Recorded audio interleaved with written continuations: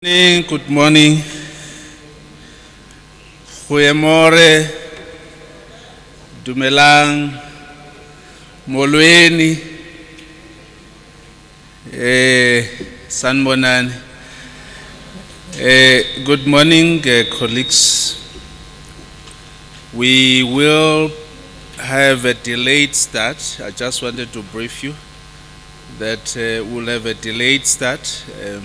We have a coinciding meeting that the Deputy Minister is being held.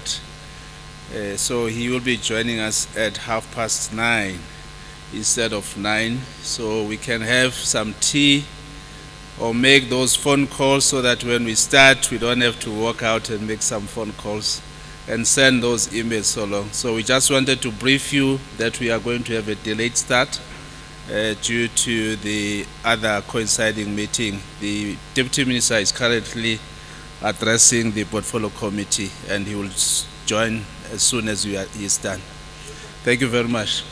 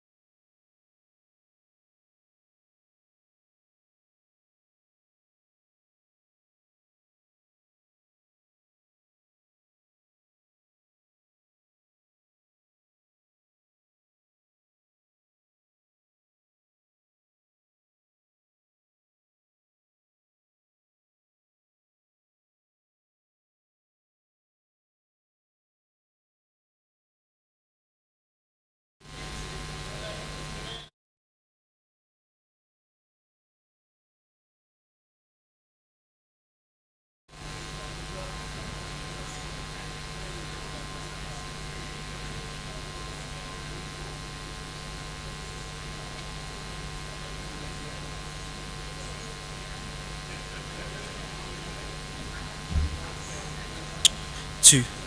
Nico, Nix. Go back onto that mic. 1, 2. 1, 2.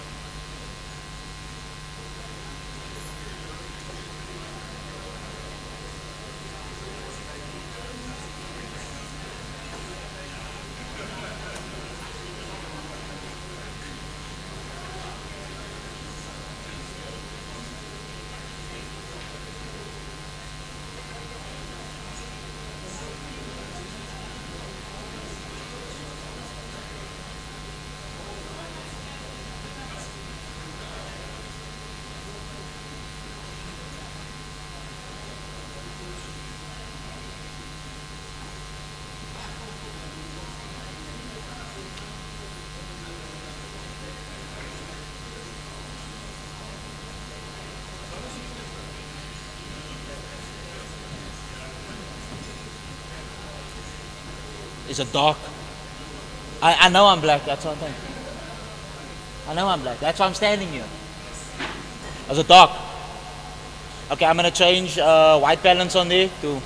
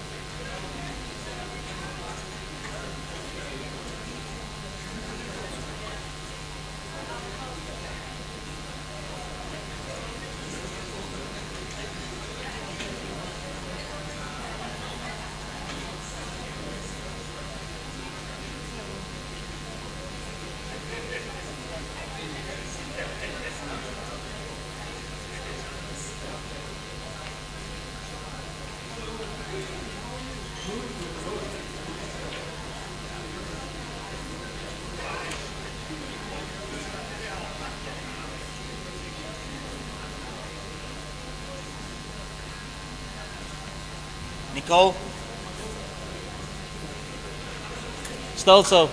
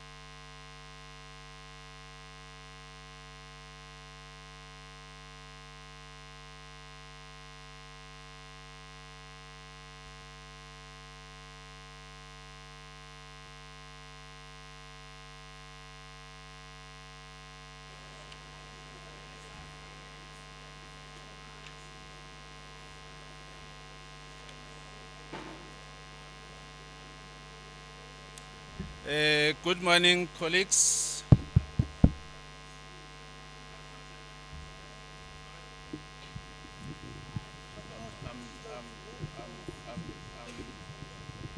I'm challenged. That's fine. All right. Colleagues, good morning. May we settle down, please? The Deputy Minister has just arrived. We'll be starting in a minute from now. I will kindly request that we all rise as the Deputy Minister comes. He's not here yet. I know, Mr. Kuzwa, you are eager to meet the Deputy Minister. I will indicate that we shall all rise as he enters the room.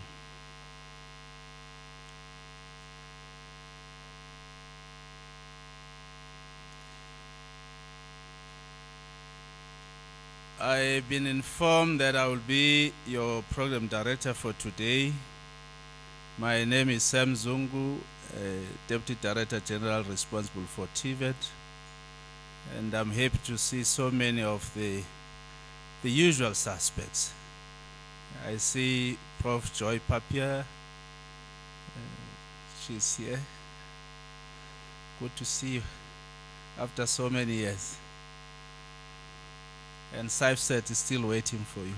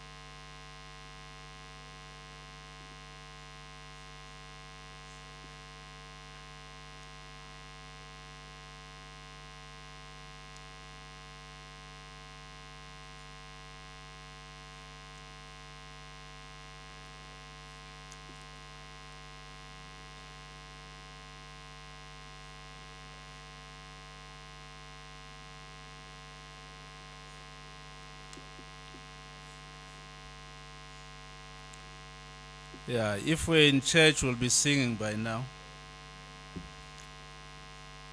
As we wait for...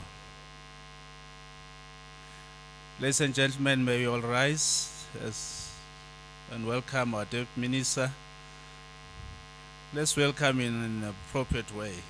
Can we clap hands, please?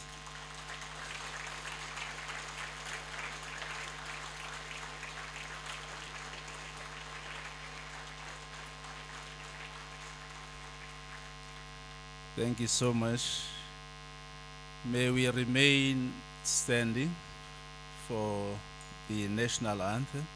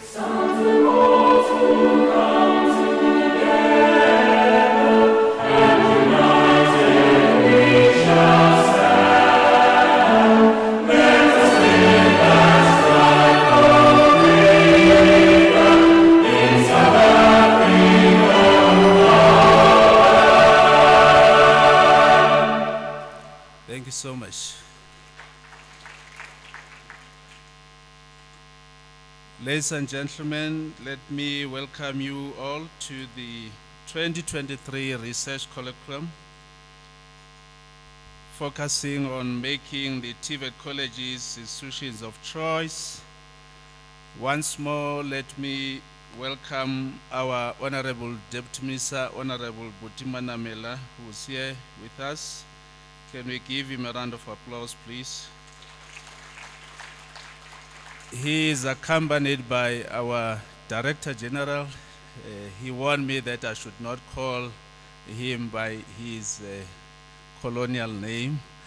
Dr. Nkosinathi Sishi, I will call you with that other name later on, DG. Let's also welcome him.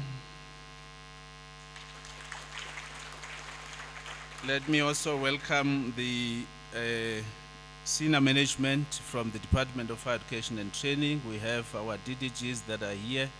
I see DDG Mbobo Vava that is here.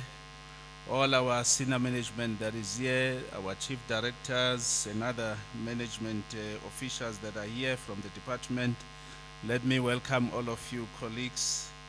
Let's also welcome the special advisor to the minister, Mr. Ngandela, that I see is here with us today. Welcome, Mr. Ngandela, and I'm glad that you are wearing those colors. Let me welcome Mr. Stephen Brainbridge from the European Center for the Development of Vocational Training, who is also here with us. Also acknowledge Dr. George Afeti from the Skills Initiative for Africa, the senior management and the regional managers that are here, as well as the college principals and deputy principals that are here today on this very important occasion. The chief executive officers of entities, I see Mr. Mabusela from NSF, as well as the CEOs from our SITAs, Prof. Joy Papia and Dr. Simas Nidam from the University of Western Cape. I'm glad to see you, Prof. Papia. I was just saying earlier on, SAFSET is still waiting for you. I had a joy of working with her some years back when we were researching on the establishment of SAFSET, and she has carried that work through the institute at the University of Western Cape. The entities, including our sector education and training authorities, quality councils, and quality assurance bodies that are here, the stakeholders, including government departments, TVET colleges, universities, and community colleges, as well as our social partners that are here, chairpersons, presenters and sponsors, international and local participants, as well as organizers, media representatives that are here. Let me extend the warmest welcome to all of you colleagues. May you all clap or give yourselves a very big round of applause this morning.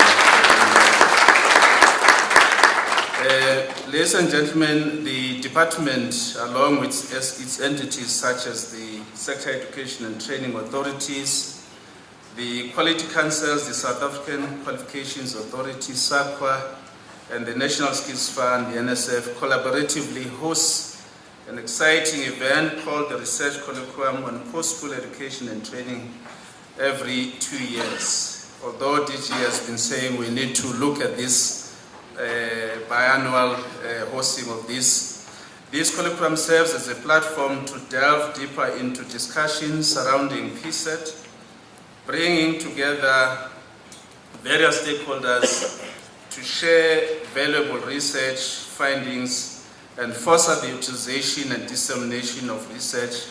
In 2023, the Research Colloquium will shine a spotlight on the department's ambitious 5-year research program on technical and vocational education and training. The overarching theme, making TVET colleges institutions of choice, aligns with significant policy directives such as the White Paper and the National Development Plan and the National Plan for the PSET. As we approach the end of the TVET research program in 2024, and with most projects either concluded or nearing completion, November 2023 presents a golden opportunity to showcase the remarkable findings from these projects. This timing allows for meaningful engagement with the public, encouraging the ideas, solutions, recommendations, and thoughts to be considered and potentially incorporated into the final reports. The research colloquium will not only prevent the valuable research from the Tibet research program from being overlooked, but also ensure that it continues to make an impact, garnering interest and support from key stakeholders. Additionally, it will inform forward-thinking planning for the subsector, promoting dialogue on Tibet and emphasizing the importance of making Tibet colleges the institutions of choice. By identifying gaps and providing recommendations, the colloquium aims to position Tibet as a sector of choice. Ladies and gentlemen, with those few opening remarks, allow me to call upon our Director General, Dr. Gosnat Sishi, to do the opening remarks as well as the introduction of our Honorable Deputy Minister. Our Director General does not need introduction. He is known, and let's give him a round of applause as he ascends the stage.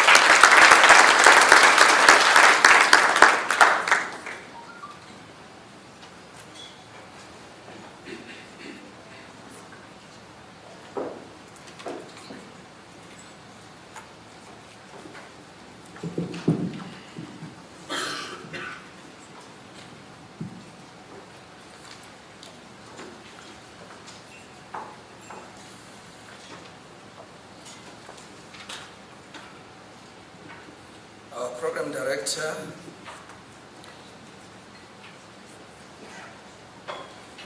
Mr. Sam Zungu, is the Deputy Director General of the Department of Higher Education and Training, responsible for technical and vocational education in South Africa. Besides being the Program Director, he has a vested interest in the conversations in the next 2 days, because this is work that has happened under his leadership and guidance, and I wish to congratulate him, Mr. Zungu, for his leadership in the department, and I'm sure that he will say that he works with a very capable team of officials that support him at head office and in the regions of our department. And all of you, ladies and gentlemen, for the work that you do for our department, you are recognized, and we appreciate your contribution. Program Director, our Honorable Deputy Minister, Mr. Butima Namela, Mr. Stephen Bainbridge from the European Center for the Development of Vocational Training, Dr. George Afeti from Skills Initiative for Africa, the Deputy Directors General of the Department of Higher Education and Training that are here with us today, Ms. Lulama Mbobovava, the Deputy Director General for Corporate Services, an experienced leader in our sector, is here with us today. May I apologize for DDG Nolwazi Gasa, who's representing all of us in Parliament. We are presenting before the Portfolio Committee this morning. She would have loved to be here because, as you know, this is work that is organized within the planning branch of our department, and she would have loved to herself be here this morning. She's representing us this morning at the Portfolio Committee, and we wish her very well. And may I also recognize the team from the Planning, Policy and Strategy branch of the department that has overseen this work over the time. And I think it's important that I recognize this. Besides the DDGs acknowledged here today, may I also acknowledge the Chief Executive of the NSF, Mr. David Mabusela, who's here with us, doing amazing work at the NSF, and I'm happy that you found time to be here with us today. The Chief Executive of the National Skills Authority, Mr. Zamo Kuzwayo, is here with us as well to grace this important program. May I also recognize the Office of the Minister that is represented here. As you know, our Minister is leading a team at UNESCO that is doing national work in education, an important team that constitutes Vice Chancellors of our universities, as well as the principals of TVET colleges, as well as CEOs of CETAs, together with the Department of Basic Education, accounting on the work that we are doing on sustainable development goals that we've committed ourselves over the last number of years, ladies and gentlemen. Our regional managers are the forefront of the department and the face of our department. If we do well, it's us. If we do badly, it's them. The regional managers. Ladies and gentlemen, I can see Mr. Madalane representing the Western Cape as well as the Northern Cape, Mr. Begi Ngubane representing KwaZulu-Natal, Dr. Bakrishan is here representing Northwest as well as Mpumalanga.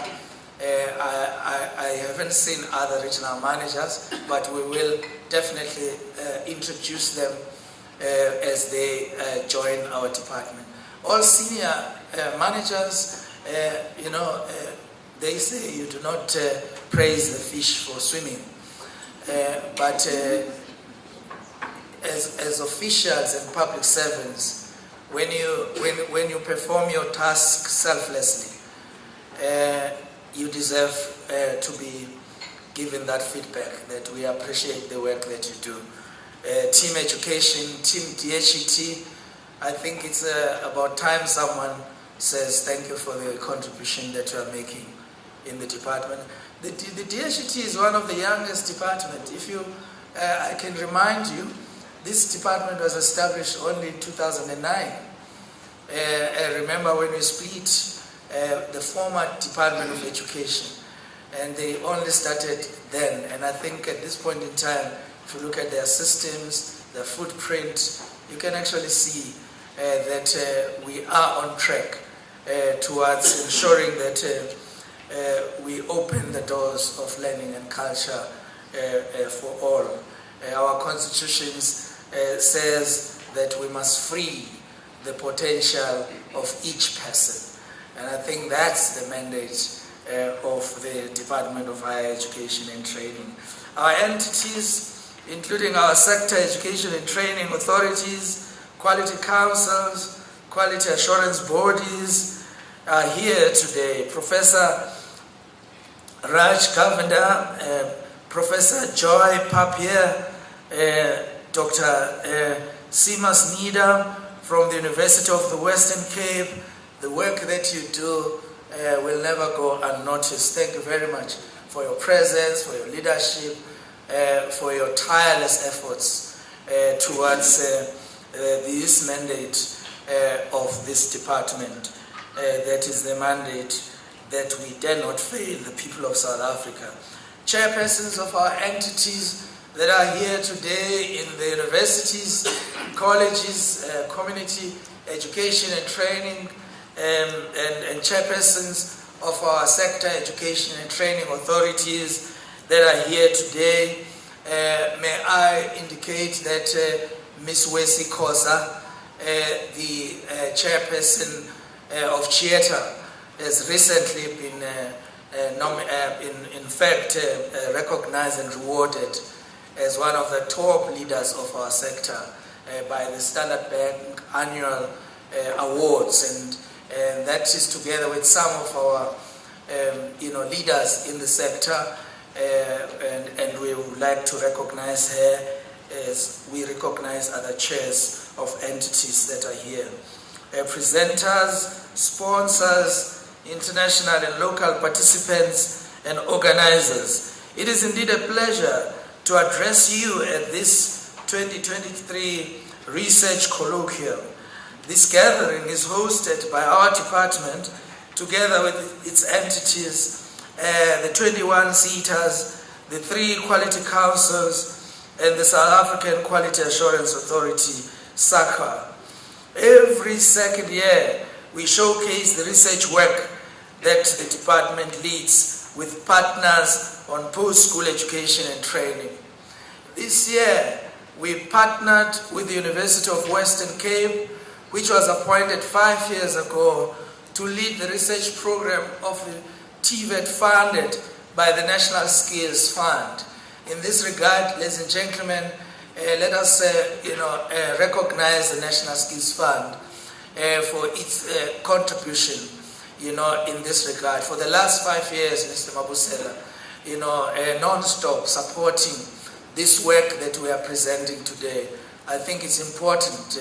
May I also say that in this year of austerity measures, it's important for us that the National Skills Authority come to the party to support us even further.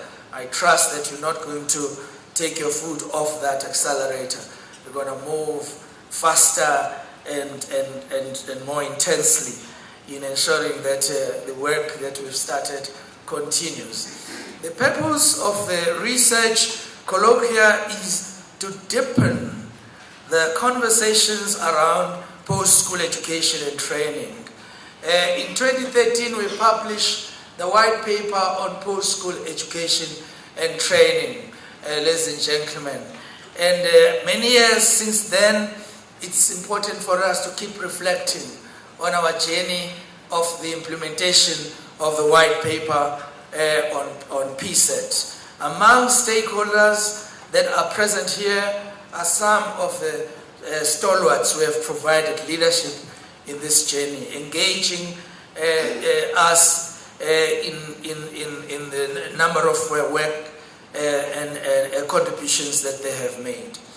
Research guides the work of the public sector, and of all entities and organizations represented here today. I think, as we know, research provides us with information that's necessary to plan and make informed decisions. Evidence-based research gives us the facts needed to make changes for better governance. In the education sector, research provides information on how students learn, how lecturers can become more effective, and it also allows us to develop new methods for teaching and learning. It helps policymakers develop, evaluate, and improve educational practice. Since 2014, our department has hosted seven very successful research colloquia. These include the one we held in 2014 titled The State of Research in the Post-School Education and Training. The next one was in 2015 towards successful workplace-based learning in South Africa. And in 2016, it was skills planning. And in 2017, enhancing the implementation of the South African National Qualifications Framework. 2018, we focused on radical transformation of TVET colleges through empirical research. And the fourth industrial revolution, implications for post-school education and training, was conducted in 2015, and open learning, flexible and blended learning in post-school education and training in 2021. So if you go back to the history and look at the work that has already been done, it would not be easy for you to understand the impact we have made if you only judge this work on the basis of what is presented in the next two days. I think it's going to assist us to look back since the 2014 beginning of the journey of the set of colloquia that we have conducted and see the deposit of lots of publication into our work, some of it which is in our portal, And I think it's really the totality of all of that work that will help us to then say the journey of the implementation of the white paper on post-school education and training. Are we on track? Has there been any mission drift, or are we still on track in terms of the goals we've set and milestones we've set for ourselves? It was at the 2018 Research Colloquium on radically transforming TVET colleges through empirical research, where we first announced the department's plan to embark on a 5-year research program on TVET colleges and as the sector as a whole.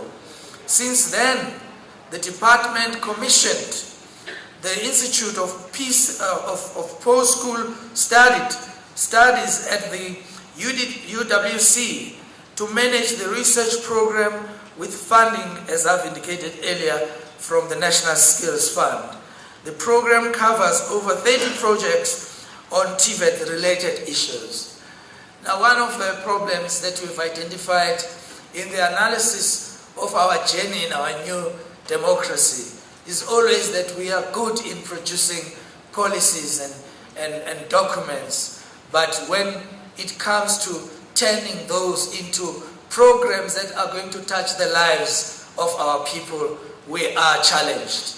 I hope somewhere in our conversations we will find an opportunity to also reflect on an action plan for implementation that will ensure that we turn around,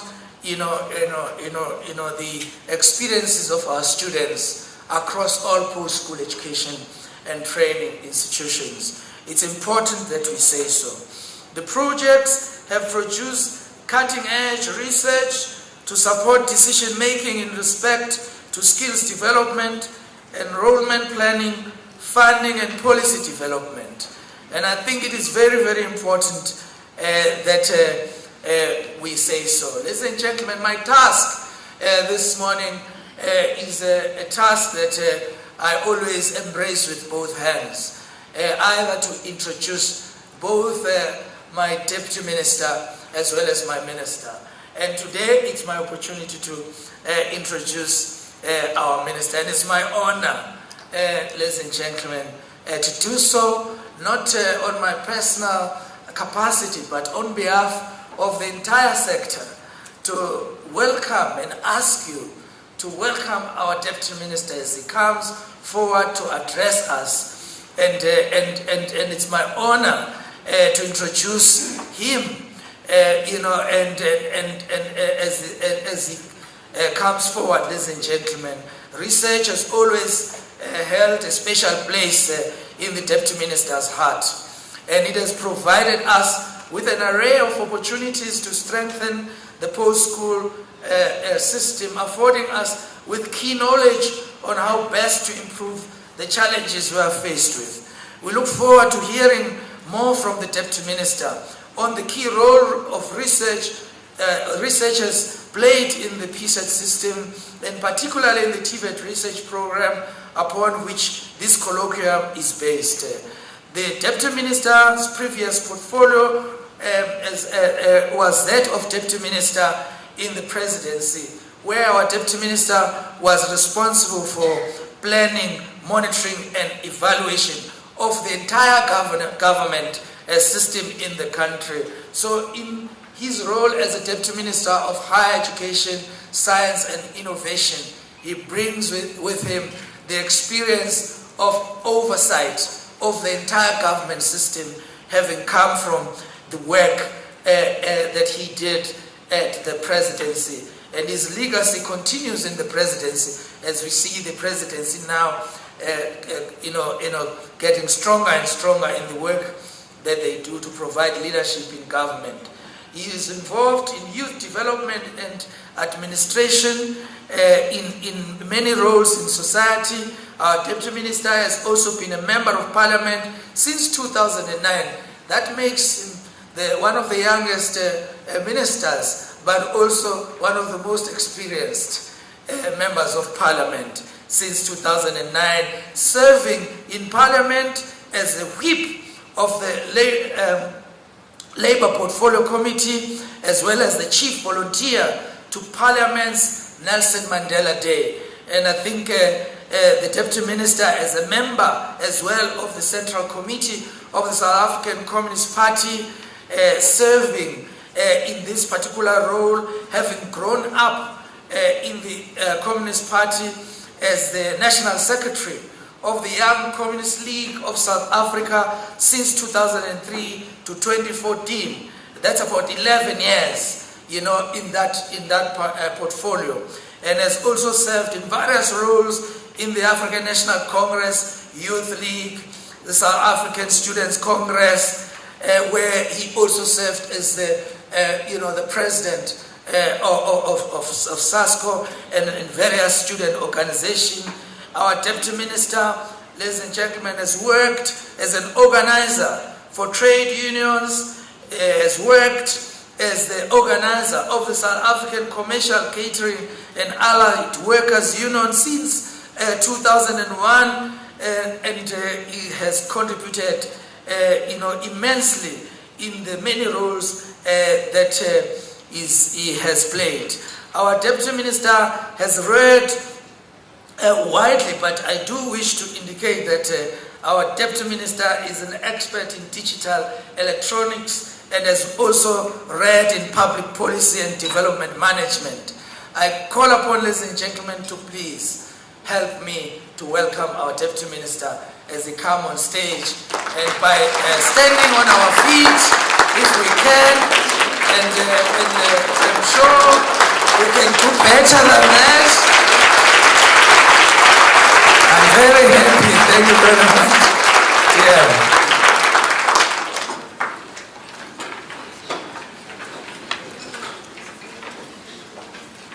Thank you very much,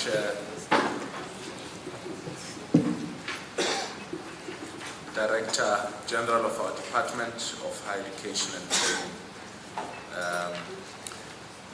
It is, of course, an honor and privilege to speak to you on the 2023 Research Colloquium on making TVET colleges institutions of choice.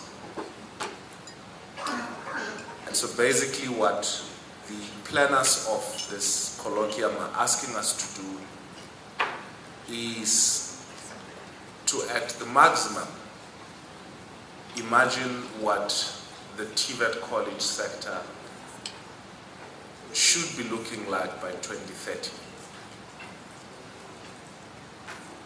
We have a set of objectives that we need to look towards by 2030, as set by the National Development Plan.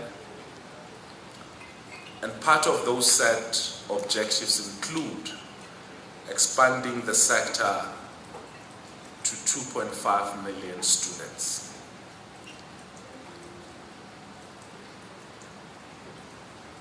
To provide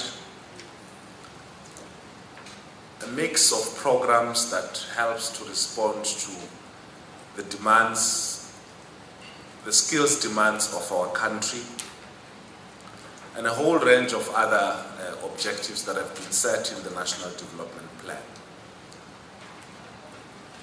And so we have to imagine a TVET sector in 2030 and reflect on what the TVET sector is today.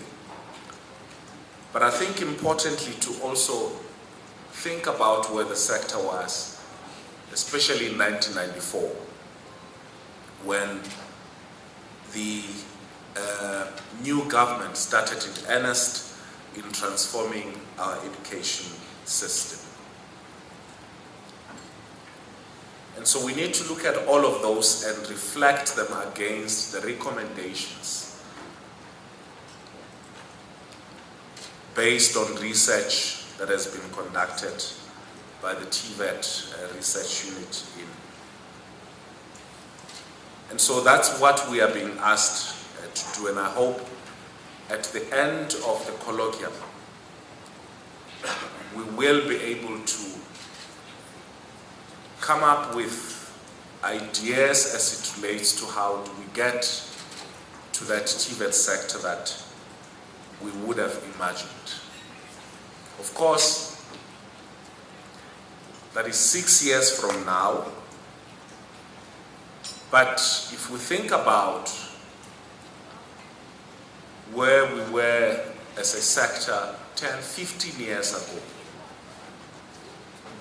although it may look too far to achieve the objectives of 2030, but I think we really have to acknowledge that a lot of progress has been made in the last 10 to 15 years as it relates to this sector.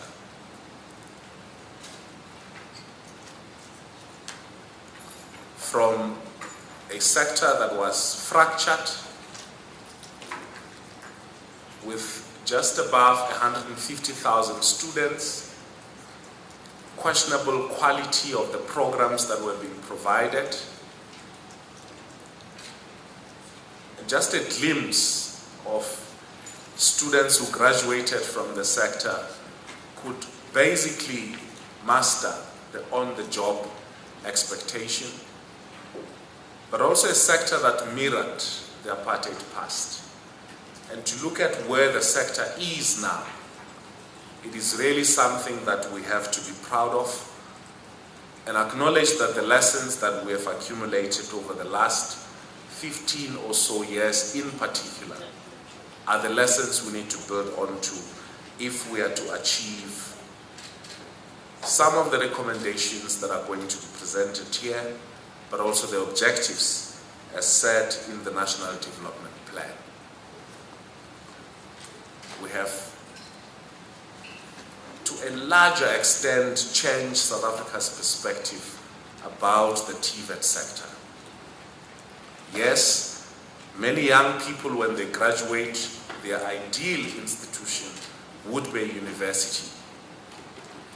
But that position of privilege that universities have occupied for so many years is now being questioned. And not because university education's quality has declined, but because we've invested a lot of resources in improving the quality of our TVET sector. These experiences we must build on, and I think it's important that we also use this colloquium and further discussions to emphasize on this monumental progress that has been made in terms of the TVET sector in our country. That does not mean that we should ignore some of the challenges, some of the major challenges, but it only means that we should invest on the strengths that we've accumulated over the years. One of the key priorities of our country's National Development Plan is to strengthen the role of TVET colleges to better equip our country's young people with the knowledge and skills that help address their development and economic needs. In support of the vision of the National Development Plan, our white paper on post-school education and training emphasizes the need to strengthen and expand our TVET colleges and to transform them into attractive institutions of choice for school leavers. It further highlights one of the core roles of TVET colleges in our post-school education and training landscape as being to bridge the gap between education and work. Further to this, the National Plan for Post-School Education and Training emphasizes the importance of our TVET sector. It is expected that our public and private TVET colleges and skills development providers will enroll 2.5 million students by 2030. To achieve this and provide required technical, vocational, and occupational skills, our TVET colleges will have to expand, to improve, and become PSET provider institutions of choice.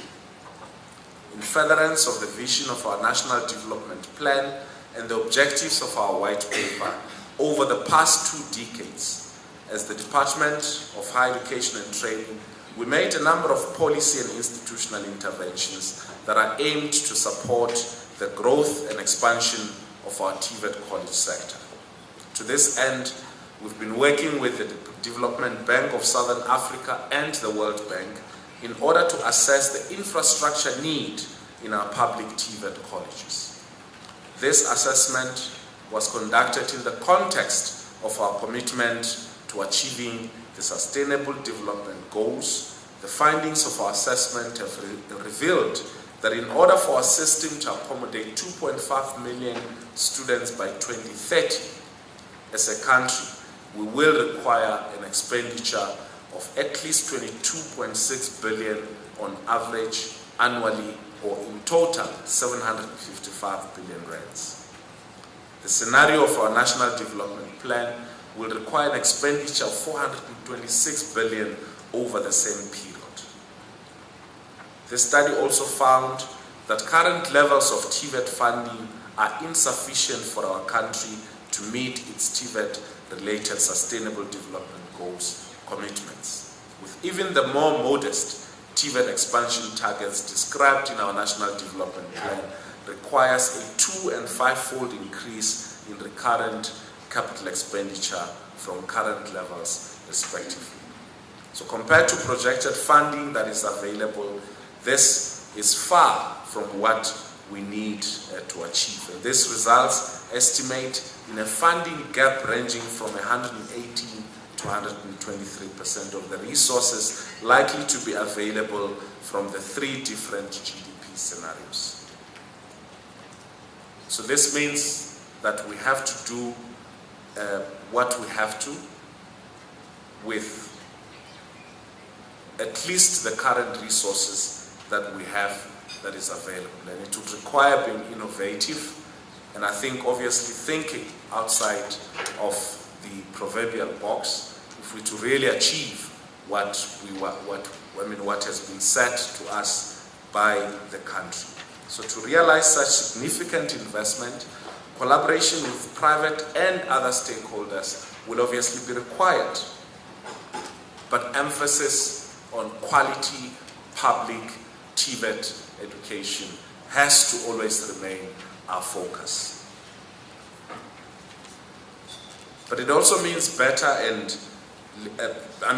use of our limited resources, but also other available resources and spaces that may be public and may be conducive for training, for vocational and technical training.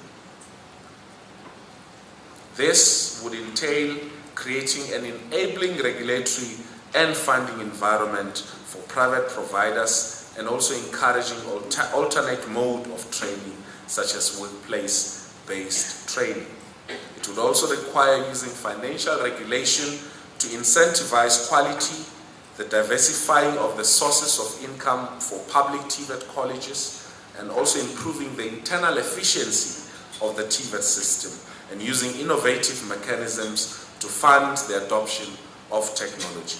Currently, TVET colleges only enroll students in accordance with funding provided by the state, and as a result, enrollment planning is reduced to fit the available fiscal funding, which has substantially been lower than the envisaged enrollment growth expected by our National Development Plan.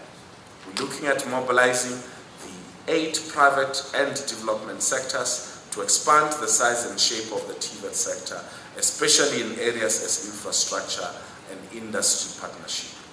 We'll also be looking at ways of expanding our programs of centers of specialization at TVET colleges to grow niche competence across a wider spectrum of economic priorities. We have to build from the work already undertaken in the last year, including intensifying upscaling the placement of TVET graduates, targeting a further 20,000 by the end of the 2023-2024 financial year, supported by all entities, particularly our sector education and training authorities. The number of students entering the artisanal program in TVET colleges will also have to be increased from 17,000 to 30,000 in the 2023 academic year. One of our agent challenges is to determine where there are skills mismatches, shortages, and gaps to inform planning and funding decisions across the PSAT sector. We need to understand that qualifications and skills training are required to ensure that the complex and changing needs of society and the economy are met. To help address this, we have to ensure that where possible, the research and recommendations from the TVET research program, which includes key studies such as the tracer studies, are being implemented. We have to show that the sector works. We have to show that graduates who come from the TVET sector are employable. We have to show that employers have the confidence when they employ these graduates. We also have to show that they're entrepreneurial, they're innovative, and they're willing to, even given the challenges that our country face, that they will make it using the skills that they have required in the TVET sector. We have to show that our artisans are employable more than any other qualification, more than any other qualification in the country. And we can only do that if we improve in terms of our infrastructure, in terms of the facilities, but also in terms of the quality of training that is being provided in our TVET colleges. And so tracer studies are going to be helpful in that regard in order for us to show the short and long impact of a growing TVET sector. It may also be beneficial for these to be done every few years to ensure that the system is performing well, identify gaps, and allocate resources accordingly. I'd like to take this moment to extend my appreciation, I think, to all the stakeholders. The DDG and DG also went through, all of them who have contributed towards the success of this colloquium, and all of you who are here whose input we greatly value. And also, I hope that the colloquium provide us with the ideal space to assess what the research has revealed about developments, challenges, and needs of the TVET sector. Our expectation, therefore, is for you to engage with the research and, based on the conclusions that you reach, make well thought out recommendations of the policy action we must take. We therefore have no doubt that the outcome of this colloquium will go a long way in bringing us closer to our goal of a responsive and enabling PSAT system to support the TVET sector and promote evidence-based policy making. The success of this colloquium can only be measured in 2030 when a student who's just graduated from their grade 12 has to make a choice between whether they should go to a university to study mechanical engineering or to a TVET college to study the same program. And that choice should not be dictated by whether one is a university or one is a TVET college, but that choice should be motivated by what their preference is. And I think that those decisions to ensure that that vision is realized lies here in this room. Thank you very much for listening.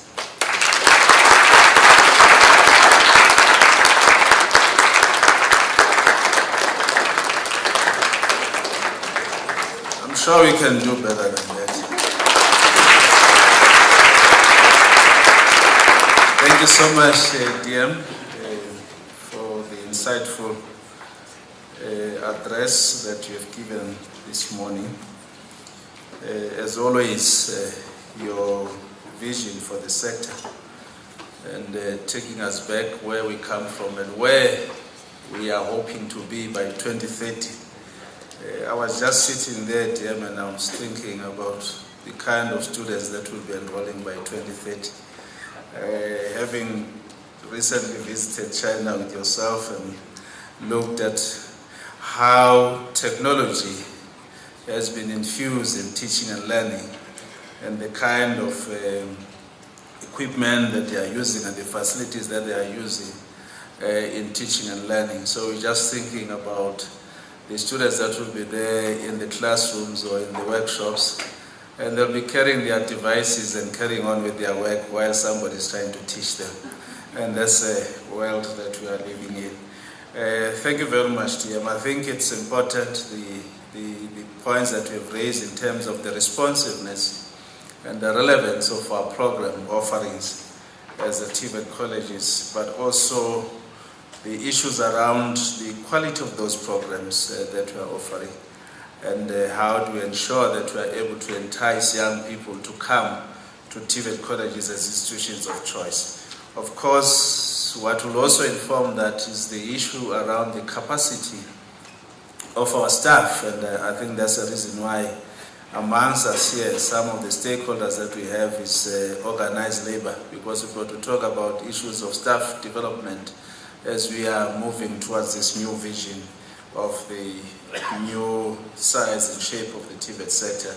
So the other issue is around how do we resource these colleges. DMU spoke about the effective and efficient utilization of the resources that we have, from the infrastructure that we are using, the equipment that we are using, and so forth. But more so around the governance and the management of these institutions for us to make them institutions of choice. Key to it is this sitting. That is very important, because whatever that we do, we all know that TVET colleges, we don't have that capability of research. And I think this is key component, because we will have to see how we navigate ourselves towards the new future. And without the R&D and the proper investment in R&D, these institutions, their sustainability will always be questionable.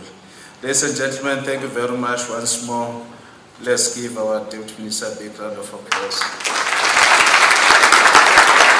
On that note, ladies and gentlemen, I could not give some orders to my DG and my Deputy Minister about the time. The next speakers, of course, I'm going to be very strict now that my principals have spoken. We make sure that we stick to the time that is allocated for us, and if I look at our program, it's quite packed. We've got about 6 sessions. This is the first session that we are in. It will be followed by the second session, where we'll have the international presentation, and after that we'll have our third session, which will be the messages of support from our stakeholders and social partners. We will then move to the fourth session, which is talking to the responsiveness of TVET colleges to the world of work, and I think that's the reason why we are here as well. And then our fifth session will be looking at the factors after lunch, factors affecting the TVET students' performance, which will be chaired by Mr. Msipa. And then we'll move to the last session for today, which will be the parallel commissions that will take place, and then we'll reconvene again tomorrow for the last day, and then we conclude the colloquium. On that note, I will now introduce the next speaker, who will be taking us through the background on TVET research program. On your program, it's written that we'll have Prof. Govender. Unfortunately, could not make it here, but of course we have our Professor Joy Papier, who's here. They all come from the same institute. Let me take this opportunity to briefly introduce Prof. Joy Papier, who is the NRF Saki Chair, and the TVET studies, that is the focus.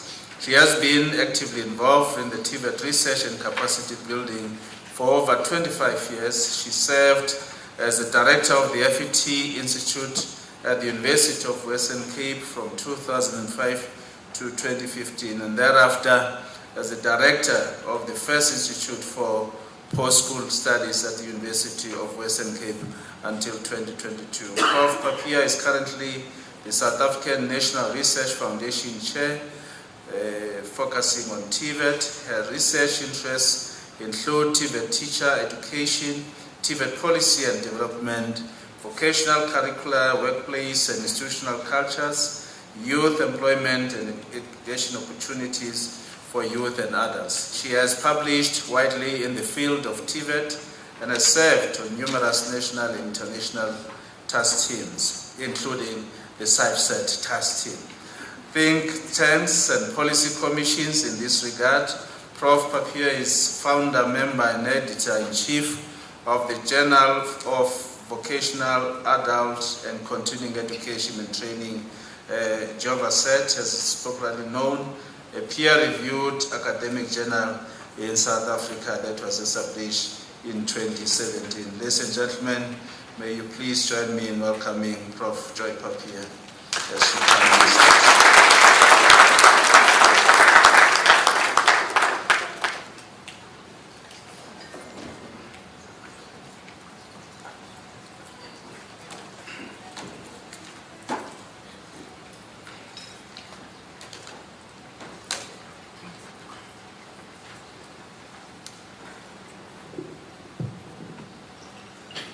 Good morning, everyone. Honorable Deputy Minister Manamela, DG Sishi, and DG Zungu, esteemed DHET colleagues, heads of institutions, stakeholders, delegates to this conference, friends of TVET, I think we all are, and all protocols observed. I have to read a short message on behalf of our Dean of the faculty, who is at the last minute unable to be here, and I hope you will indulge just these few words from him. I'm sorry that I'm unable to attend the findings of this 5-year research project entitled the TVET Research Program that has been led by the DHET and funded by the National NSF, and that has been led by the Institute for Post-School Studies within the Faculty of Education at UWC. The IPSS has demonstrated a long-standing commitment to research, teaching and learning within South Africa's post-school education and training system, and has been working within the TVET space for 25 years, during which time it has also engaged closely with the National Department of Higher Education and Training. The faculty and the university values the partnership that has been established with the DHET through this and other research initiatives, as well as with the National Skills Fund and the 11 research partner institutions that have been collaborating, and which has resulted in the groundbreaking research on TVET that will be shared today. I'm confident that DHET Colloquium will be a great success, and that this research will advance both policy understanding and knowledge of the TVET college sector. He hands over to me. So thank you for that. I'm just wondering, how do we move the slides? Or should I just say next slide? Can I do that? So just a few opening remarks. Oh, and thank you, DG Zungu, for that warm welcome. You do realize that the CIFSET research was done 10 years ago, so I'm 10 years older, and I need to hand that baton over now to the new generation that will follow. But in spite of the fact that many of us as TVET researchers are a little bit older, TVET research in South Africa is relatively young, and has only really grown in the last 15 or 20 years or so, with increasing numbers of postgraduate TVET students and studies that have emerged through big research projects.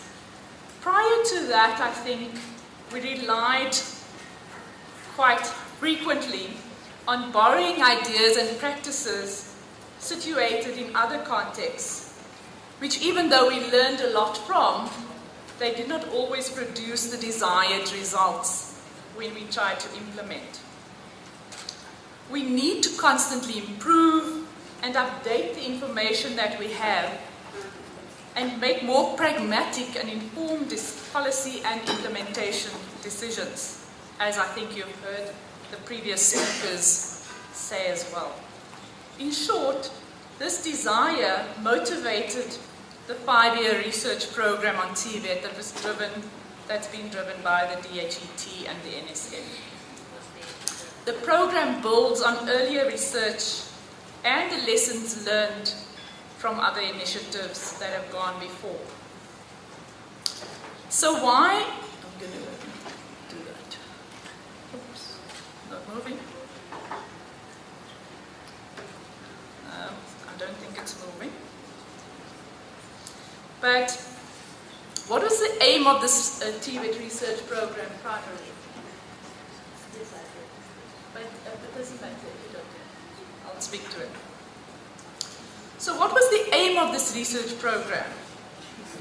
I think in a nutshell, it was to build a significant local body of knowledge that can inform TVET policymakers, practitioners, prospective employers, learners and their communities about the inputs, practices, performance and outcomes of public TVET colleges with a view to enhancing knowledge and understanding for planning and delivery of interventions towards continuous improvement. It's quite a mouthful, but I think it says it exactly as it is, that it has a wide scope, it has a wide target audience, and it aims in the long term towards improvements in our planning and in our implementation. So it's a big ask.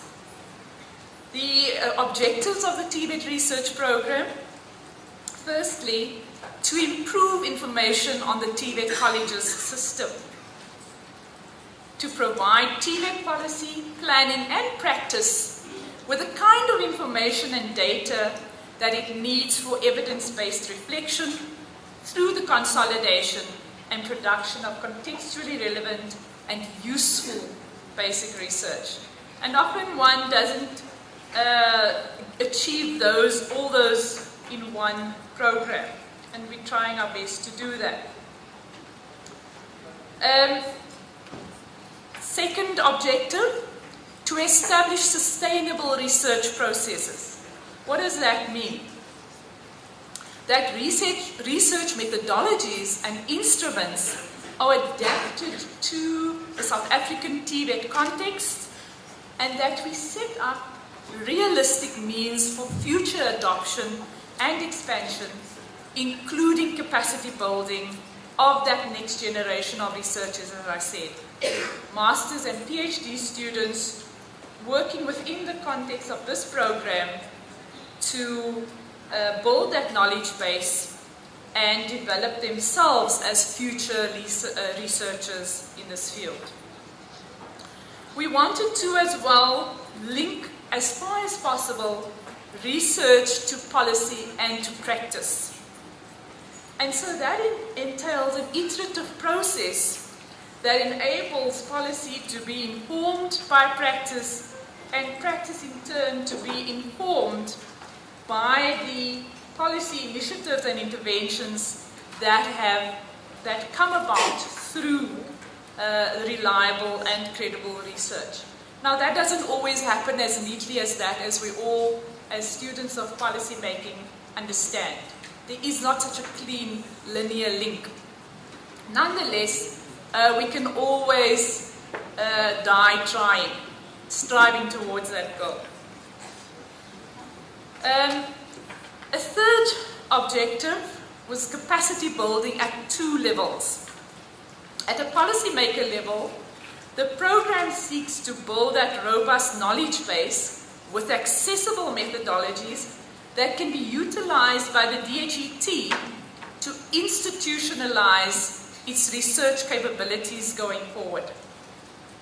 So that is quite a key emphasis in the program, that the methodologies that we set in place and the program, the research program, utilizes a wide range of research methodologies.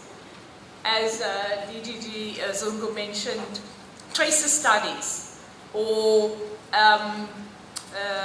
qualitative work among college students, among lecturers, and so on. So the methodologies are varied as well. And some of these are intended to enable the DHCT to set in place a sustainable research process that it can carry forward. At the level of knowledge building, projects will recruit postgraduate students into the program and endeavor to link these students' research to projects in the program. There were 8 major thematic areas in which the research has been located. I'm going to mention these briefly, but I'm not going to mention each of the 30 or so projects that fall within these thematic areas in the interest of time.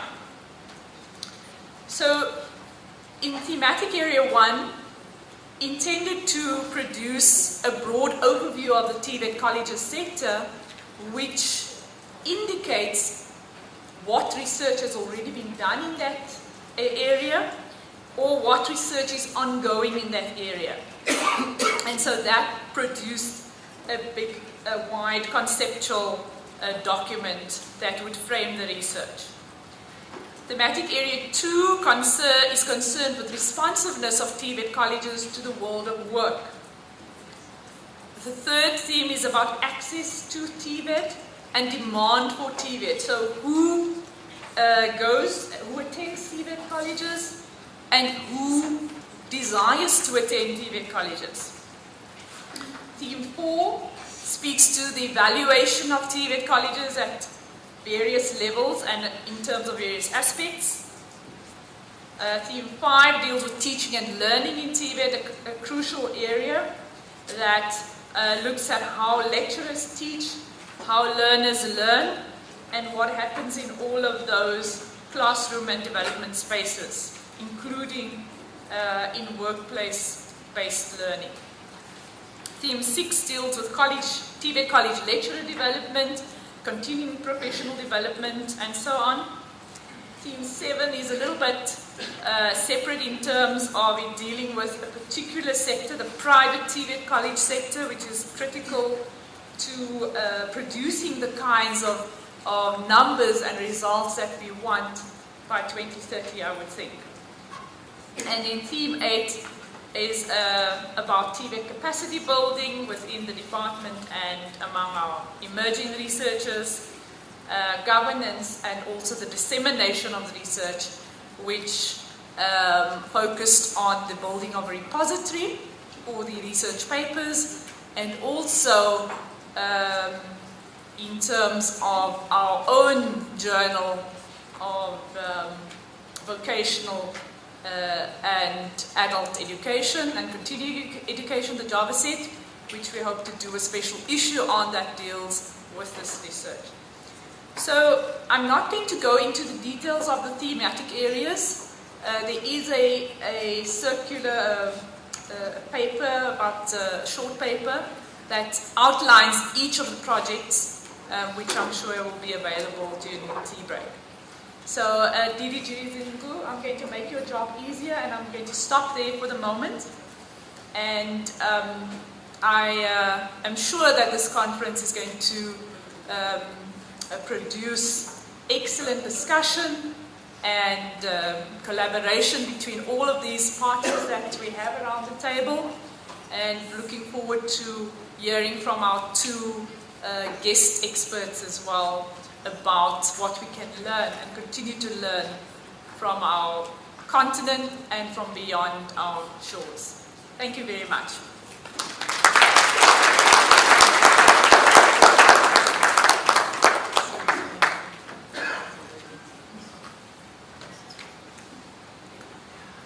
Let's give Prof. Papi another big round of applause. Apologies that the slides could not be shown there, but I think the information is in your packs. Thank you very much. I think it assists us to see the amount of work that has been ongoing in as far as research in the TVET space is concerned. Indeed, as you've said, Prof. Papia, it's not a familiar space, but I think over the past 10 years we have seen some growth in terms of the focus on research on TVET sector per se, which is a very, very important sector for our economic growth as a country, but also as a way or a tool that could assist us in fighting the huge unemployment rate in our country. I have this payoff line, and those that know it will be bored by now, that anything and everything that you can see, you can feel or touch in front of you has got a fingerprint of an artisan. Anything and everything that you can see or you can feel or touch right now has got a fingerprint of an artisan. And that's why this sector is so important. The countries that have decided to invest in the TVET education are the richest countries in the world right now. And those that opted to focus on other forms of education are the poorest countries right now. It's a very controversial statement. Thank you very much. It will now move to the next agenda item. Before we take the tea break, our next agenda item is a presentation. It's an international perspective, which will be done by none other than Mr. Stephen Bainbridge. A brief introduction of Mr. Bainbridge. He comes from the European Center of the Development of Vocational Education and Training. He is a UK national and a former private secretary to the Minister for Employment in the UK. After 3 years at the European Commission, he joined the European Center of the Development of Vocational Training, CDFOP, and in 1996, as an expert in European vocational education and training policy analysis, he is a former editor of the European Journal for Vocational Education from 1996 to 2001 and has written 3 reports on European VET policy, An Age of Learning in 1999 and a Learning for Employment in 2004 and A Bridge to the Future in 2010. He drafted the final version of the CEDFOP's Future Skills Supply and Demand in Europe in 2012 and helped develop a set of statistical indicators to monitor the performance of national VET systems published on the way to 2020 data for vocational education and training policies in 2013. He drafted the 2 reports on findings of CEDFOP's opinion survey on adult education and VET perceptions in 2019, which analyzed the findings of the member state of more perceptions in 2021, which analyzed the findings by social demographic group. From 2008 to 2016, he was the chief writer of CEDFOP's brief notes and assistant to CEDFOP's director in 2016 to 2019. He's currently working on statistical monitoring of European VET policy. Ladies and gentlemen, please welcome Mr. Steve Bainbridge.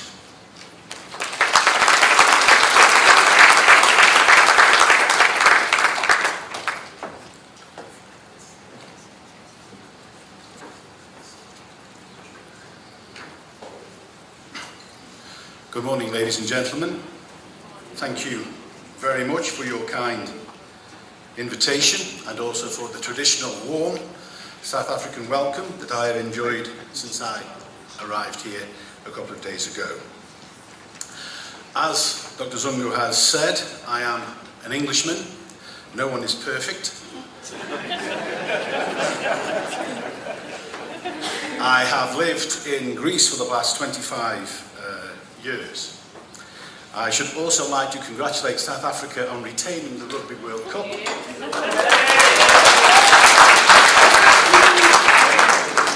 And I wish you every success in the ICC Cricket World Cup, and I hope you beat Australia.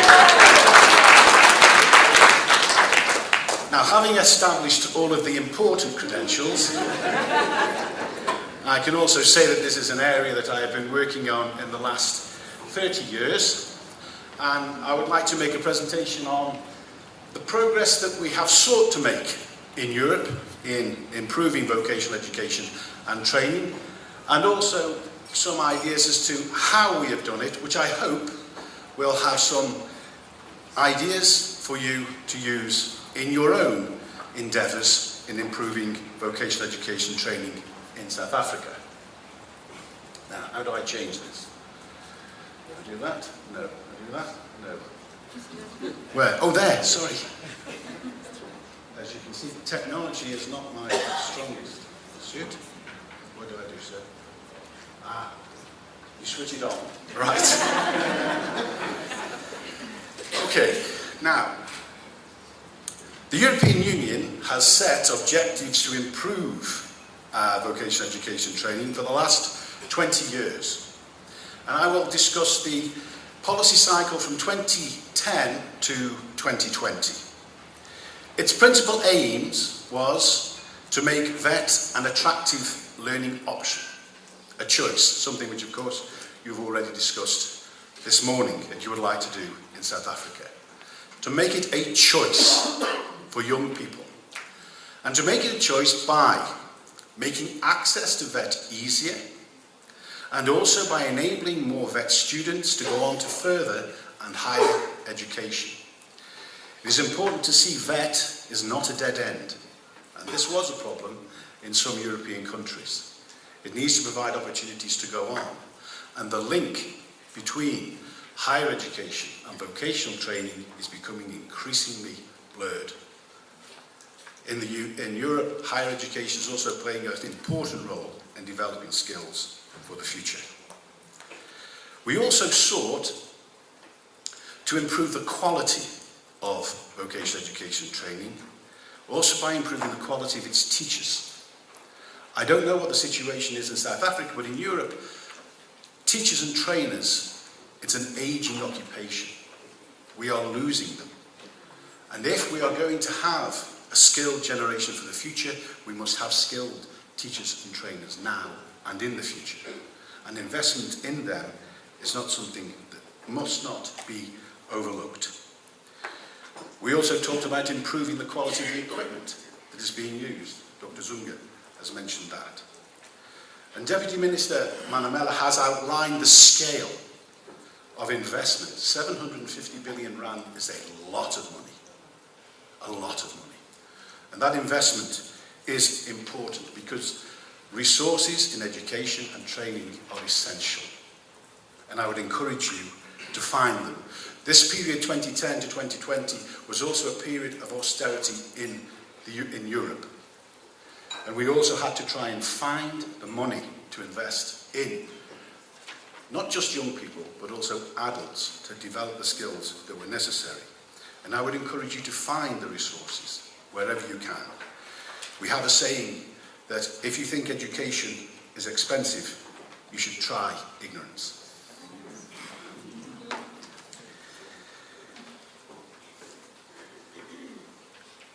Also, an issue that you've talked about today is about aligning VET more closely with the labour market needs.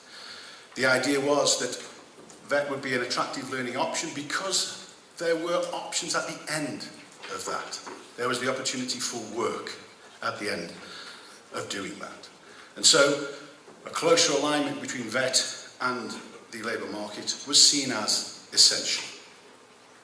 And what we did was we supported these policy initiatives by a series of statistical benchmark targets to monitor the progress that was made over the period of the 10 years.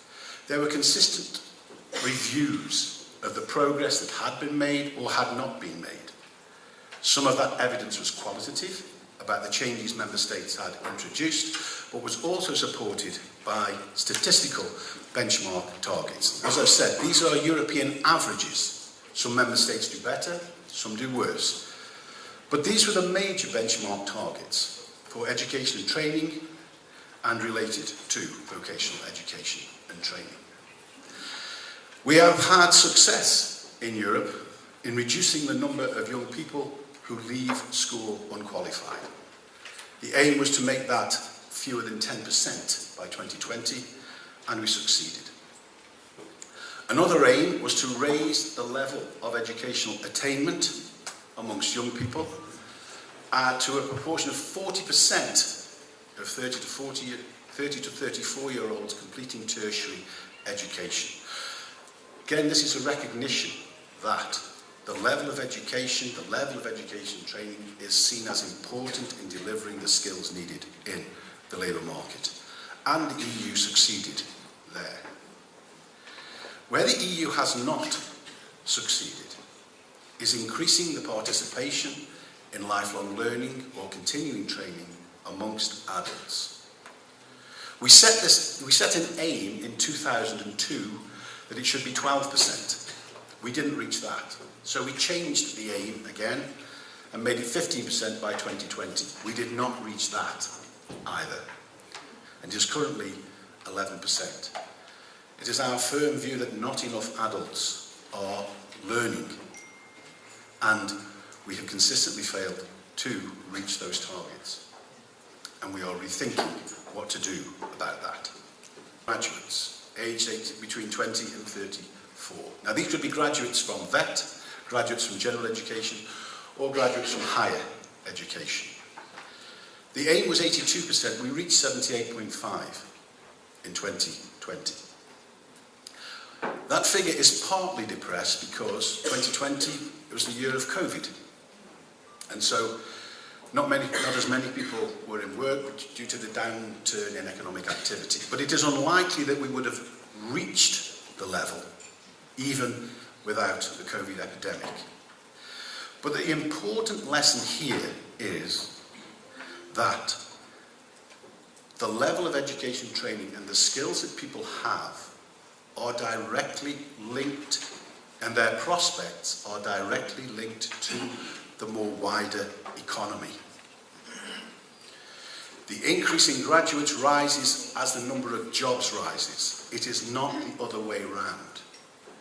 And the link between the two strongly influences the ideas of alignment between VET and the labour market. And it is important to understand how that works. On a positive side, which unfortunately you can't see because my handsome features are hiding the figure, the employment rates of recent VET graduates compared to general education graduates. Now in 2015, the employment rate of VET graduates was 13.6 percentage points higher. And in 2020, it was 17.4% higher. So what that means is there is a demand for VET graduates. Even though employers say they cannot find the skills they want, when the jobs are there, they are in demand. And VET offers opportunities to young people. Now, these statistical benchmark targets underpin various other reforms, some of which I will outline here. We developed frameworks for comparing qualifications. The European Qualifications Framework was for comparing qualifications between different member states in the European Union. And linked to those were national qualifications frameworks, which were developed by individual member states, that they used also to compare and clarify their own qualifications within their own countries. This has proved a valuable aid in terms of encouraging mobility in the European Union. We also sought to improve quality control, as I've outlined before, investment in equipment and investment in teachers. And we've also moved to more apprenticeships and more work-based learning. This has been an important feature of aligning more closely the VET system with the labour market needs. Nowhere is it more clear what labour market needs are than when you are at the workplace. And also, not only is the workplace learning important for the practical skills needed at work, but also for the soft skills needed at work. The relational skills, dealing with people, dealing with difficult people, getting things done, thinking. So we are looking to expand apprenticeships and work-based learning, and this is something that we have done in the last 10 years. And another important reform was curricular reform. We moved away, particularly with VET, from learning outputs, where qualifications depended on how many hours you did, how many courses you went to, where you learned, to learning outputs, that what you could do at the end of any learning experience. Now this is very important because it also supports processes for the validation of prior learning. This has been particularly important in Europe because the old continent is living up to its name. Unlike South Africa and Africa, Europe is aging. You might not believe it from looking at me, but we are. We will lose a huge amount of our skilled labour force over the next 10 years, me included. We also have a situation whereby the older workers who missed the opportunity to learn when they were younger because of an economic recession or because of a lack of opportunity don't have the qualifications to show what they can do. And so as a point for later, we have found this to be very important, and I think it's perhaps also something important for you to bear in mind, even though your main target at the moment is, of course, young people. Now, how does it work? How have we made this work? How? In an organisation of 27 member states, 30 languages, at least 35 VET systems, because in some countries, responsibility for vocational education training lies with the regions, not at the national level. How can you organise that? Now, we did it through the open method of coordination, which is a process that coordinates the agreement, monitoring and review across European Union member states towards shared VET policy objectives, including statistical measurable targets. This is a cooperation based on political, voluntary agreement, not legally binding statements. Member states come together and they agree what their priorities are at European level. We then seek to implement them and monitor them over, the tradition is, a 10-year period. And the key elements of this have been partnership, sharing responsibility. As Dr. Sishi said, success is us, failure is them. Sharing responsibility, having resources, which is essential, and also maintaining a political momentum. Reforming vocational education training systems is hard. It is a constantly moving target. Momentum is needed. People need to be enthused constantly. And the mandate for change needs to be renewed. That doesn't mean changing the rules or changing the objectives every 5 or 10 minutes. But it means knowing that there is the backing and determination to achieve the changes that are required. Importantly, the open method of communication is not a new strategy. It coordinates the priorities and objectives of existing strategies and monitors implementation. Now, some of these examples that I have from South Africa may be a little bit out of date, but you do not lack policy objectives. You do not lack policy initiatives. The ideas are there. You know what you have to do. The problem is doing it. Now, the open method of communication applies in this context at European level.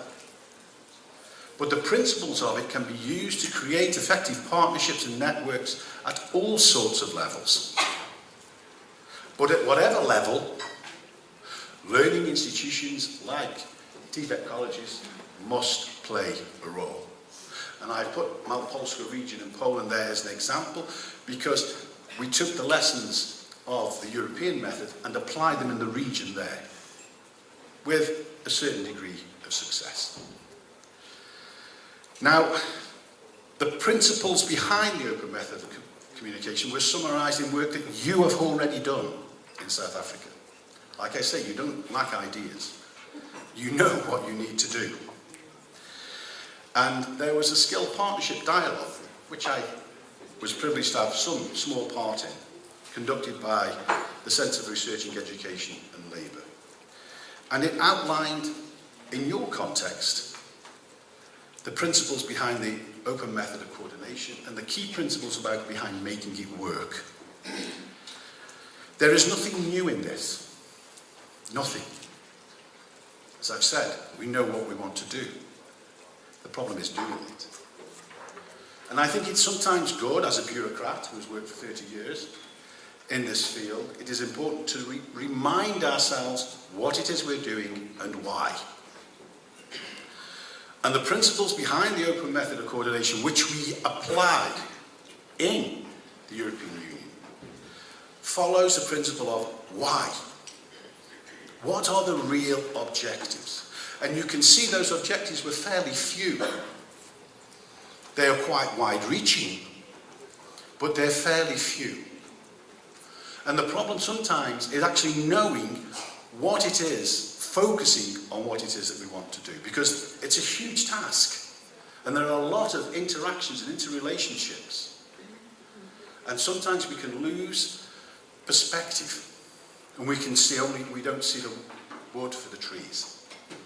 And the key part of this has been to have a set of clear, few, measurable aims over a period of time, which we review and follow. And these have knock-on effects that are dealt with elsewhere, but we focus, and that is an important element. Who should be involved and what should they do? You have many formal structures on here and also represented in this room today. It is for you to decide. Not everyone needs to be involved in everything, but some people are essential to some things. Now, from our perspective, we of course have the member states, we have social partners, and we have the European Commission. And the European Commission is a sufficiently powerful enough institution to drive this movement, to require member states to do things, even though it's on a voluntary basis. Because if they don't do it, they look really bad, because they promised to do it and they haven't. So whoever leads this, at whatever level, needs to have the power to drive the process and to maintain the momentum. And you are best placed to decide who that should be at whatever level. Finding ways to engage. What is it you're going to do when you're together? Joy has already outlined the programme of research. Again, there's nothing new here. But the research needs to feed into the policy development. And that is clearly the intention here.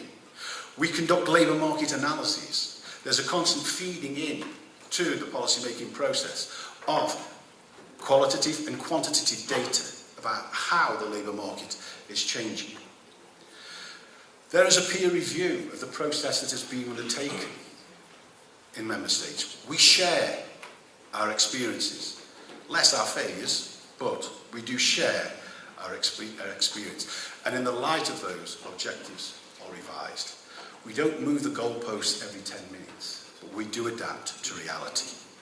So there are so many ways to engage, so many fruitful ways to engage, and so much that can come from working on those ways.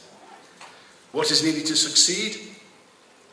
Well, as I said before, in our context, it was partnership, resources and momentum.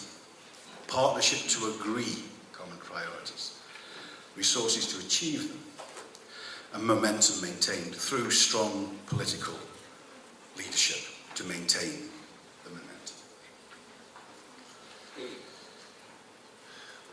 Why do it? Why did we do it?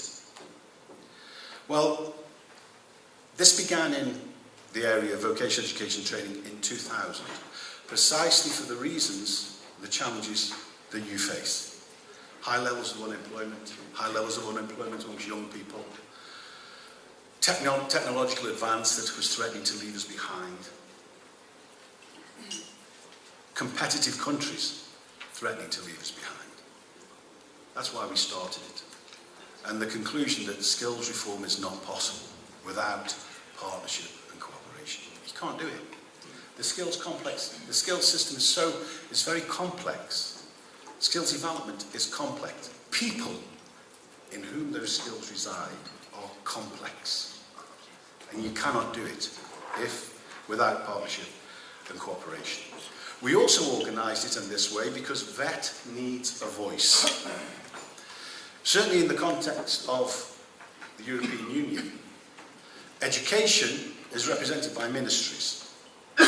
But VET, even though it is a ministerial responsibility, its responsibility is divided and devolved. It belongs to employers, it belongs to social partners, it belongs to individuals. And so it is much more difficult to have a collective voice. But to have a voice in the room about policy developments, not just policy developments concerning VET, but policy developments concerning economic development, industrial development, technological development. VET needs a voice, and a strong voice, and that is why we, in the European Union, undertook this process. It was also important because it brought people together and strengthened the links and alignment between the VET system and the economic policies and the labour market. However, here I would exercise a word of caution. And here I'm speaking not as someone from Sedifog, but as an individual, because there is a debate going on within Sedifog. The debate about the extent to which it is possible for the VET system to align to the needs of the labour market. It has its limitations. There are things that the VET system cannot do. It is not the VET system's responsibility to create the perfect employee. It is not. And it cannot do it. And things are changing. The World Economic Forum says that 2 out of every 5 children in junior school today will work in jobs that do not exist. These statistics matter. I have 2 children in junior school. I don't know what one of them will do. The other will probably head up a major crime syndicate. She takes after her mother. But the point is, we do not know. I also have older children working in the labour market. My older son is an automotive engineer. When he was at school, there were automotive engineers, but he works on electronic control units, and there were no electronic control units when he was at school. My daughter is a digital media investigator for the Gwent Police Force. That job didn't exist when she was at school. It is her job to go through the electronic devices of potential suspects and try to corroborate or not their stories in line with the evidence that is available. A bit like a Greek mother in many respects, to check what their children are doing. But that job did not exist. And so it's just not possible or desirable to do it. And so expectations need to be realistic. And also there is a temptation when unemployment is high for employers to think that the person I want is there. They must be there. But they're not necessarily. And they're not there. They won't necessarily be there to be able to do that job. And it's important to understand that the same job can be completely different in different enterprises, depending on the nature of the work, how it is organised, and the production processes involved. So I would encourage a dialogue on expectations, realistic expectations. Because employers cannot get away with the need to invest themselves. They cannot. You can do so much, and you're willing to do very much. But there has to be realistic expectations. And so, these are the reasons why we did it, and we're continuing to do it. We have set new post-2020 vet policy objectives, and the aim is to drive and strengthen Europe's economic resilience and to support the transition to a green and digital society and economy. Resilience, why? Because we experienced two huge economic shocks in the last 10 years with the financial crash and then the COVID pandemic. It would have been quite possible just to close down everything, and many firms would have collapsed. And it is also important to maintain the investment in skills in order to survive economic shocks. And so we need a capacity. We don't just need an immediate skill demand to be met. We need a capacity to meet changing skill demands. So this is a change in the focus. And also Europe's drive is towards a digital and more sustainable economy. What they look like, we don't know. We know it means more technology. We know it means reducing CO2 emissions.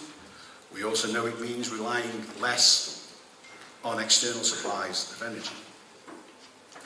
But the point is, these are not external forces, right, that we have to respond to.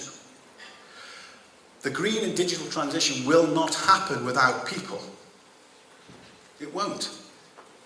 Unless people make choices, unless people have the skills, unless people are invested in this, it will not happen.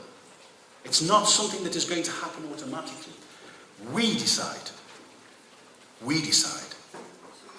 And the importance of this is that the green and digital revolutions are not just about the practical skills in the sectors that are affected by it, IT, energy, environmental engineers, waste disposal experts. The European Union is about to pass an act that will change the regulatory framework and the financial framework to encourage investment in green and digital industries. So it's about a perspective. It's not about a job, it's about a perspective. And certainly in VET, that is an important issue. It's about a perspective, not just an immediate job, as important as an immediate job is. So these are our new objectives, targets that we have set ourselves. You can see that we have again tried to focus on increasing participation of adults. We've changed the way we measure it, and we've changed the benchmark. But it's still an important issue for us.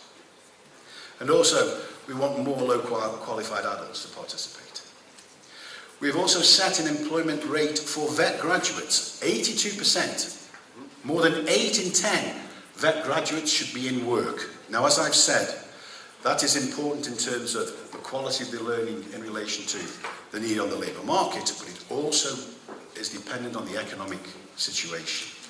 We have to understand that, and we have to work together on that basis. We're also looking to promote work-based learning, with around 60% of students having, and that's at all levels. That is also tertiary level, not just upper secondary, tertiary. And we're also seeking to promote more mobility across the European Union. So that's what's going on. That's how we're trying to do it. We have succeeded in some areas, failed in others. But we will continue, because it's too important not to. And we will continue through partnership, focusing on our objectives, working together, having a system of monitoring to report back on the progress that we're making, and perhaps in 10 years' time, we will all share the achievement of our objectives. Thank you very much.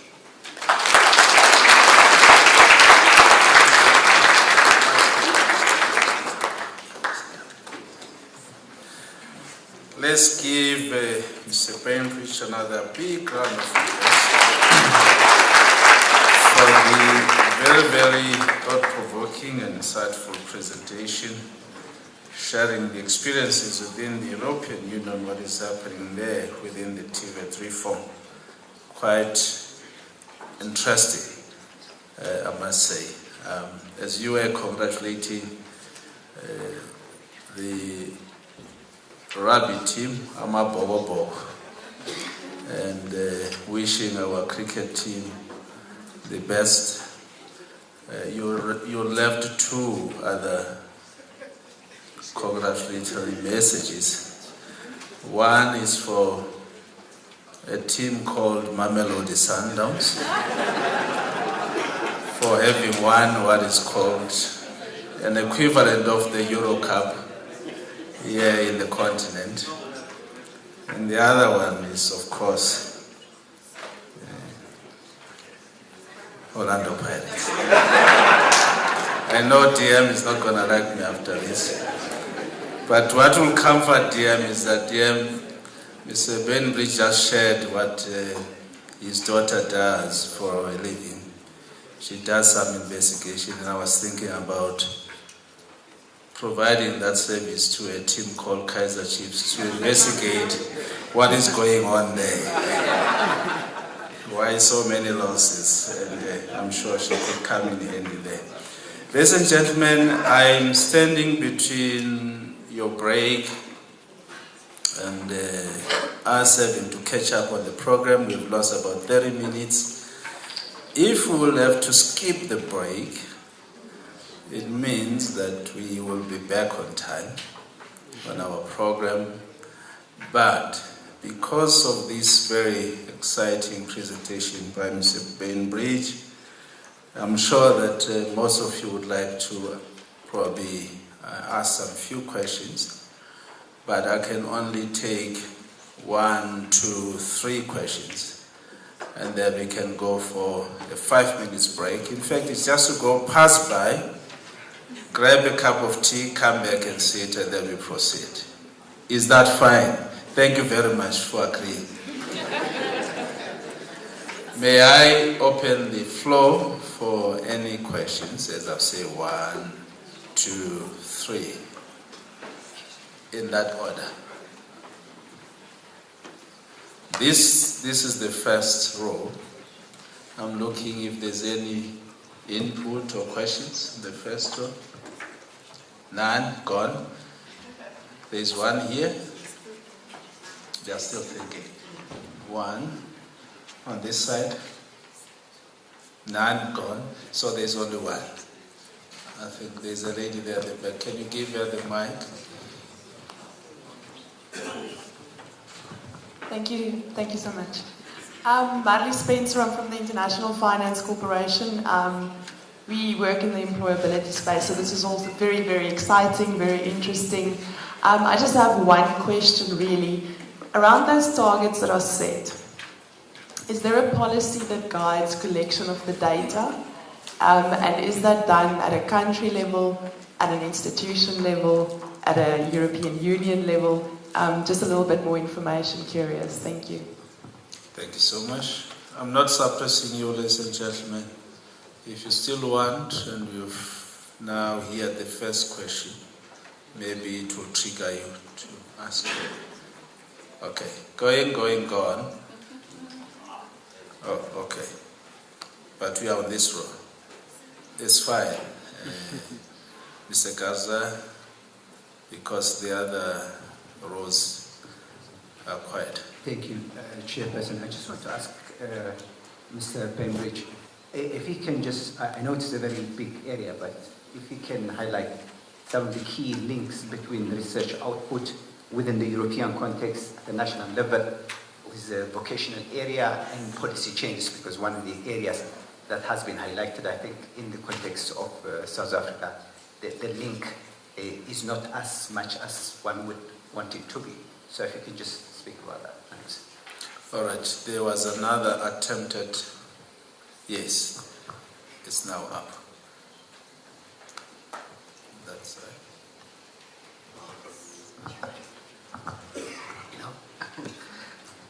Thank you very much. Is Mr. Tamde from Tshwane North Tibet College. My question is on the issue of partnership with the industries, the VET, partnering with the industries. What strategies do you use as a country to bring the labor market on board? Because I think we do have challenges when it comes to the issue of placement of students, inclusive of lecturers as well, with the market industries. Maybe we can get something or learn something from the European government pertaining to the issue of partnership. Thank you very much. Thank you very much. Those were the 3 questions, Mr. Bainbridge. Over to you.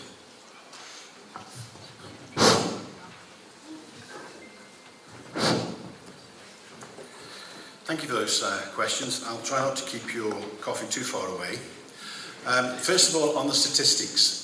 The statistics, yes, there is a statistics function called Eurostat that is linked to all of the national statistical services, and we collect data on a European level and on a national level. And some of the surveys, like a labour force survey, which is done at national level, is also repeated at a European level. So there is a statistical network that supports the collection of statistics. In addition to that, my own organisation, CEDIFOP, set up a whole framework of statistics to look at not necessarily the performance of vet systems overall, but to look at key areas as to how vet systems were performing. And if you like, I can give you more details about that, about how that is that it's working. But yes, the statistics are essential. There is an organisational structure behind it, because reliable data is essential. In terms of the research, basically although not all research needs to be done this way, but basically what we have done in this area is to link the research with the priorities. We have commissioned research connected to the priorities that have been set, and my organisation has been involved in this. For example, the transformation of curricula from learning inputs to learning outcomes. Who has done that? How is it done? What are the implications of that? And the findings of that have been fed into this process, and policy has been adapted accordingly. So essentially, for some research, the open method of coordination is the client.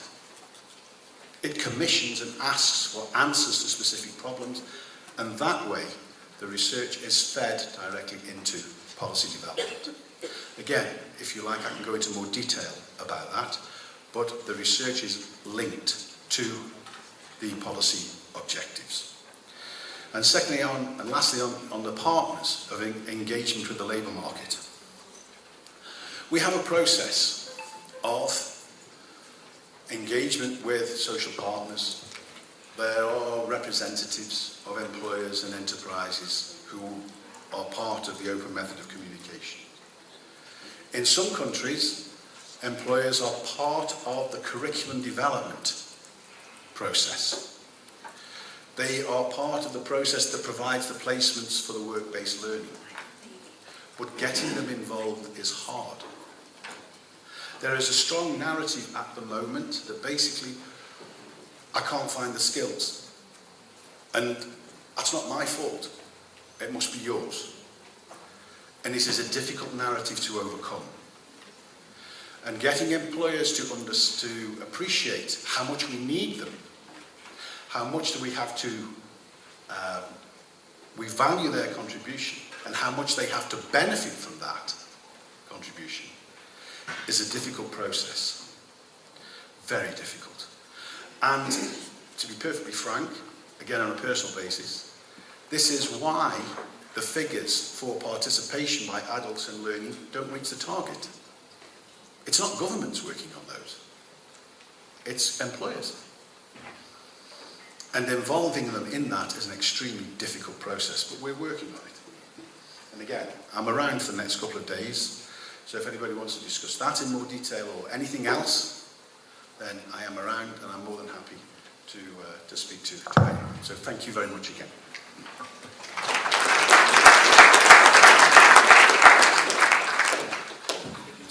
Benry, don't go. We just have a token of appreciation from our side. There's a lady, of course, that I've asked if she hands over this to you, but unfortunately you would have had a hug or a kiss, but you can only get a handshake.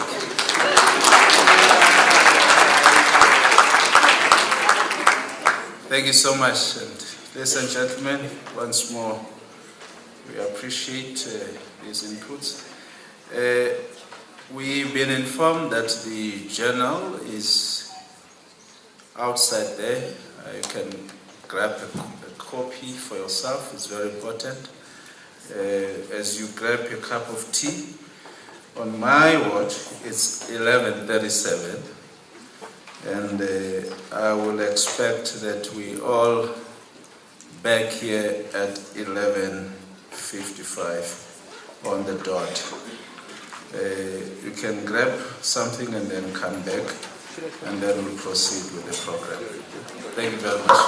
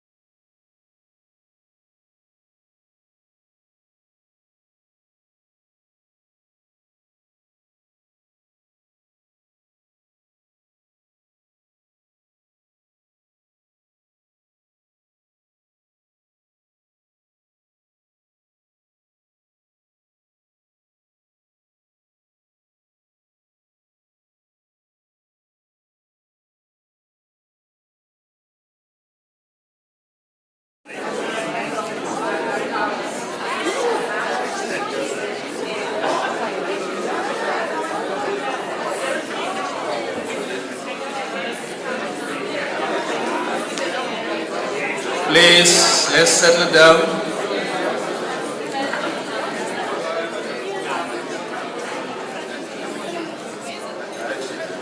I'm so excited with this next session.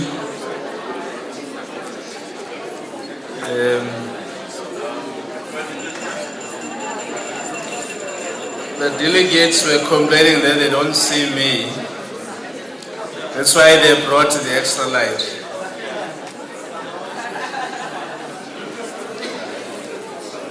Sekuzwayo should be the one here. They wouldn't be battling to see you. With me, they're only seeing the shirt and nothing more. Colleagues, let's settle down, please. We will have those conversations over lunch. The next agenda item, and I will plead with the next speakers to try and minimize their presentations. We are now on session 3, the messages of support, and I call upon the messages of support from both organized business and organized labor. I will start with COSATU. I'm not sure if they have a representative from COSATU.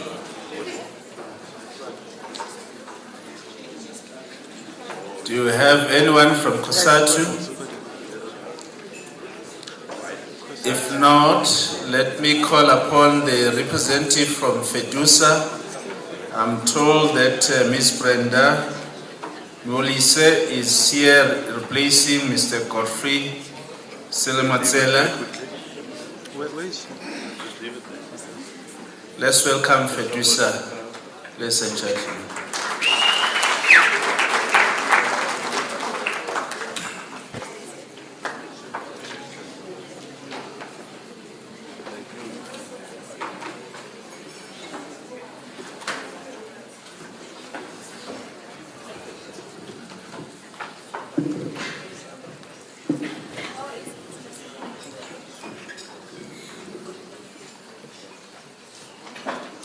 Good afternoon, comrades, brothers, and sisters.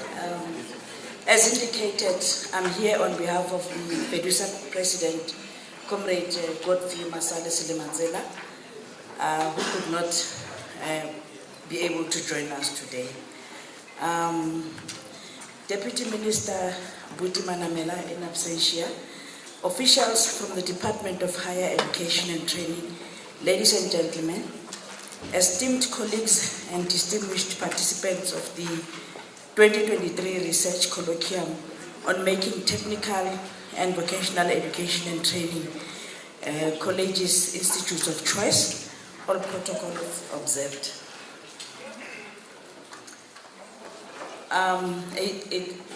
A very warm greetings to all, and thank you for allowing FEDUSA an opportunity to be here today. I stand before you as on behalf of the President, as indicated, of the Federation of Unions of South Africa, FEDUSA, humbled and honored to address this august gathering.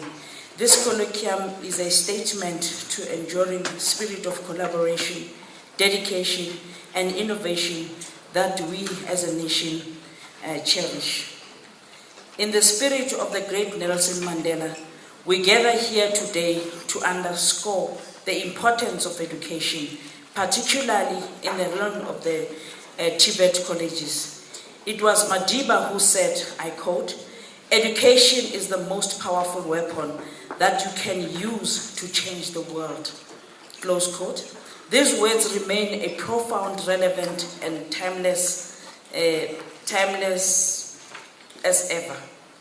FEDUSA is proud to support the Department of Higher Education and Training in its 2023 Research Colloquium, for we recognize that education is a cornerstone of a brighter future for South Africa.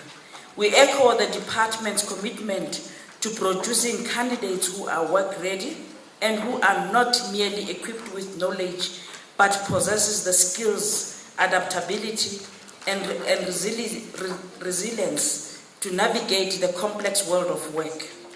The 6 key research themes being addressed in this colloquium are not just topics of academic interest.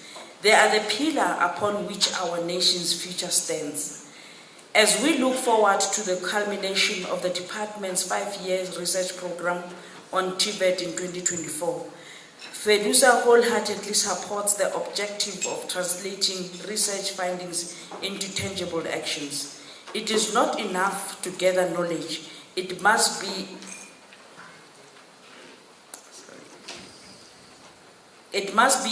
employed to shape the destiny of our nation. We must seize these insights to inform policies, practice, and pedagogies in the Tibet sector, enhancing its role in the growth and prosperity of our beloved South Africa.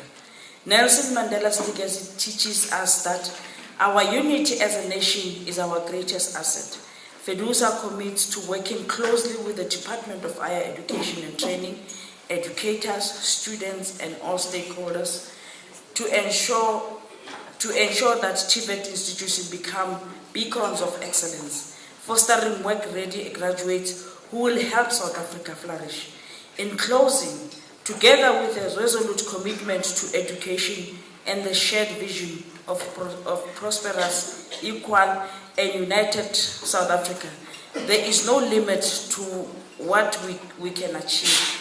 Thank you, and may this colloquium be the spark that ignites the fires of change, ensuring that Tibet colleges truly become the institutions of choice, propelling our nations towards a brighter future for all. Thank you.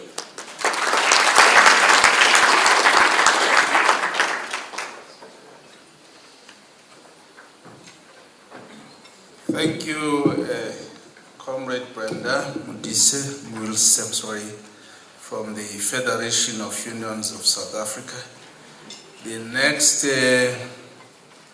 message of support we are going to receive is from the South African Democratic Teachers Union, SATU. Let's give him a round of applause.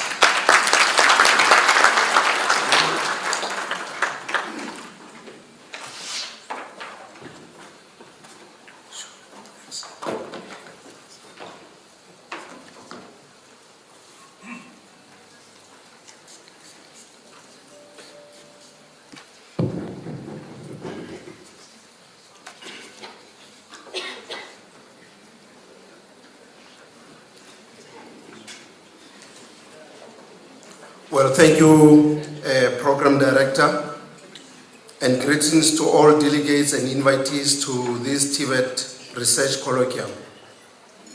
The Deputy Minister and his entourage in absentia, or should I have said the Deputy Minister in absentia and the entourage that is here, and other dignitaries, Mr. Stephen Bainbridge included. Allow me to say protocol observed. And thank you for inviting the South African Democratic Teachers Union to this important gathering. We appreciate the endeavor by DHED to produce requisite skills for our economy through Tibet sector. Our country is facing massive challenges of joblessness and high levels of poverty on the eve of the 2024 general elections. If I were to take a detour, of course, as SATU regarding the 2024 general elections, we frown upon any attempt to threaten our members to freely participate in the upcoming elections. Coming back, the research on the research on the role of Tibet colleges is vital to the country as a whole. The plumbers, electricians, welders, carpenters, mechanics, panel beaters, fitters and tanners cannot emerge from the blue. Also, tourism, IT, mining and agricultural skills have to be honed or have to be addressed if we are going to make Tibet an institution of choice. SATU supports this 5-year research program on the TVET sector in that it will bring about proper preparation for the world of work, for job creation in the area of self-employment, entrepreneurial forms of work, and in what may be loosely categorized in some quarters as formal and informal sectors. The TVET sector must improve both on efficiency of their resource use and on the effectiveness of their overall contribution to society and economy in general. Quality teaching cannot be achieved without the supply of lecturers who are well-trained, well-qualified, motivated, and properly remunerated. This must be addressed if the TVET is going to make an impact in line with the NDP to produce technical and entrepreneurial skills which our youth so much yearn for. We need to take keen interest about the whereabouts of those that have completed their studies at TVET colleges in the recent past. On behalf of SATU, we take this opportunity to wish you fruitful deliberations in this 2023 research colloquium. And thank you.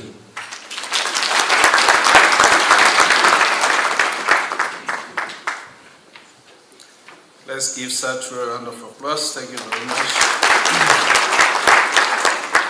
The next on the messages of support is NAPTOSA, here represented by Matsena Ndi. I think he will be replacing Mr. Thabo Emmanuel Mane. Let's welcome NAPTOSA.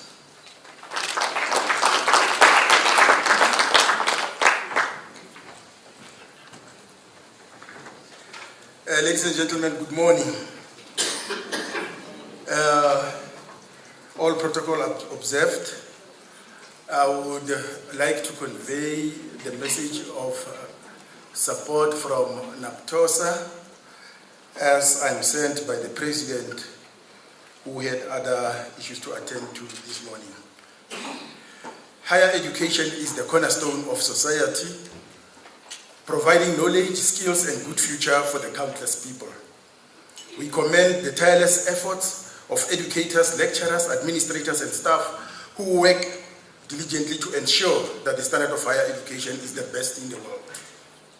NAPTOSA recognizes the challenges and pressures that the higher education professionals face, including the salaries, sometimes unbearable working conditions, and also the curriculum. Research helps us to learn, it helps us to unlearn, and it helps us to relearn. So as NAPTOSA, we support this colloquium because it will expand the bounds of TVET. You see, TVET is a sector that must produce not employees, but must produce employers. So if the research is well done, at the end of the day we will have less unemployment. The research also will help us to get into uncharted territories. It will have to see to it that now it improves the jobs and also improves our lives. It is much more to TVET sector as a sector of the present and also as the sector of the future. The economy of South Africa will depend much on what TVET can do, because TVET produces, as I have said, employers and not employees. We need to expand TVET horizons, explore new areas of interest, and broaden its knowledge base. This will make TVET to be the sector of choice, and NAPTOSA appreciates all the endeavors taken to make TVET a sector of choice. And as you say, together moving post-school education and training forward, so says NAPTOSA. And thank you very much.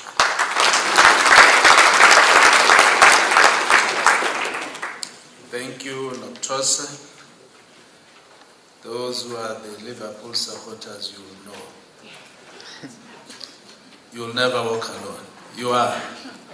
We are all together. The next message of support will be from Nehau. Let's give Nehau a round of applause.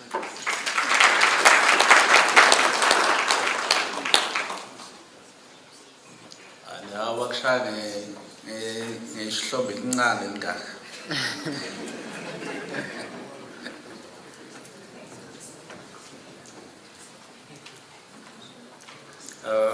Afternoon.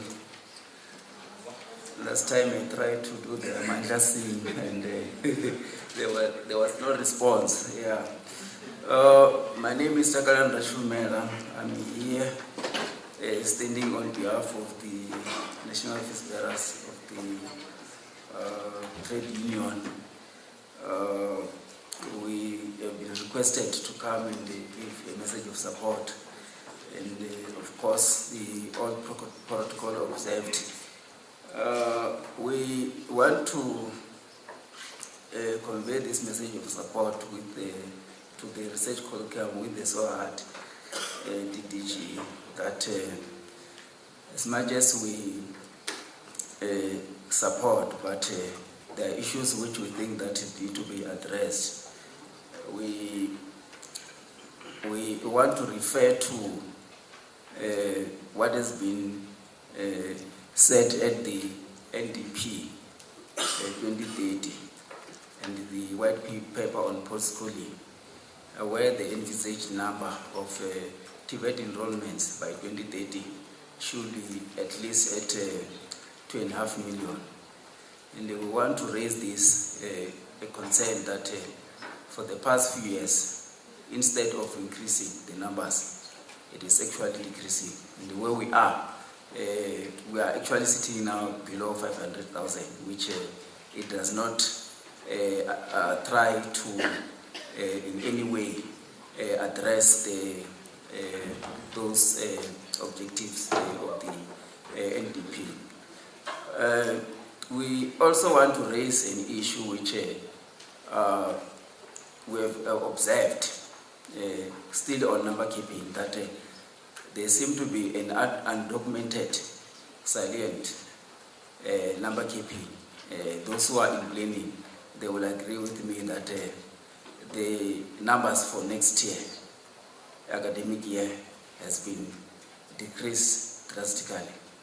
And we think that that does not bode well if we were to address those issues of the challenges. The other issue which we want to raise is that as much as we try to shape this sector, there are other people who we can maybe refer as prophet of doom or what, we don't know, but there is this element which is called austerity measures. Because we are being told that the money which were allocated for PPN, a whooping $250 million, has disappeared. So from here, where do we go? Because as much as there are issues of research and so forth, these issues need to be addressed by resources. So in absence of resources, we are nowhere. We are going nowhere. You see. Last issue is the issue of DDG. I am happy that the advisor is here. I should think that we think that we are tired by this promise. For the past 10 years, it's in the same shape of this department, that the promise has been that each and every year we are working on the concept to take off the ground safe set. And we think that the work which this colloquium seeks to address is supposed to be carried out by that safe set. Yes. And up to so far, nothing is happening. So we think that perhaps giving the message to the advisor, please go and give the message to the minister that it's high time that this thing needs to take off the ground. Amanda.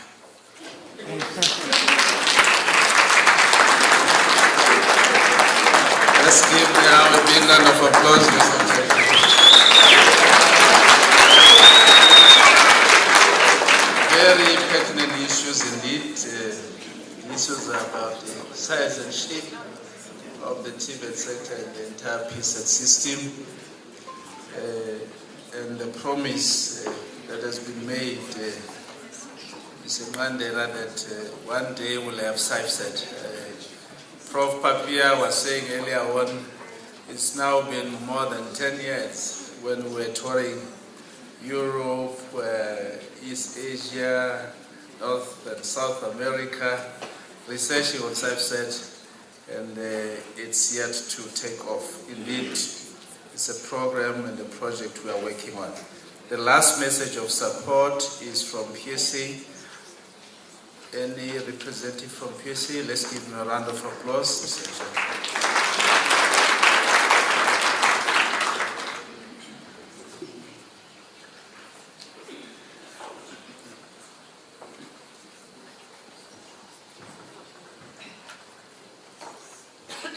Viva PSA, viva. Viva. Viva the Union of Trades, viva. Viva. Thank you very much. Yes. Comrades, in absentia, Deputy Minister Motalowa Utimanamela, the DG of the department, Dr. Sishi, the Program Director, thank you for the opportunity given. We don't normally take for granted that we get this opportunity to address the academics. I want to also assure you, Program Director, that talk with no actions means nothing. We can talk here today and tomorrow, but if there's not going to be implementation, we might as well not be even talking. The best team on this continent, Africa, their coach or its coach talks but has got action. That is why they celebrated the African Football League on Saturday, and I was there.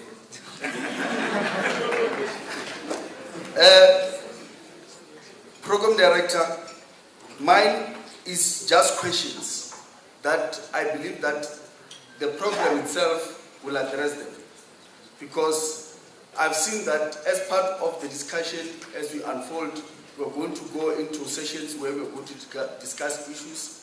Therefore, I'll pose questions because I don't believe that we can only support without asking questions. That needs to be answered by the academics. The first question that we have is the TVET colleges. We've got more than 50 TVET colleges. The question is that why is the research of the colleges being done by the universities? Why is research for TVET colleges being done by the colleges? I don't have an answer, but we believe from the PSA that if you've got poor service conditions, poor salaries, and no formal employment, you put people on contract in the TVET colleges, you will never attract academics who are capable to do research. No doctor, no professor will come for a poor salary and poor conditions. And secondly, where there is no safety. Safety is key in the academic world. People need to be free when they're teaching and learning. And we have seen in the reports that talk to about what attacks happens to the learners, what attacks that happens to the lecturers, especially in the TVET sector. And if that continues, it will be very difficult to attract and retain academics who will be capable to carry the weight of the TVET colleges. The other issue that I want to also pose is what was raised to say post-school training. The workforce is aging. And that there was also a talk to say that let's expand TVET colleges on public and private colleges. But my question further is, What happened in 1994, after 1994, to rationalize teachers' colleges and nursing colleges needs to be debated. Today we are sitting with the schools in this country where there's a likelihood that in the next 10 years we will not have proper teachers because there's an aging workforce but there's no replacement. I want to ask this question. Where are the teachers' colleges? Or where is the teaching fraternity located in the TVET colleges? Because without teachers, we don't have the nation. We need education to develop the nation. To have education, you need teachers. And what is the role of TVET colleges to do that? Where I come from, in my province in Limpopo, we used to have teachers coming from colleges like Mokopane College of Education, Stolwan College of Education. As I speak now, is a white elephant. There's nothing happening in those colleges. They are closed. And the question is that, what is the TVET sector doing about those kind of environments? Because it is key and critical for the development of the nation to develop the TVET colleges, including the teaching fraternity. So, when I conclude, Program Director, I also want to address the issue of acting principals in TVET colleges. It's a worrying fact. You cannot be acting principal for over 5 years and there's nothing happening. I'll be told about the budget constraints. We know what the Minister of Finance have said about the fiscal difficulties. But we cannot continue to have competent, knowledgeable lecturers and principals who are put on standby. For you to be sure about your job, you need to be confirmed your employment. So let's deal with the issue of the acting in the TVET colleges. And in my closing, Program Director, I also want to deal with the issue of leave during closure. I know it's something that can be debated in the bargaining forum, but it's not uniform. You know, sometimes this issue of non-uniform condition of service creates animosity and movement of lecturers unnecessarily. You see, this particular college, they've got a policy on this particular item of saying what we do about leave, and they've got clear guidelines. But other colleges have a different dispensation, and it creates a lot of animosity. That needs to be also addressed. And in closing, thank you very much, Program Director. And I believe that when we go back to the, those sessions, we'll be able to debate these questions that I've raised, and we'll come up with the solutions that can take the TVET colleges forward. Thank you. Viva PSA, viva!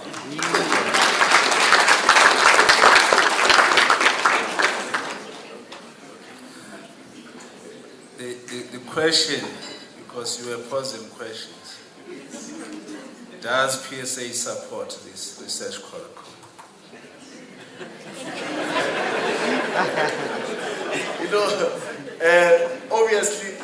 Obviously, Program Director, with these questions, and which I've appreciated the invitation, that shows great support. And we are going to make the serious contribution. As you know, we are a professional trade union in the public service. Amanda. May I call upon all the other leaders that were here before PSA to receive a token of appreciation. You don't have to declare these.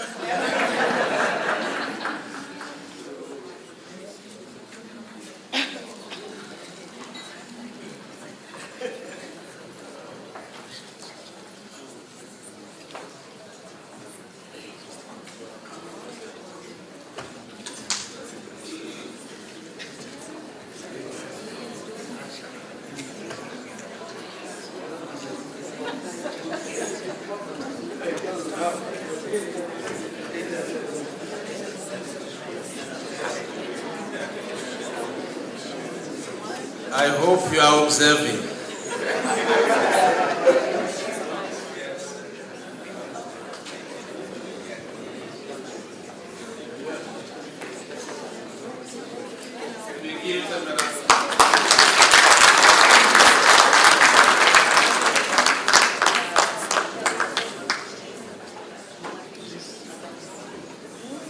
wasn't me.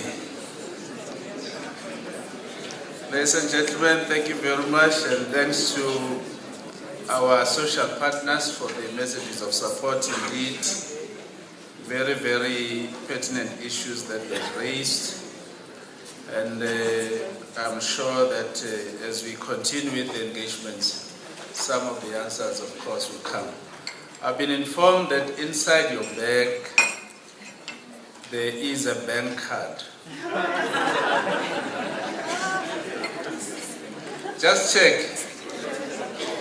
It's in some small pouch like that. Let me show.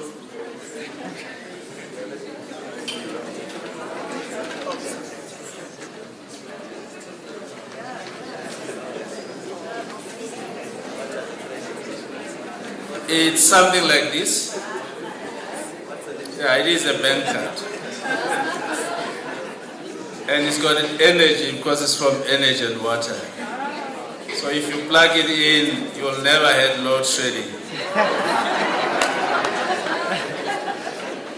Ladies and gentlemen, inside here is all the documents that it's a memory stick, and thanks to the sponsorship from Energy and Water Sector. So please don't lose it. It's there. It's electronic. We are in the 4IR. We now in the next session, and the next session I will be stepping down, and I will call upon the next chairperson, Ms. Aruna Singh, who is the Chief Director responsible for program and qualifications in the Department of Education and Training in the TVET branch. I have a long introduction, but she asked that I should not go through it. Please, ladies and gentlemen, let's welcome Ms. Aruna Singh on stage.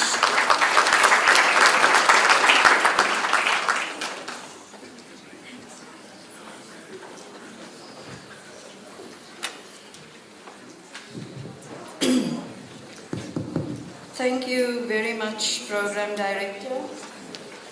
Warmest greetings to the DM, all of our officials, stakeholders and partners. We now move to that part of the program that takes quite a different format, and hopefully one that you've been sincerely looking forward to.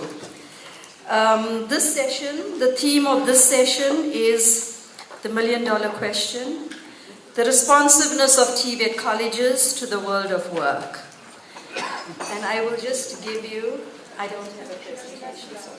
The speakers might need that. Thank you. In this session, I'll just give you a bit of information on how the session is going to roll out. We have 3 presenters that will come in tandem, one after the other. And each will be given 15 minutes, and time, as you know, is of the essence today. Each of our presenters will be given 15 minutes in which to conclude. Of course, there will be signals to say when your time is expiring. We will signal at 5 minutes, then it gets to the yellow, which is, I think, 1 minute. And then the final red card, and we all know what the red card means. Your time is up, you have to disappear. You get off the field. And I'm looking for a gesture that would be most appropriate at that point if the speaker doesn't get off. So colleagues and speakers, that is what we are going to follow. At the end of the presentations, all 3 presentations, we will have a discussion slot, and Program Director, you can please signal to me whether we're going to have the full half an hour, whether it's going to be cut short. It is an important component of the session, the discussion portion. I would like to bring to your attention that we do have a live Twitter handle. So questions can come through as tweets, and it's hashtag. I'm not sure if we have the hashtag displayed anywhere, but it is hashtag DHET, DHET RC, as in Research Colloquium 23. So it's hashtag DHET-RC23. Or it is also, we move from right to left and then again from left to right. It's hashtag RC Research Colloquium TVET. So you could use those handles to send questions if you so desire. And Raquel and team, I would think you would have it sorted by then for me to receive what those questions are that we've got on the Twitter handle from our tweeters. Lest I say Twitters. The tweeters. Okay.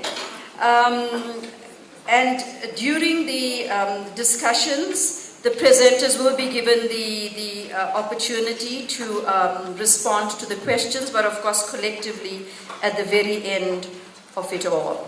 So that's essentially how we are going to proceed with the session. And without much ado, I want to move to our first presenter, who is Dr. Catherine Isdale from Rhodes University.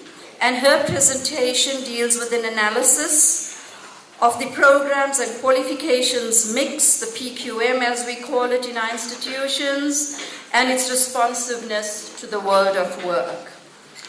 Just a bit about Dr. Isdale. She has a PhD in Education and Social Policy from the University of London and worked for the Institute of Education at the University of London for over 14 years.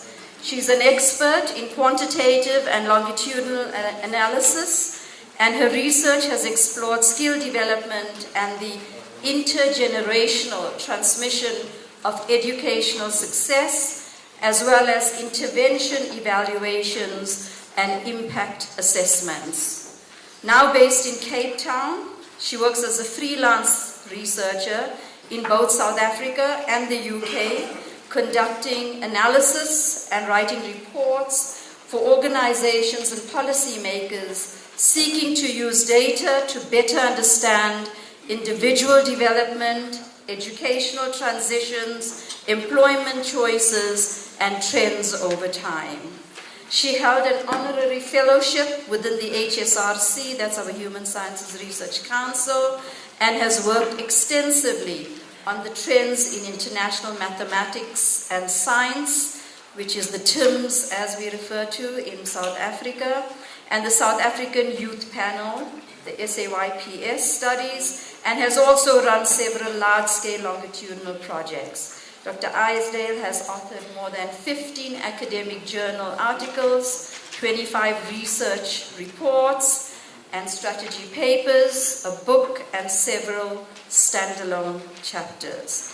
And with that illustrious background, it is my absolute privilege to call upon Dr. Isdale to make a presentation, and it's over to you.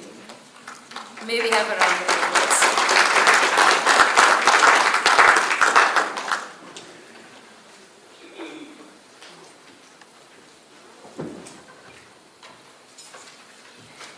Good afternoon.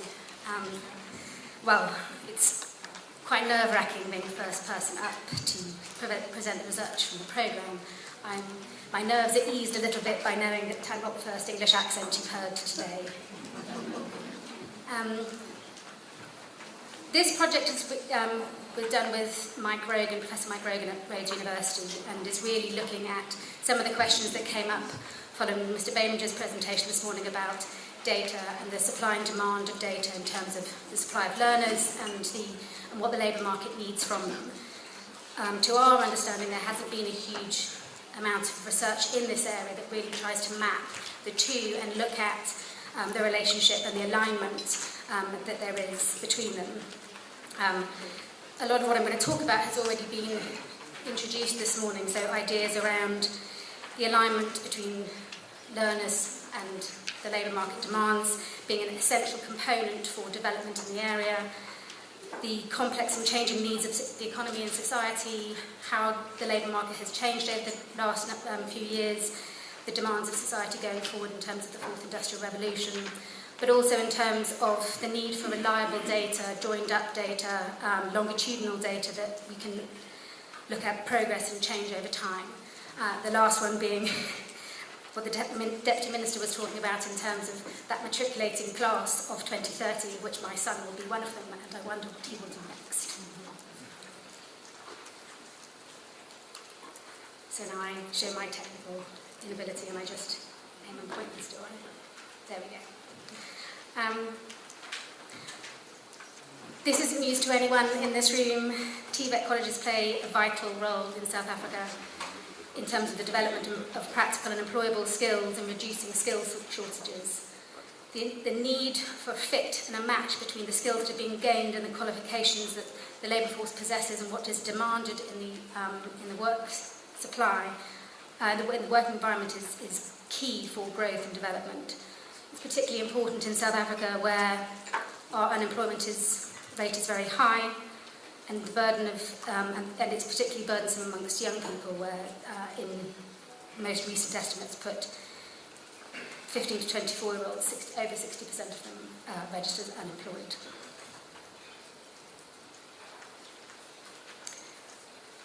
So the aim of our study was to provide a detailed analysis of the current landscape for TVET students and assess the supply of qualifications to the demand of the labour market. Again, going back to something that the Deputy Minister said about in terms of the resources that you have available to you, this study was conducted in 2020. At the time of writing, the most recent data we had was data from 2017. It is a little dated, but we start with what we've got. We use it as our baseline and we move forward. What we tried to do was piece together a number of different data sources and map out the supply and demand across South Africa, focusing particularly on variation by province. The report has a lot more information than I'm going to be able to get through in my 15 minutes. I'm terrified of the red card. But we focus on 4 areas of research. What is being studied? What does the labour market look like and how has it changed over the preceding 10 years to 2017? What and where are the vacancies in the labour market? And what's the variation in fit and mismatch by province? It's not a perfect analysis. The importance, I think what Mr. Bainbridge was saying this morning about the importance of data and the resources that they have at their hands is one of the messages I would like to leave you with later, that we need to have good data to be able to measure this, to benchmark, and to move forward. In terms of the data methodology we have, it's, as I said, it's 2017 data. We triangulate a number of different data sources. Again, not perfect, but it is what it is. So we have the TVET data, which is data from nearly 106,000 learners in 2017 from public TVET colleges. We only have information for learners doing level 4 upwards qualifications. The TVET list doesn't also cover all qualifications. So, for example, young people studying tourism qualifications aren't included in that data. Then we have data from the SETMIS, which includes apprenticeships and learnerships, giving us a bank of about 140,000 learners that we've got data on who were gaining certifications that year. That's our supply side data.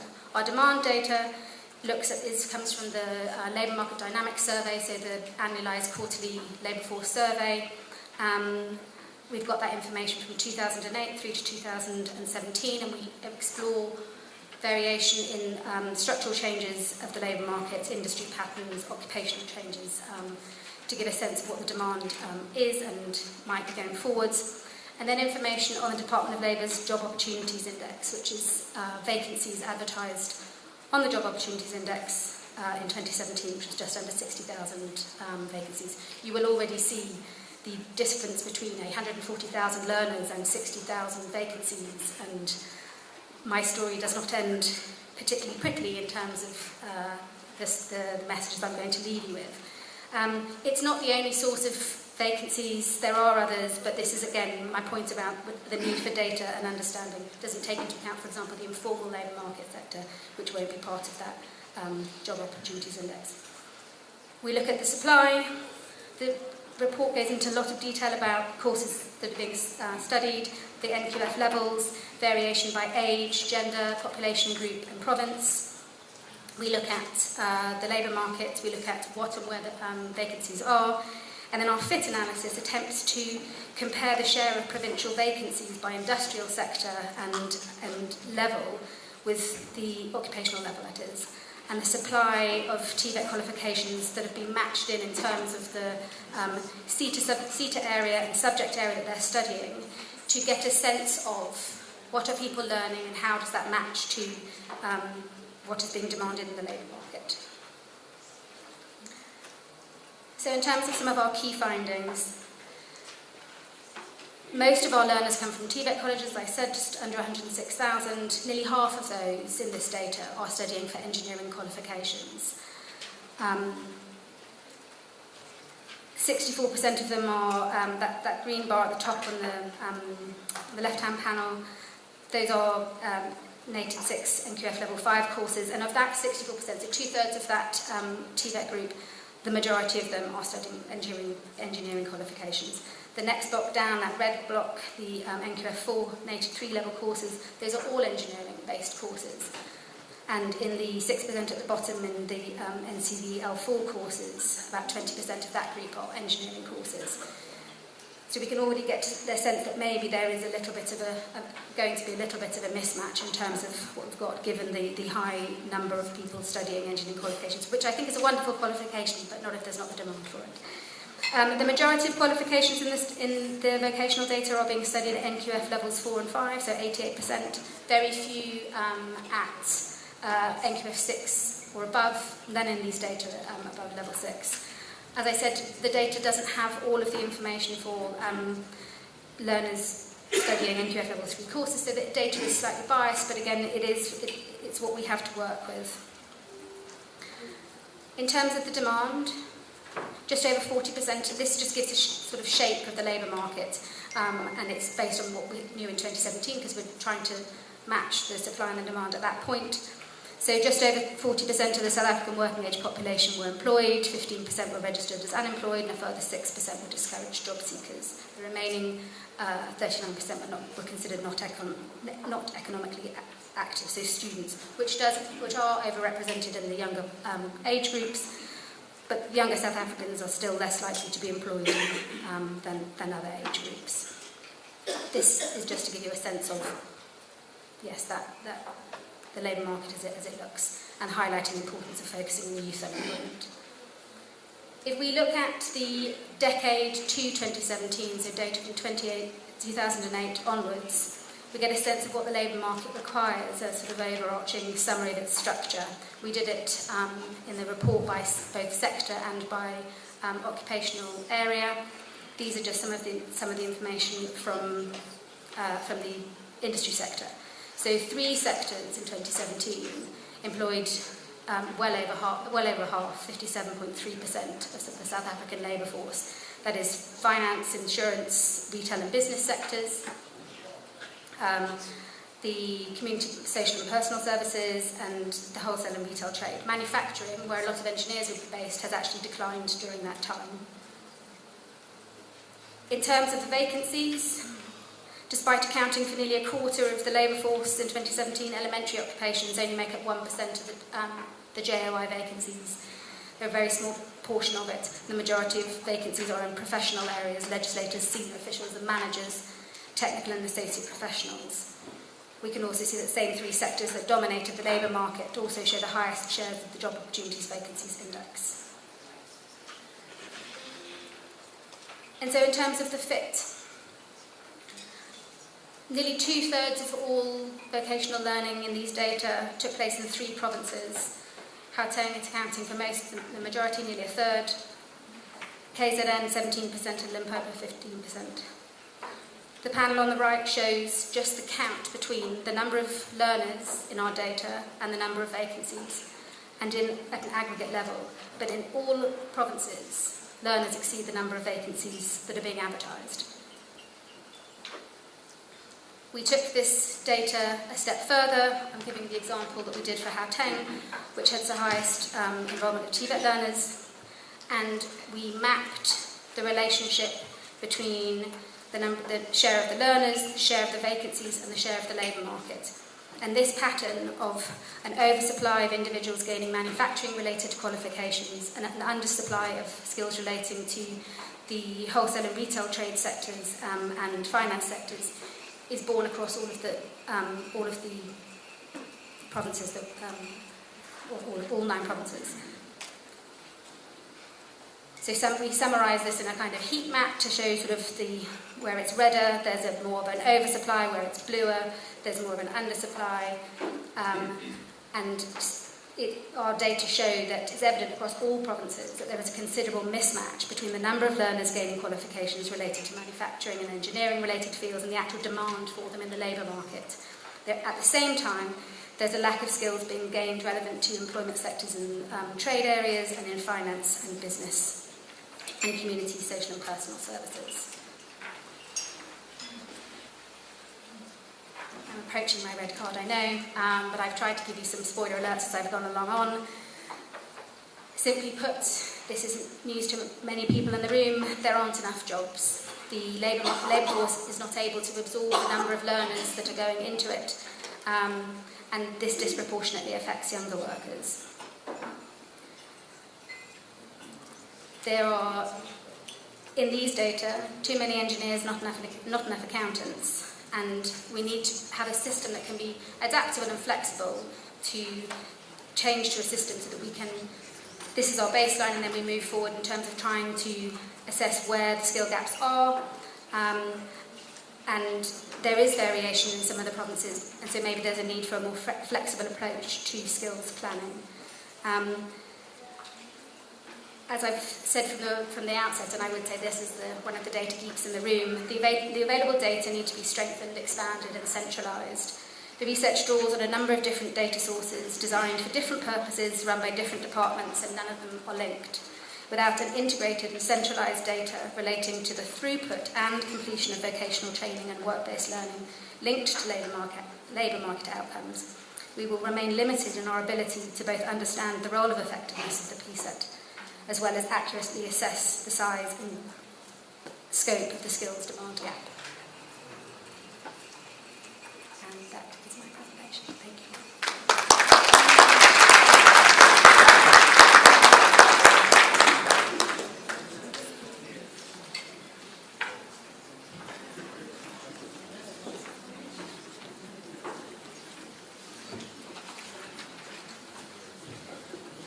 Thank you very much, Dr. Isdale. You beat me. I only had to use 1 card.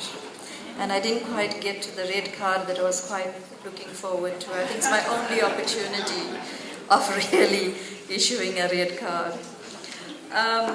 Ladies and gentlemen, I'm sure we agree that that was quite a data-intensive presentation by sector, by level, by qualifications, all of which have implications about supply and demand.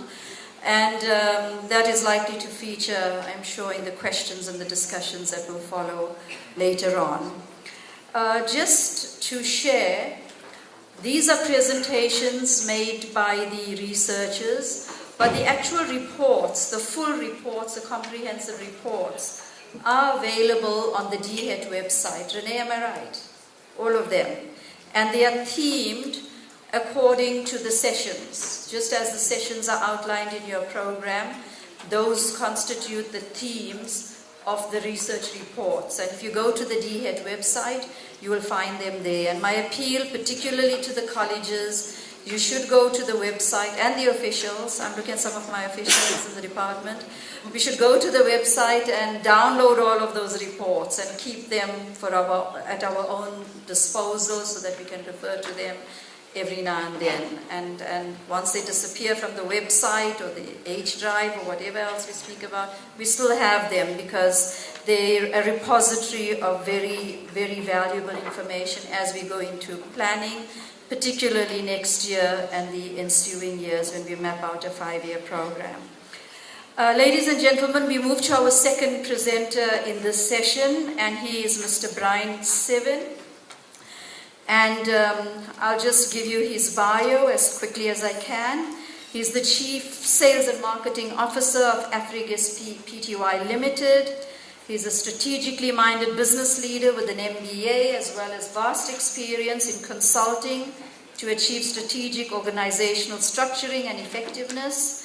in offering advanced skills in business development and leadership, sales and marketing strategies, and engaging stakeholders, as well as compliance and financial management. A past member of the General Advisory Council of the Institute of Independent Business International, the fellow of the IIBI, and having served in a non-executive role for a variety of companies. Within his role, he leads and directs the planning, development, coordination, implementation, and evaluation of business practices relating to sales, marketing, business development, key account management, organizational structure, operational effectiveness, and change management. He advises on and ensures broad-based black economic empowerment, which is what we call the triple BEE compliance, through development of policies and structures designed to provide sustainable high levels of compliance, having successfully maintained a level 1 on the ICT sector charter. He mentors and coaches executives and senior personnel. And with that, I call upon Mr. Brian Sibin to deliver his presentation. It's over to you, sir.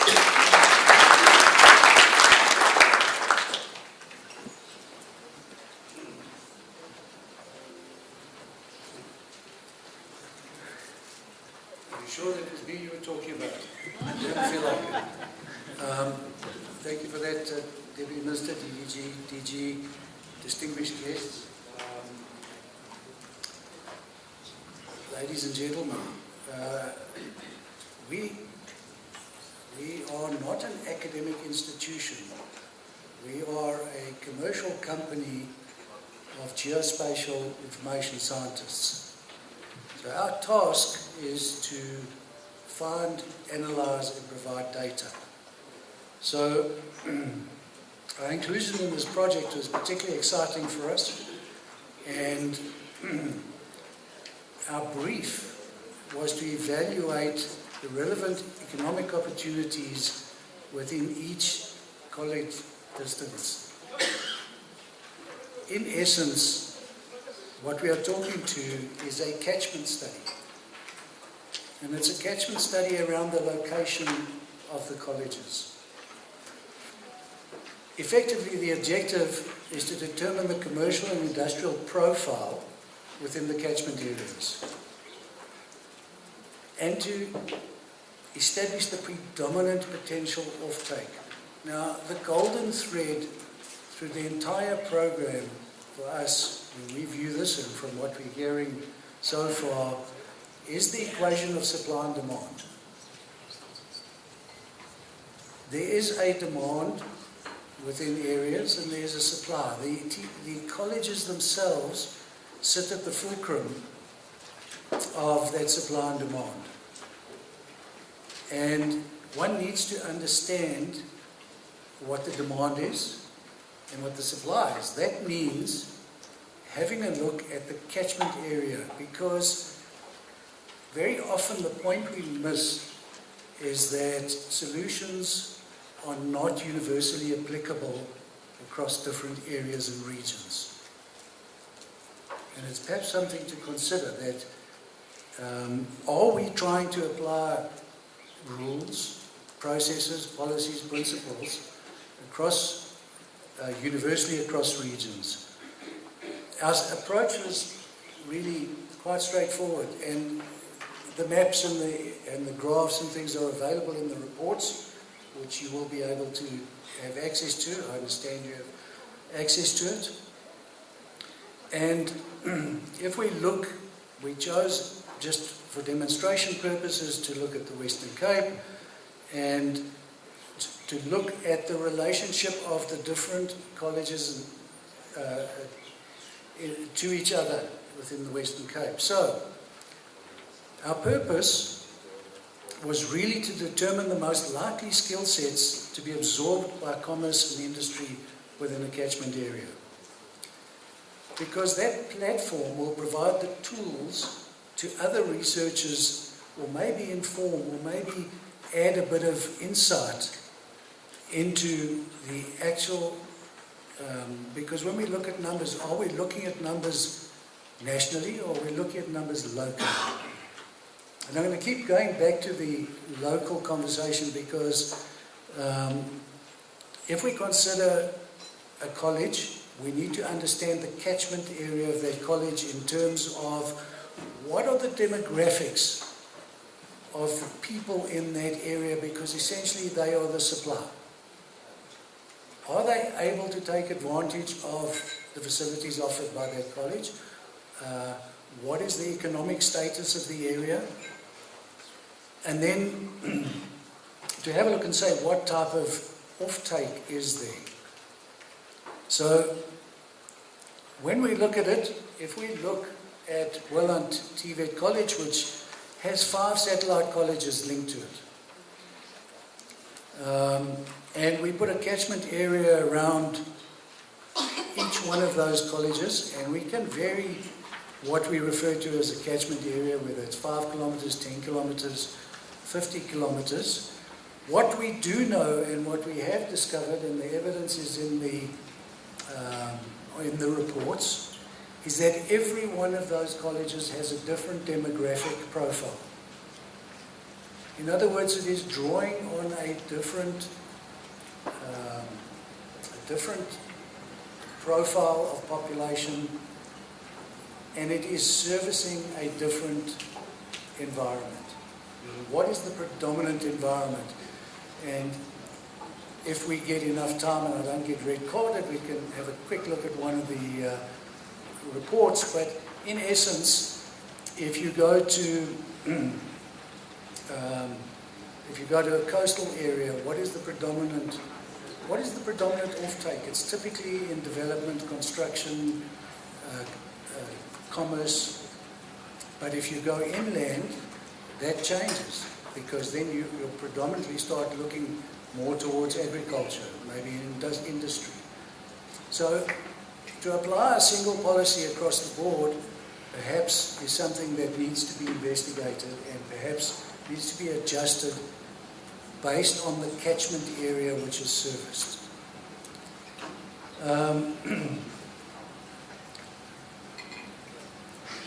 So what are the questions that have really been raised from this research is we have a look at the potential offtake and we have a look at the resources available, and the college is that catalyst, or that beneficiation engine which is going to turn those raw resources into a commodity and a product. What are the absorption ratios? And I know there's been a lot of very good work done on where are those skills absorbed? Are they in the areas in which they were provided, or have they moved? And then, are the skills provided appropriate? Are you providing skills where, because remember that in the supply-demand equation, the critical factor here is for us to make the TVET colleges the preferred choice. And quite frankly, what is the objective of a learner or a student? It's not actually the skills, it's not anything, it's about going out and getting enough skill to provide security, future security. And that typically resides within their own area. So, is this spatial study evaluation, is it complete? No, because it's a continuously evolving environment. We have looked at a potential offtake of formal economies. What we have not looked at is informal economies and circular economies. And quite frankly, in today's world, compared to when we started this project, circular economies are gaining massive ground. People are moving into those environments more and more, and they are remaining contained within those catchment areas. So definitely something, I'm a bit concerned that I'm saying we haven't done a proper job on this, but we've done what we can with what's available. The opportunity now lies to say, well, can we take this further? And there's a lot of people doing really, really good work on top of what we have, and I think the results will be particularly good, but we just need to be ring a bell of caution to say that it changes over time. When this program started 4 years ago, there was not the introduction of IT hubs and things that are being placed out in the field now, which are competitive. And perhaps something to consider and maybe reevaluate. Maybe service the IT hubs. I don't know. So, I'm going to see if we can very quickly go and just have a quick look. How am I for time? I didn't see a red card yet, so let's just see. No? I'm not too quick for you. Sorry about that.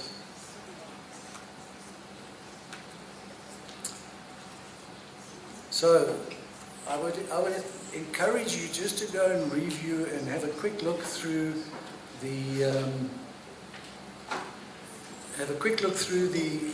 reports that are available, where one would be able to look at each individual college and just get a feel. The data is not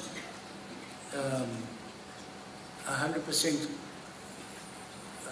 in that it is more of an indicator than anything else, because the demographics change. We do new surveys. We do new, Stats SA goes out and does new census. That information changes, and local economies change by the introduction of maybe a new industry. For example, the introduction of marijuana farms. It's creating a whole new industry, and that is a circular economy, because the Department of Agriculture has placed a requirement that local people are trained and employed in that industry.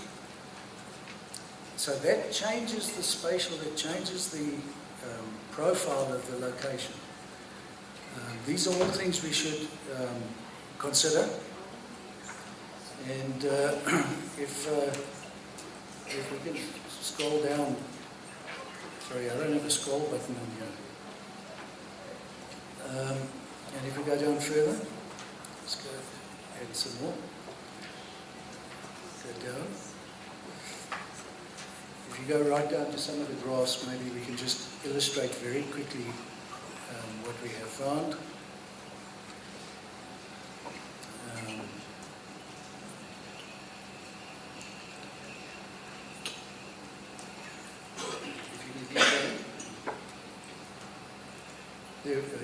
Just to give you an indication, you know, if we rely on CRPC data, CRPC data tells us that in an area, it tells us what the various businesses are within an area. That tells us what type of offtake we can expect. And of course, we make the assumption that CRPC data is correct. But it is nonetheless an indicator, and we look at it within the different radii around a point. You know, everything exists at a point, but it only gains context when you start adding information to it. In other words, if there is industry, how far is it? What is the accessibility of it? So I think important to consider, just to consider stepping back and saying, if I'm looking at a college that is in KZN, how accessible is it? How accessible is the industry around it compared to something in Northwest? Different parameters apply. Distances for accessibility in Northwest can be much greater than in Gauteng, because your travel times are impacted. If we scroll down a bit further, it'd be useful. We do definitely need to consider the demographics of the catchment area, because if we look at the head office, if you have a look, the vast majority of dwelling types around the Will and TVET College, formal residential. It's very different if you go to a more rural area. If you start considering income, average family income, very different from area to area. So the question really comes down to, we all know that, we accept that, but the question is then, are the skills I'm providing in line with that? Does that impact the skills I should be providing? Because remember, the learner's objective is to get a skill that they can get financial security.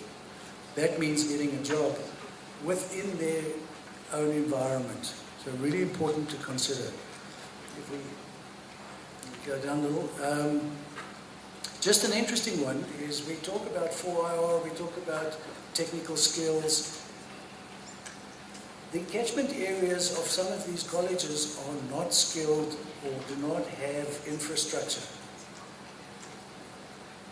And it would be, we would need to be careful of making the assumption that those skills or that infrastructure will be available. I'm not going to go further through this because I am getting the yellow card. All I really wanted to raise in this environment is for us not to sit back and say, we did some analytics and we have some information. What we have done is we have looked at a platform and a foundation which is evolving all the time. And we need to keep looking at it. We should never stop and rest on what we have. So thank you very much for bearing with me. And please take some time and go and review the reports on the website. Thank you very much.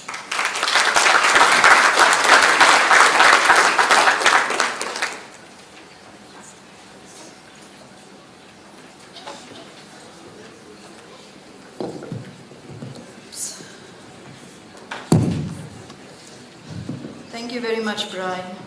You missed the red card by just a few seconds. Thank you, DM. You're making your exit. But thank you very much for being here and for gracing this occasion. And may you have a good day further.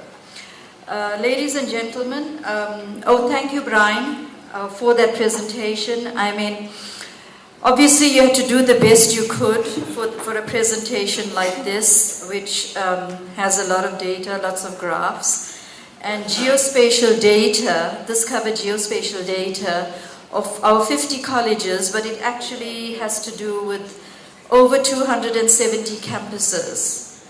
And this is in relation, of course, to the demographics and the economic status in the areas where these campuses are found, and how the one impacts the other, which is of critical importance.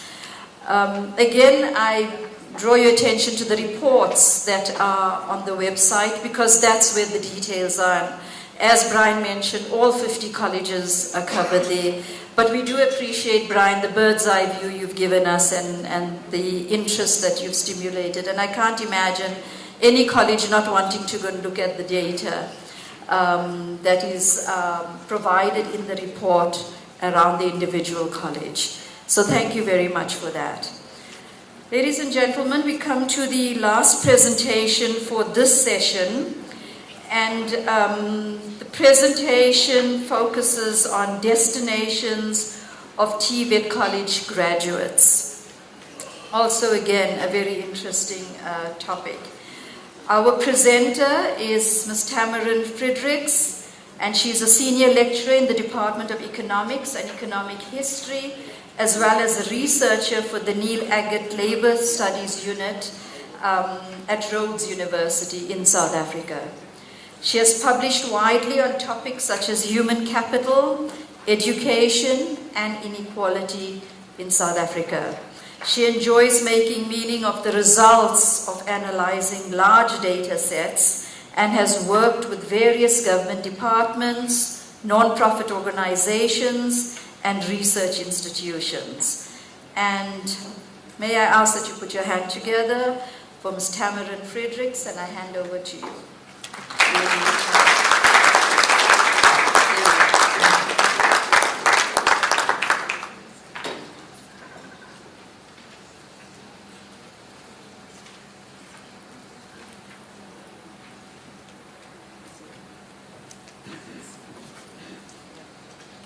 Good afternoon. Thank you very much for having me here today.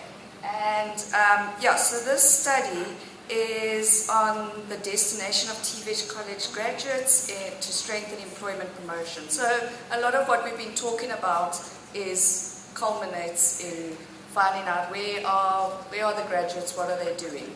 And I did this with Prof. Mike Rogan. And as you can see with all the logos around, there's a lot of collaboration going on.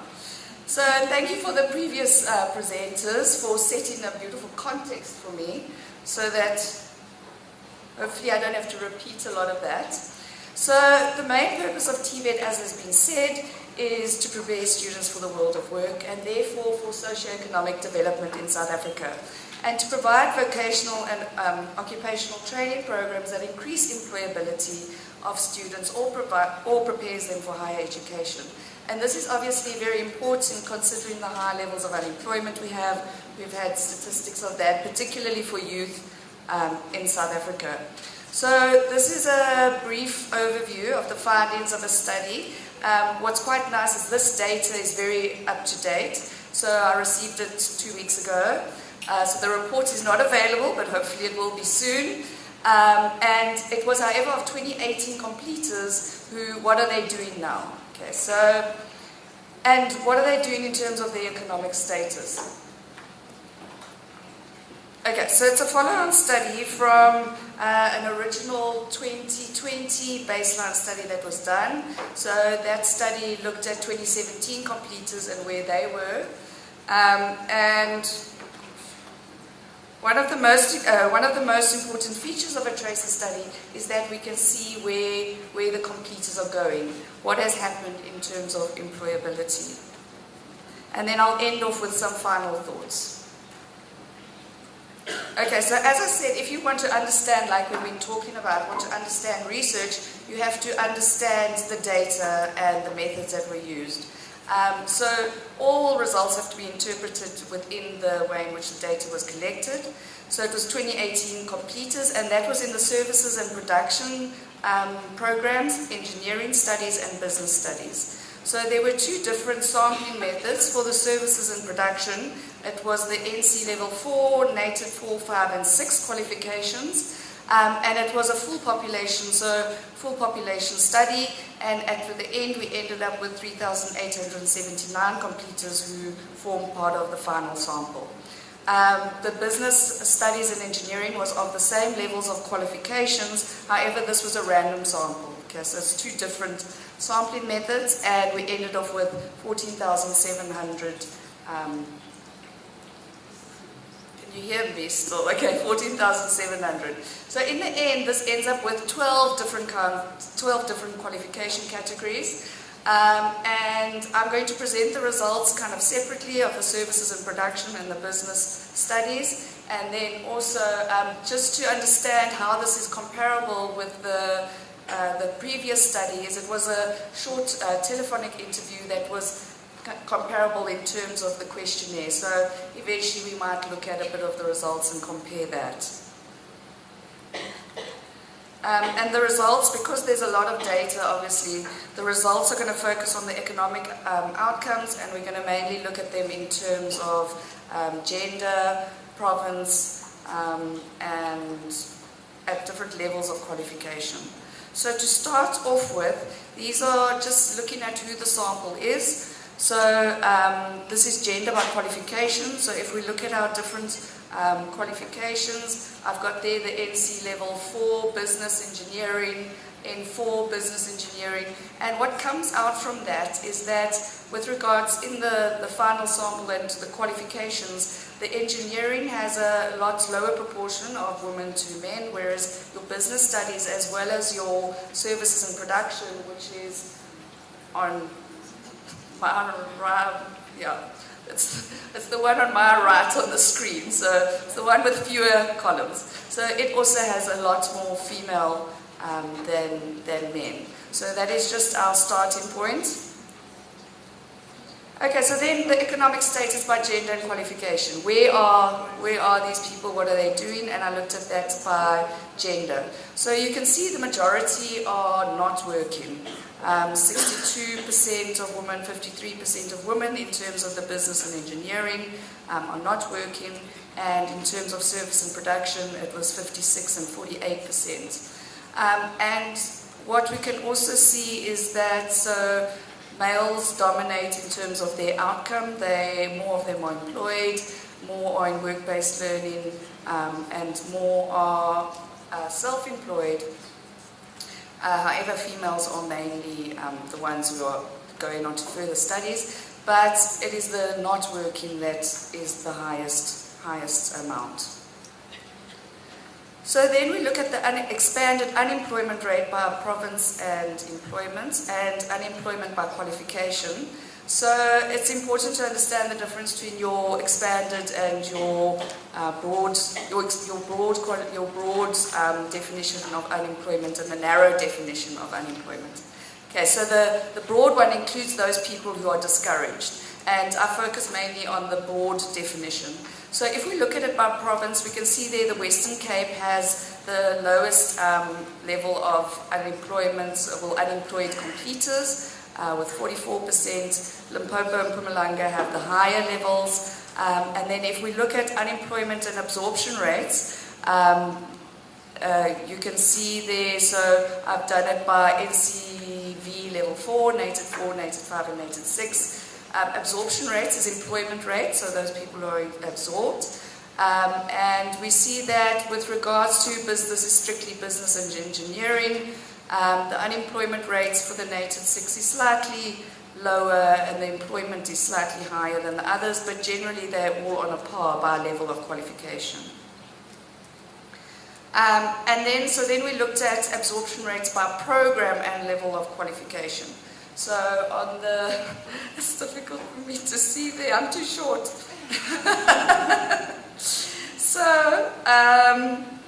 Okay, so absorption rates by program. The NC level 4, we've got throughout all of them, we can see the engineering has better employment outcomes than the business studies.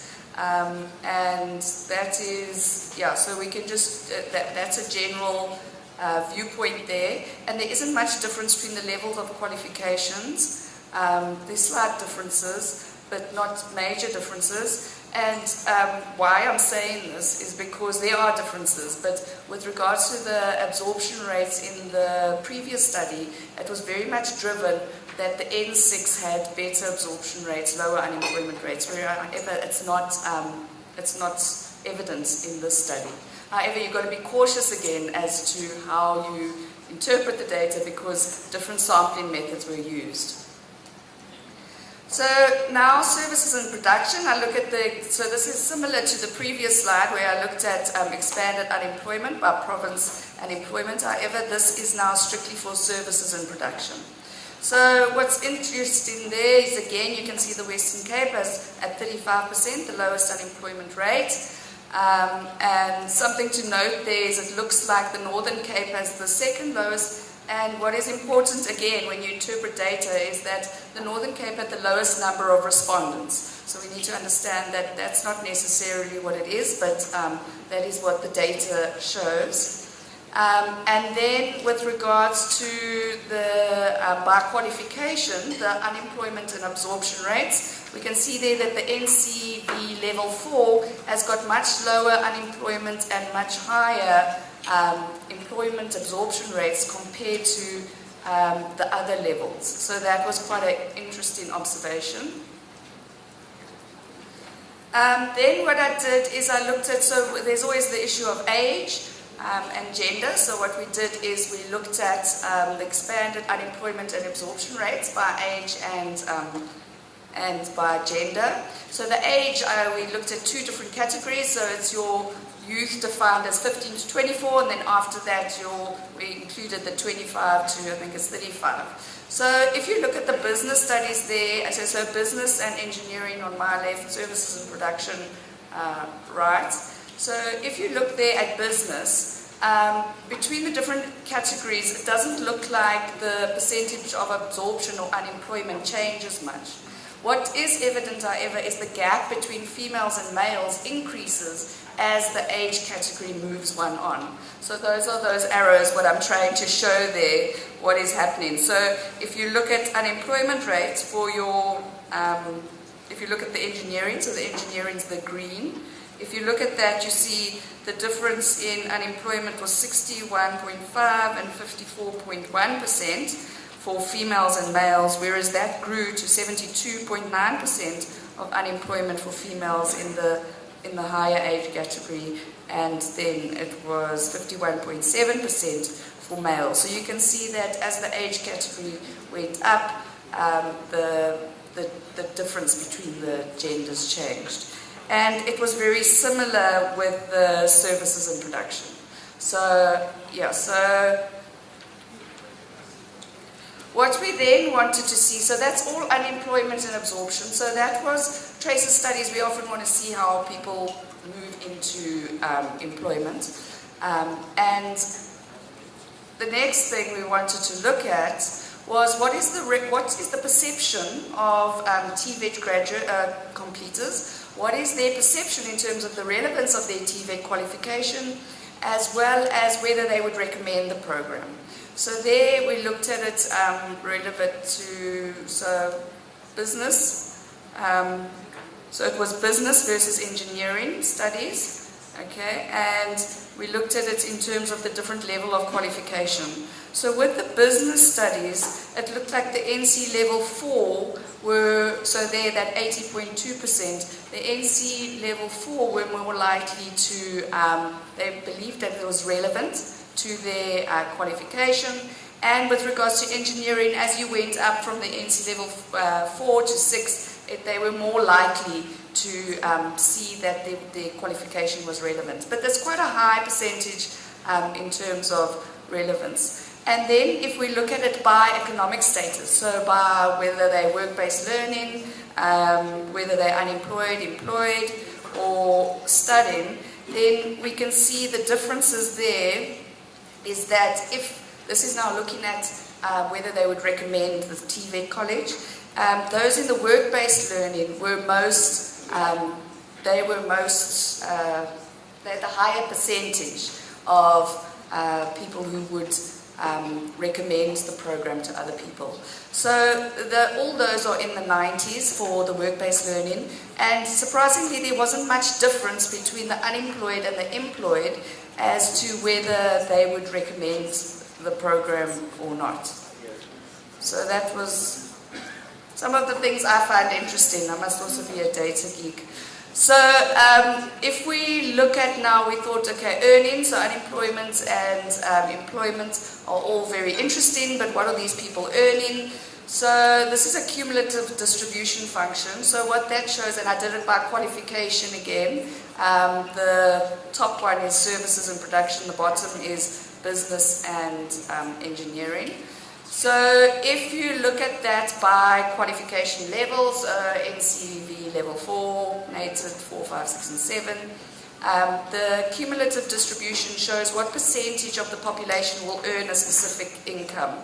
So I looked at, if you look at the top 20%, so between that 0.8 and 1, you can see that there's if you look at the top diagram, there's the largest variation between your earnings. So and what was also surprising is your NCV, so the blue line, had the highest earnings. So the percentage of people with the highest earnings. And there was the difference was wider for your services and production compared to your engineering and business studies. So we can also discuss this further if anybody wants to see more. So unfortunately at the end it looks like the employment outcomes for TVET completers are disappointing with high unemployment rates. However, it's not all doom and gloom. They are better off than other youth. So they have a lower unemployment rate than other youth who are aged 15 to 24. So with engineering and the services and production, it was 62.3% and 58% as a total. And then in South Africa as a whole, the figure was 70% for your 14 to 24. And again, this is an expanded unemployment rate. However, it is lower than your graduates, your university graduates, which had an expanded unemployment rate of 32.6%. And another observation that we made was, although the 2020 Tracer study showed that N6 qualifications were very dominant in terms of employment outcomes, that wasn't that evident in this study. So, so it wasn't evident that the N6 is definitely the one dominating in terms of outcomes.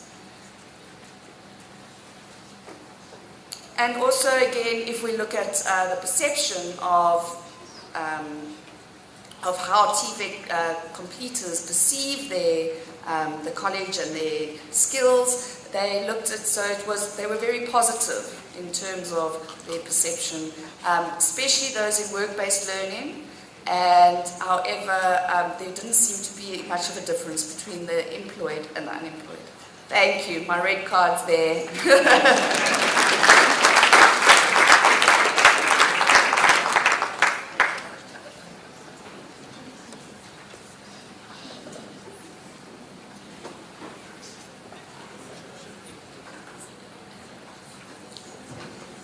Thank you, Dr. Tamlin Fredericks, and my apologies earlier for not saying doctor. You have been very modest in your bio, so please forgive me.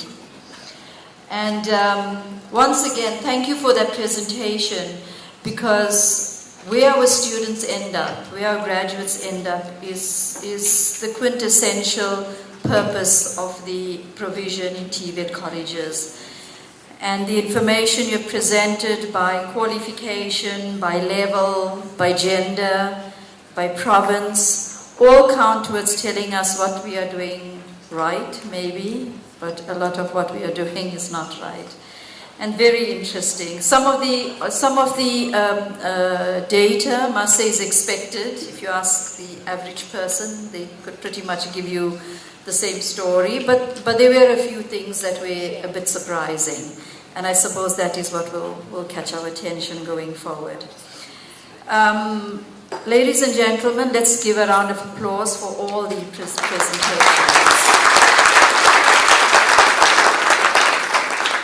and the effort that had gone into them. And collectively, all the presentations have aimed at achieving what we said, making TVET institutions of first choice. And that is why the information that has been generated is so critical to what we do with it going forward, because that's the whole point of it. We move now to the discussion part of the program. And colleagues from the DHET, I understand we have a social media manager that will provide any kind of questions or comments that have come through on the Twitter handle. But the floor is really open to all of you here. In the interest of time, we don't have the time that we see on the program. The program director says he's very generous and he's giving us 15 minutes. That's half the time that we see on the program, and that's at best. So we'll modify it a little bit and go with at least one round of questions. If we can do more than that, it would be great. So we'll start off with one round of questions, just 3 questions at a time. May I ask the presenters to please note the questions as best you can, and if you require clarity, please put your hand up so we get the clarity immediately, and you will be able to answer the end of it. To those who are asking questions, please may you identify yourself as well as the organization, the institution that you're from, and please be as succinct as you can. And that means, in general, you should limit your question to about half a minute as a rule of thumb. So let's try and stick with that so we cover as many people as possible. So let's have the first 3 hands. A spread, okay, there's number 1 here, number 2, and number 3. Let's go with the first 3, and then hopefully we'll have another round. There are about 4 roving mics. If we can just move them to the people we've identified so we save time. Thank you, ma'am. Not yet. Can you hear me now? Yeah. Great. This question is to Catherine, but it's also kind of to... Chair, can you protect me from our project coordinator, please? Papia, we're going to change the place where you are sitting. So my question is to Catherine, but it also kind of links a bit to Tamarin. So when speaking about the responsibility of the TVET colleges, you know, the important idea is, of course, that TVET colleges are responsive to work in the formal sector. But we now know that more and more of our people are making their livelihood, or part of their livelihood, in the informal sector. And so I suppose I've got a comment, and the comment is, should we not be expanding this debate and discussion to the role that TVET colleges might be able to play in providing training for those who work in the informal sector? And then to Tamarin, it links. I understand that you contacted TVET graduates, and so I was just wondering if any of them indicated that they were working in the informal sector, and if that kind of analysis had taken place, because it would be so interesting. Thank you very much, Chair. Great stuff. Thank you. Thank you, Chair. My name is Dr. Nick Balkrishan. I'm the Regional Manager of Northwest Mpumalanga Region. First of all, I just want to commend the presenters.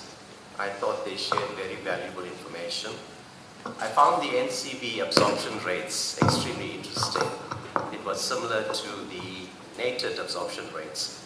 The 2 questions I have for the researchers: did anybody measure the duplication of qualifications and the impact that this had on absorption rates? And Chair, an example will be a student has grade 12 plus an NCB.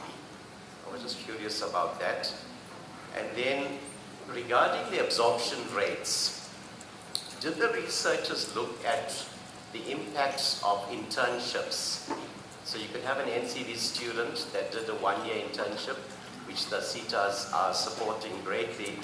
And what impact did this have on the chances of absorption? Thank you, Chair. Thank you, Dr. Balkrishan. Last one here. Thanks, Chairperson. I think my question is mainly, to maybe Catherine, but I think that there may be an engagement, also dialogue between 3 presenters, because in Catherine's presentation, what we saw, I think, I must apologize, I haven't seen the whole report, but in the presentation I got the impression that the job market opening was mainly in what we know was a traditional South African job market, the community services and social services on the main.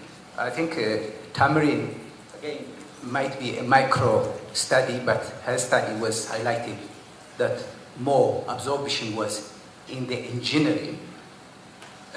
And I think Brian was given a different dimension, because I think his method was looking to me like geographically mapping the opportunities and resources in different areas, and the opportunities might open in different areas depends on the resource distribution in different areas. So that's also totally different. So I want us to reflect on this dialogue here. For me, the biggest question, Chairperson, is now the source of data. My understanding, I think, Catherine, the data that you may have used may be formal data.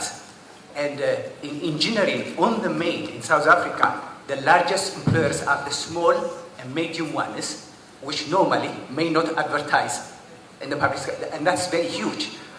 The largest sector that employs engineering really is out of the scope of what was the source of data there. So I have a serious problem there, because that particular piece of research, unless we seriously qualify that one, may have some misleading direction in terms of policy decisions on that one. So I just want to open that dialogue in terms of the source of data methodology within the context of South Africa. Thank you. Thank you, Mr. Garza. I'm just going to allow one question because there was a bit of confusion. The two of you are one behind the other, and the hands got mixed up. So I'm going to allow the gentleman right behind you. In the meantime, can we get the microphones to the presenters, the three presenters, so that you are ready to respond as soon as the gentleman is done? You may go ahead. No, thanks very much. Well appreciated. And also to welcome, the high-level quality presentations by our researchers. Mine is very simple, directed to the first presenter, Dr. Kathleen Isdale.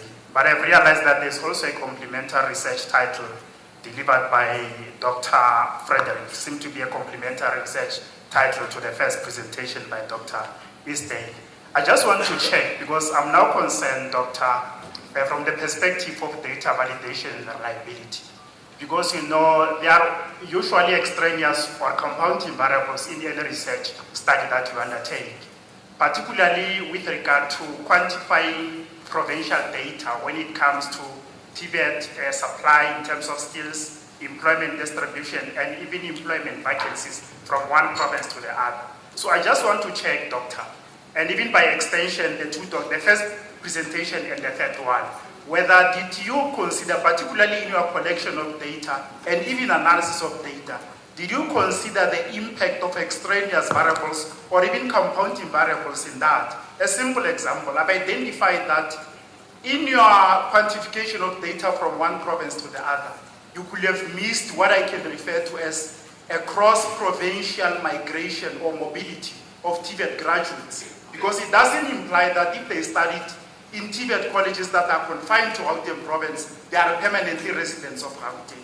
And as you are aware, in research, we've got different biases. The moment you miss any particular variable in your research study, it is going to impact on the validity and the reliability of your study. I just want to check with the two, especially the first presenter and the third presenter, because they seem to be complementary to each other. Whether did they consider the impact or the role of this, compounding variable, this cross-provincial mobility of TVET graduates from one province to the other. I just need clarity on that. Thanks very much. Thank you, sir. I'm not sure, forgive me if I didn't catch it, but did you give your name and where you're from?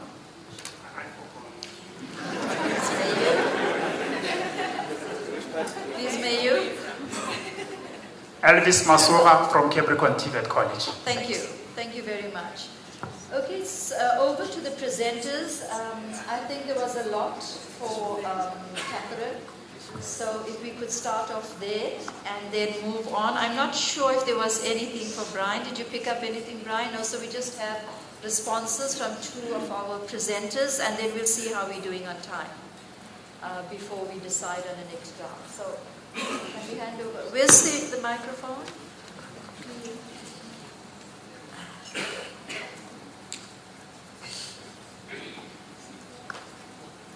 Thanks. There were all really great questions in relation to what I was presenting, and I think there was some really, really nice links between all three of the presentations. So thank you to the other researchers. In terms of the first one about responsivity and the formal versus the informal sector, I completely agree.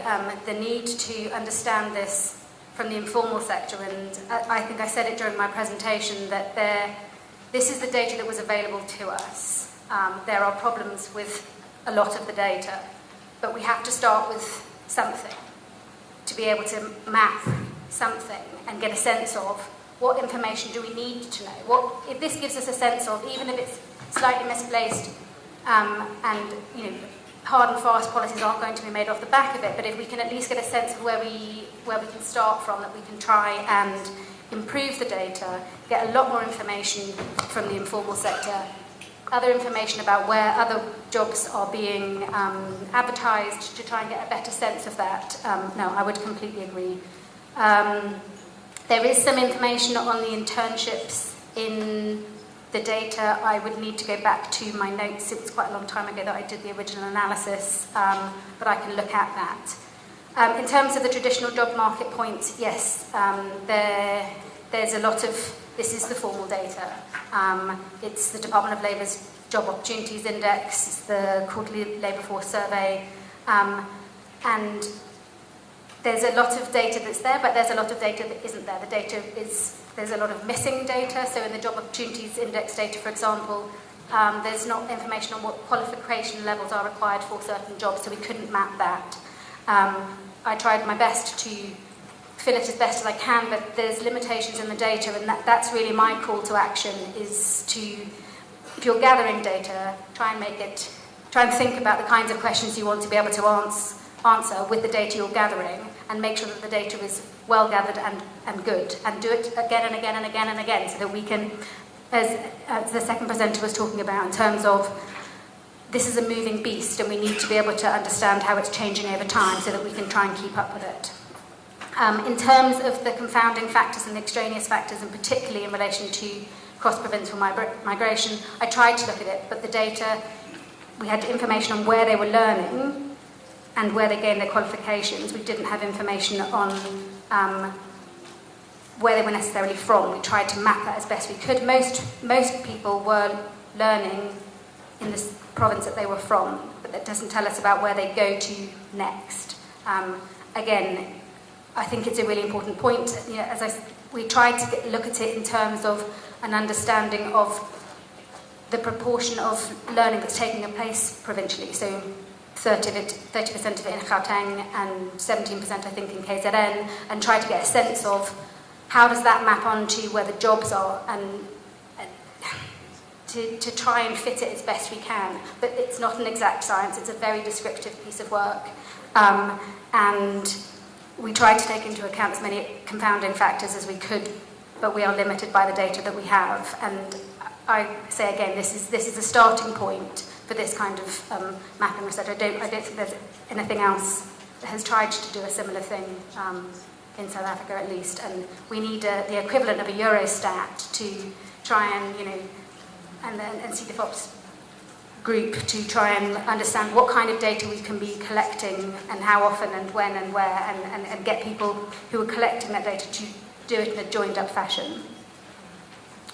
Thank you very much, Catherine. There were quite a few questions, but the interest is what is heartening. I think there's very good interest, in how the data has been collected and what the starting point has been.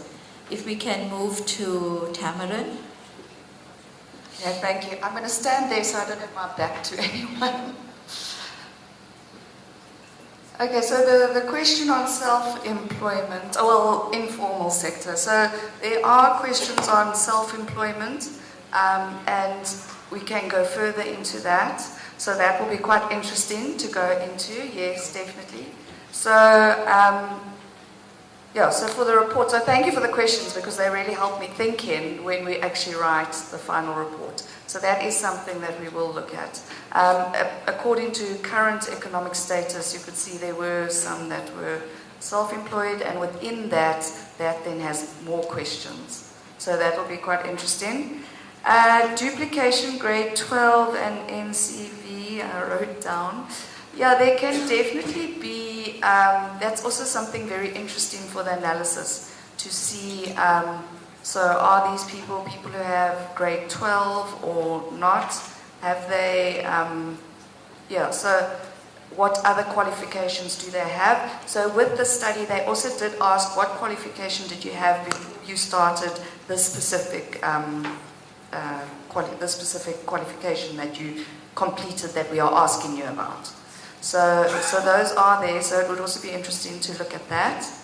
I hope I'm answering your questions. With regards to the internships and impact on absorption, the questionnaire also has a lovely section on internships and all the details about internships. So, yeah, so we will definitely look at that. Something to keep in mind when interpreting the data is that these are 2018 completers and they were questioned now in 2023. And then I was also wondering why the NCV level 4 might have higher absorption rates, and they could have been in the labour market for longer. So all these things are questions that we need to ask when we interpret the data. But we basically, we look at the data and we see what it tells us, and then we think about it, and then we try and come up with something. So thank you. The questions are all very helpful to think about it. With regards to, I'm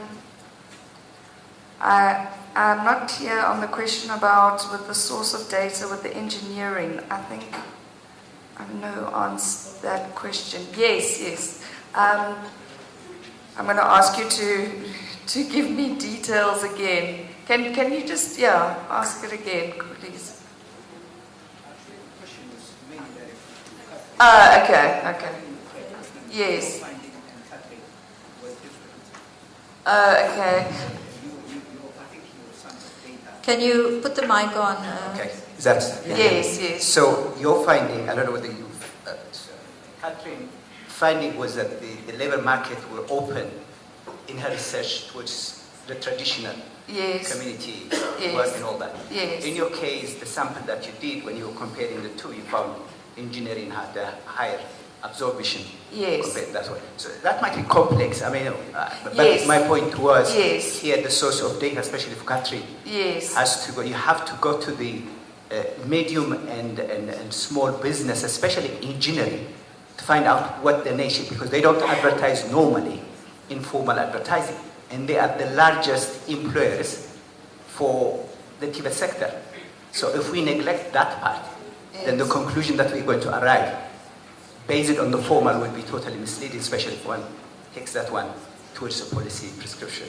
Yes, definitely. So, as I said, the sources of data are definitely, and the way in which the data is collected is so important. So, that is why anyone who looks at results needs to understand how the data was collected, what was collected, what were response rates, and all of that. So that's definitely, And I think we need the Eurostat, I think that's what we need. And then the cross-provincial, there's also quite a few nice questions about where were you before you, where did you study? Then, so where were you living then? And then where are you currently living and where you are employed? So that statistic that I did was current residence. So it would also be quite nice to see the differences and the links and the moves between how many people have moved. So I think there's a lot of spatial stuff that can come in there. But so definitely where they study and where they work is not always the same, and there are reasons for that. So yes, I don't know if I've answered your question. Okay, I think we've covered them. Thank you very much to the presenters. Program Director, are you going to allow for any more, maybe one super question, or you want to shut it off? Because if you allow for one question and it's not, there's going to be a lot of angry people in the room. The lunch is waiting. Okay, so we've got to draw the session to a conclusion, ladies and gentlemen. Thank you very much for your attentiveness, for the interest, for the very probing questions. I must say every single one of those questions had depth, and they touched on the right things. But before we go off, I understand there are gifts. And may we have the presenters coming up on stage to receive them. Our three presenters, if you could come forward.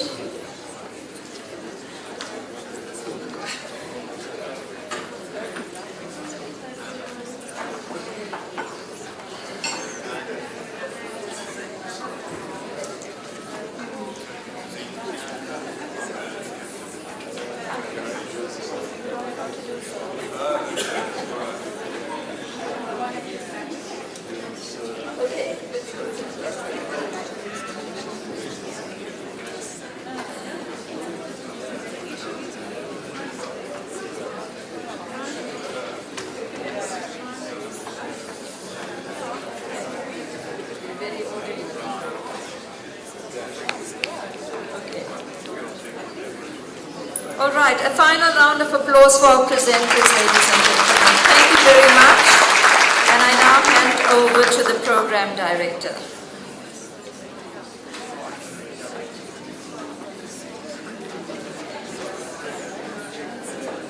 Colleagues, Let's give Miss Aruna Singh a big round of applause.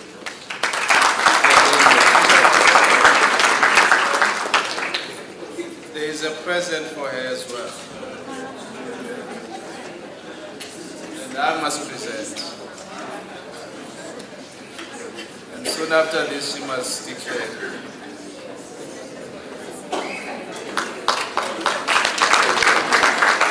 Colleagues, I think lunch should be served downstairs. I'm told that there is a special corner for allowed. You will be guided as you enter. We don't have much time. We should be back here. According to my one, it's 13:54.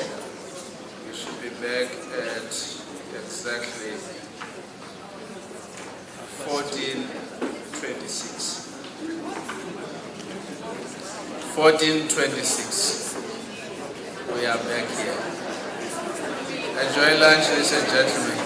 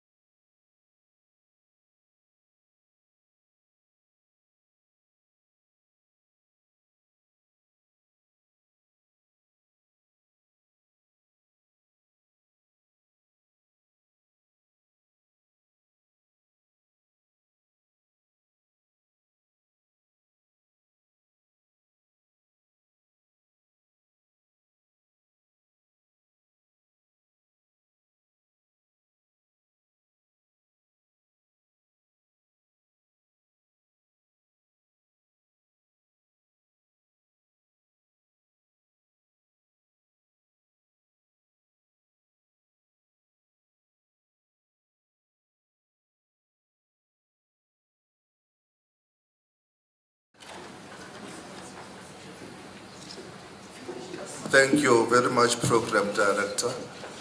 Good afternoon, ladies and gentlemen, and welcome to the fifth session of the colloquium. I hope we are all refreshed and ready to proceed with our session. In this session, we've got a panel discussion. The focus is on the factors affecting TVET students' performance. I think, as we all are aware, the question of performance is quite important, because when all is said and done, we are measured, our institutions are measured in terms of the performance of the students, and to say that have they achieved what they had intended to achieve. So we've got three presenters there. The first presentation that we're going to have, it's the research on TVET students and issues regarding the National Student Financial Aid Scheme bursaries. Now that is the first presentation we're going to have, and thereafter we're going to have another presentation by Dr. Muronda, which is focusing on factors affecting students' performance at TVET colleges. And the last one is on the Centers of Specialization program, the mid-term evaluation by Ms. Zulaika Bray. So, ladies and gentlemen, after that we're going to have brief time to ask questions and to engage with the panelists. And as happened previously, before you could pose your question or make an input, you are requested to indicate your name and the institution that you are coming from. Now, the first presentation on the research on TVET students and issues regarding the National Student Financial Aid Scheme will be provided by Professor Leslie Powell. Just before he comes onto the stage, let me just go through this biography. Leslie Powell is the Associate Professor of the University of Cape Town School of Education. Her scholarship has largely focused on vocational education and training, with her theoretical interest being the ways in which learning and skills can intervene in poverty, and particularly the ways in which it can advance the conditions for meaningful and sustainable livelihoods. Here she has published on vocational education and training from human development and social justice perspectives, and more recently also on skills and the informal sector, applying a social skills lens.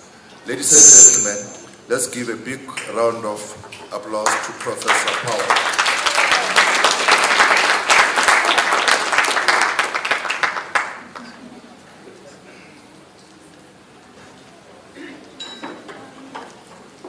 Hello everybody. Can I ask that our presentation please be pulled up? Is it being pulled up? Hope so. Hope so. In the meantime, I'll just give colleagues a chance to grab his seat.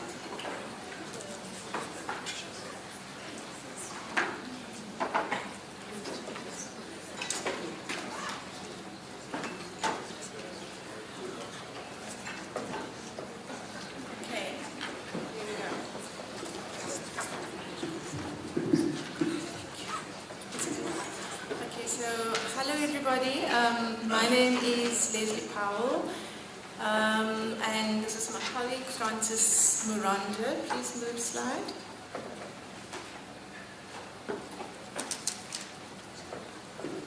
I can do, there we go. So when we started this work, which was, gosh, a few years ago, I was based at Nelson Mandela University. My job title was the Chair for Youth Unemployment, Employability and Empowerment. Shortly thereafter, Dr. Francis Muronda joined us, and he joined us as a postdoc. So Francis is very much our postdoc. He, together with a postdoc at IPS, are the first 2 postdocs ever in this country to work in the area of TVET. We will not be presenting as per the program. We will be presenting our work kind of together, taking turns and kind of dancing with each other, if you like. So we have 3 themes to present, and we decided rather than to present each of the components, component 3.1, component 4.1, component 3.2, because these were the components that we are responsible for now at NMU UCT in terms of an agreement to continue with the work. It's, we thought that we'd like to, there's so much data, and we thought that we'd like to zone into a particular set of themes and then draw from these components to tell a bit of a story, so that we've got a story that we can build on. If you look at these 3 themes that we are responsible for, the first is student access and demand. Very important, because it helps us to begin to understand what are students choosing and why are they choosing like this, and what are the enrollment rates, and what is actually happening to the sector, and how do we plan in terms of the size and scale of the sector. We won't be able to show all of that work to you. Francis has quite literally, his PhD is in economics, and he has quite literally designed a modelling mechanism that we might be able to use as a department to plan for student enrollments as we go forward. The TVET College student performance, also really important, which aims to better understand students' academic achievement. And then there's the last one was on NSFAS, and it's about students' access and demands for NSFAS and also their experiences within it. The 2 of us stand here today presenting to you as 2 people, but in fact the work of these 3 projects have been done by our whole community. So a core team based at NMU and now at UCT, because I've moved to UCT. Their names are there. I won't go through them because there are so many. The students who were my postgraduate students, so the researcher Nontutu Makenka. Nontutu is an East Cape PE college staff member, and she passed a master's with distinction, and she joined our community of students. The 2 students supported through the DHET TVET College's bursary fund, Ezekiel Majola, a lecturer at East Cape Midlands. He has just submitted his PhD, so lots of praise and holding thumbs for Ezekiel, please, colleagues. And Sean Teeny, who is doing a master's thesis on student success and motivation. You know, we tried to work as closely with our colleagues and with our colleagues in the colleges, and so really special thanks need to go to all our college collaborators. I want to name a few people. I can't name them all, but I want to flag Budkaya, who was then the principal of PE College. He was the first person we ran to whenever we had a question, a problem, or any stress, actually. PE College. Budkaya's boardroom was our kind of second home. I want to thank Sister Letu from the Eastern Cape TVET College's Research Roundtable for always being available to help. And then the data managers at the colleges that we worked with, the Eastern Cape TVET College staff members who worked with us as researchers in their institutions and in institutions alongside them, who undertook interviews at their neighbouring colleges, who assisted with undertaking and setting up student focus group interviews and student interviews. We want to thank our student movement for helping distribute our survey instrument, for commenting on our survey instrument, and for being part of the study and walking this path with you. So we stand here as 2 people kind of talking about the results of these 3 components, but it feels a bit bad because there were so many of us that actually worked on this. So maybe what I'd like to do really quickly before, just to talk a little bit about each component. So each component had a range of methodological approaches, and you will see that they're quite intense. So as one example, student access and demand, we looked at online applications data, and at the point at which we started the study, there were only 6 colleges in the country that had an online application system. We're still there? Yeah, we're still there for now. And we did interviews with managers, we did interviews with college students, we interviewed college lecturing staff, and we did a student survey of over 1,000. But the focus of this presentation isn't going to be on component by component by component. We will report in that way, but there are also some correlations, if you like, that are coming out across these reports that are beginning to tell a little bit of a story, and we want to talk about two of those. The first is about Tibet in relation to the broader education system. We chose this as a theme to talk to quite cheekily, because we wanted to make the point and keep it in our minds that as a Tibet college system, we sit within a broader skill system, and we sit within a broader education system, and we wanted to draw from the interviews and from the data some of what emerged from that. And then we wanted to talk about Tibet addressing unemployment and poverty.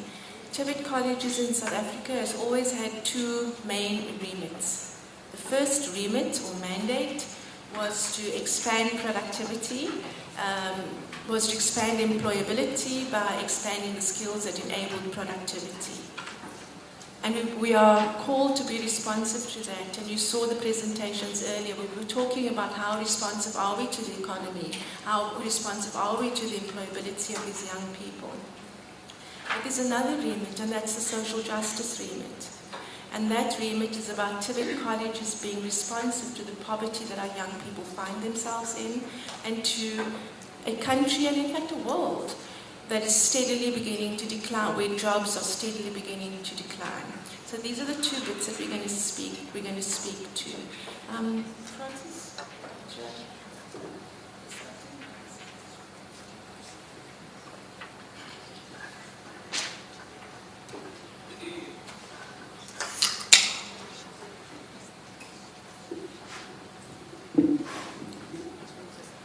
Okay, good afternoon everyone. So I will be taking over and concentrating now on the NSFAS component of the study, which is basically the research on Tibet college students and issues regarding NSFAS bursaries. So the main issue there that emerged for us is that the architecture within the DHET presents a disjuncture between the institutions in the skills system. What do I mean by that disjuncture? As is displayed on the slide, firstly, there is a disjuncture between the Tibet college's student application cycle and the NSFAS application window at times. Secondly, there is also this misalignment between the NSFAS application window and the release of Tibet college students' results from Umalusi, especially those students that would have done remarks or that would have done supplementary examinations. They find their results at an awkward point in time in relationship to them applying for funding from NSFAS and proceeding without wasting time. So that's about what I would like to highlight. As you can see there, we have got pots, and in the interest of time, I am not going to necessarily read the pots. Still under the NSFAS component, we also have this problem of non-take-up of NSFAS bursaries, which actually formed part of the sort of research question. You know, the reason why we're conducting this, we wanted to figure out as to why there is non-take-up of NSFAS bursaries. But guess what? When we went into the field and then we were talking to the stakeholders, it emerged that, especially from the management and the principals that we talked with, that this disjuncture is more of a false imaginary. they were now reflecting on the need that they see on the ground in terms of the students that they have at the college that are in desperate need of the funding. And then you come to them and tell them that there is non-take-up, there is money that is earmarked already for the students, but it is not being, applied for or being accessed. So these principals then scrambled for explanations where they would say, okay, well, if it's happening, maybe it's because of students that are not updating their banking details or students that are dropping out. But in reality, they said they do not really understand. They do not really relate to the existence of a non-take-up of NSFAS bursaries by TVET college students that are in desperate need of the support. The students and the student movements that we also interviewed on the same question of non-take-up of NSFAS bursaries was wanted to understand from their perspective what could be the reason behind the non-take-up. I would say it was to them more of a paradox of a question, and they were actually appalled, to the realization that there is actually a non-take-up of NSFAS bursaries. But however, maybe in an effort just to sort of satisfy some effort, when you are being interviewed, you want to get an answer, they will then say, okay, maybe it's students just wanting to avoid the stress and unreliability of NSFAS, or maybe it's students that are shifting courses, or students that are dropping out. But genuine students that are enrolled in the TVET colleges are in desperate need of the funding that NSFAS provides. Okay, then that was the NSFAS component, which is 3.2. Now I'm moving on to the student demand component of the study, which is component 3.1, where sort of cross-cutting themes that emerge there point to the fact that TVET college is seen as TVET colleges are seen as second chance institutions, and there is also the effect of a disjuncture that exists between the students' application cycle and the NSFAS application cycle. And this is precipitated, albeit in part, by the late release of metric results, and also in part probably by the lack of parity of esteem, where in the PSET sector it looks like the TVET colleges are sort of carrying this younger brother syndrome, and then they don't tend to attract, which is what we want now to try and move towards. They don't tend to be the actual institutions of choice to the students. Okay, moving quickly there. The other under student demand still, we also realize that we have got a problem where students are enrolling for programs that are not their first choices. You see, a student goes to a college and they've got their career aspirations, and then only to find out that probably that program is very popular, it's already full, and then sometimes they find that the college probably does not have that particular program as part of its provisioning. Then the students end up settling for what is available. Then there is also a problem in terms of insensitivity, or insufficient sensitivity to opportunity cost. You see, the cost that is measured in terms of foregone alternatives. While the students are at the college, they spend their time, and these are young adults, and time is of essence to them. Some of them already know exactly what units of knowledge they are looking for, but they end up being forced to sit for 3 years when they only want, a unit that could be offered at, a shorter sort of time frame. We have also seen that our students are repeating the South African qualifications authority levels, where we find students that already have matric still going to enroll for NCV, which is at the same SAQA level. So, as alluded to before also, there is a limited range of programs that the students can choose from. You can look at development as freedom, and we can look at freedom as the ability to choose. So these students now are sort of limited in terms of choice of programs that they would like to pursue. Okay, now quickly moving on to the third component, which is academic achievement or academic performance of our TVET students. There is, I would say, in general, a deplorable pass rate or success rate, which ranges from 2 to 8%, with other programs maybe doing better than others. And then another problem there is the compulsory 18 months,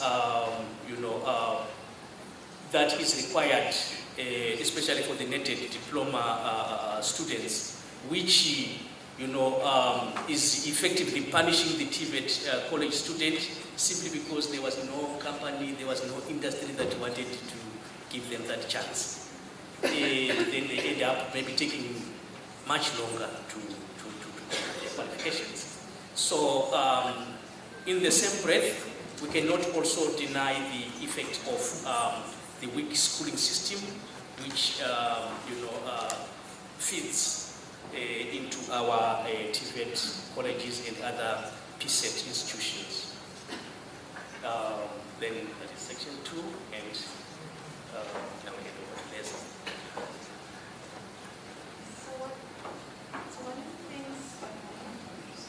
So one of the things that can you hear me? No? Okay. Can you hear me now? Okay. So one of the things our colleges need to do is to respond to poverty. It's one of the areas of responsiveness. So we took these 3 dimensions and we looked at the ways in which it affects the ability, the capacity of TVET colleges to address poverty. So the first is in terms of student demand. We've had a plan, didn't we? We had a plan, and our plan was to grow the TVET colleges, to expand enrollments. In fact, it was a central objective of our National Development Plan, was to expand enrollment steadily till 2030. What has actually happened in our enrollments, which as you can see here, is that this has not been the case. In fact, since 2016, our enrollments have been capped. They've been capped for all kinds of reasons, partly because of the higher education costs, partly because of, we can debate what the reasons are, but they've been capped. And I sat in a meeting, I'm also part of the SAQA review team, and in those discussions, I was in a meeting with stakeholders, different meetings, and in fact, in 2 different occasions with 2 different groups of stakeholders, people said, if you look at the enrollment figures, students don't want to go to TVET. That's not true. It just isn't true. And this is how we can tell you that it's not true. It's not true because we know from the data that we've collected, we have tracked enrollment data across the course of the year, in some colleges from 2017 to 2021, in others from 2020 to 2021, and remember that there are multiple intakes during the course of the year. And it's pretty much constant. The enrollment rate, which is how many people enroll from those who are accepted from those who apply. So the enrollment rate ranges from between kind of 70% to kind of 21% at any given point. Leaving it with the mathematician, because Francis really is a base mathematician, so leaving it to the mathematician to sort all of that out, we've come to the conclusion that your enrollment rate is about 20%. What does that mean?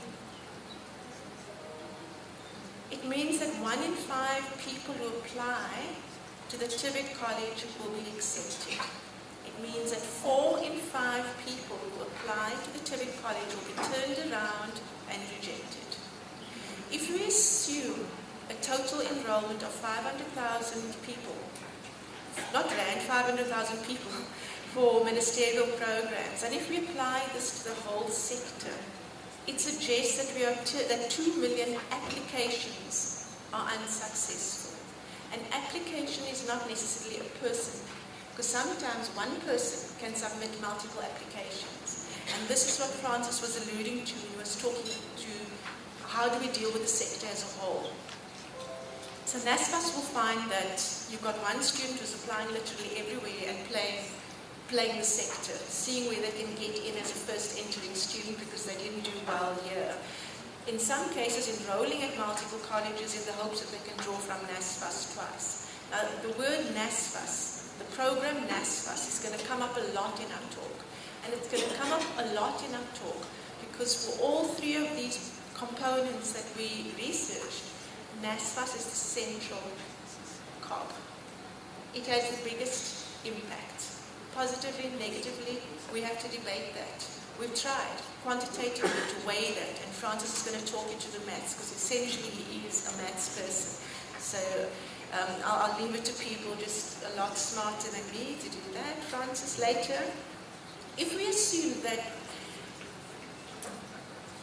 for every application you are talking, that every college applicant submits 2 applications. And again, we try to find a normative standard. Would it be 3? Would it be 4? Would it be 1.5? Like what would it be, you know? We ask students, trying to get a sense. But let's assume that every applicant actually submits 2 applications. Then we are turning away kind of just about that's a typo, we are turning away about 1 million people every year. This is an enormous problem. And it goes back to what Francis was talking about earlier. It tells us that we don't have enough space in our institutions. And it possibly also tells us that we don't have enough PISIT institutions. And in all probability, it probably also tells us that we don't have enough range of PISIT institutions. So what happens with the TVET colleges? Everybody comes to the door of the TVET colleges.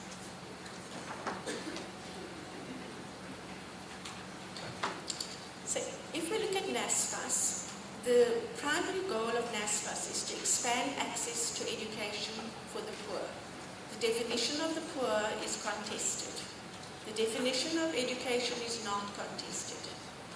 It's primarily colleges and universities. The aim is to expand enrollments for the poor and marginalized youth.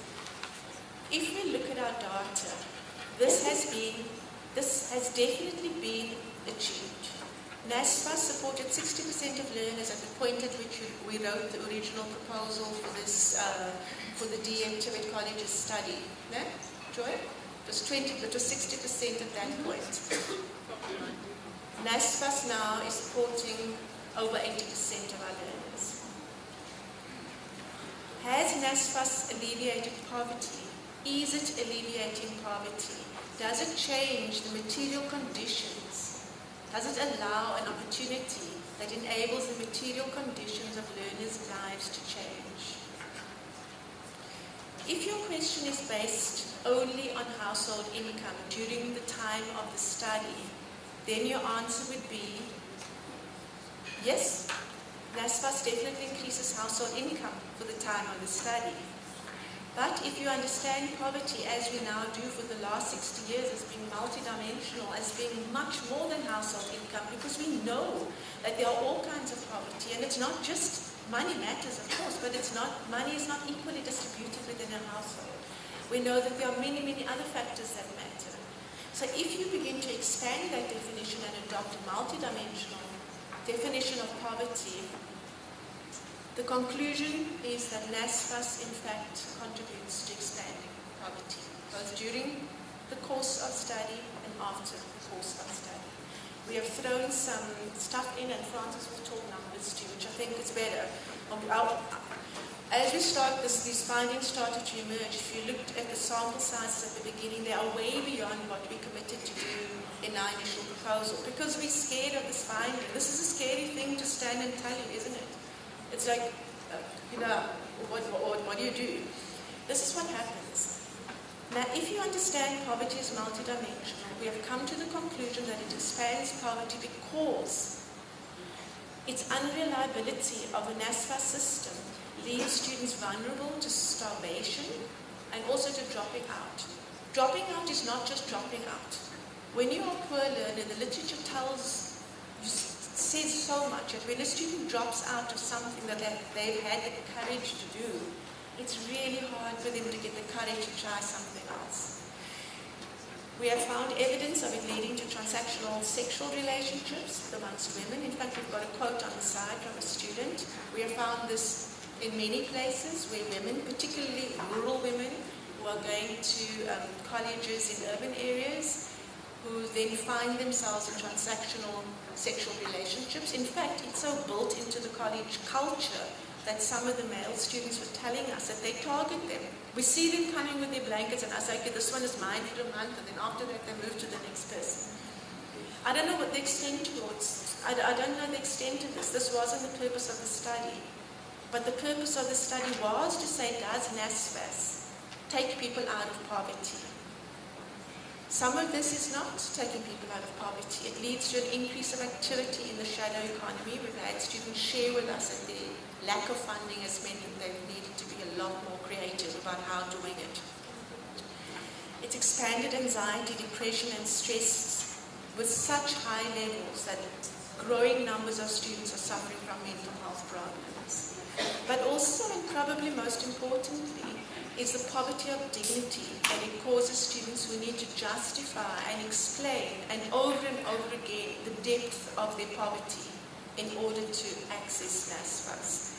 So yes, NSFAS is fantastic. It really has opened the door to many, many poor students. But I think we need to think about if there are maybe different and other ways that we can expand access to the colleges.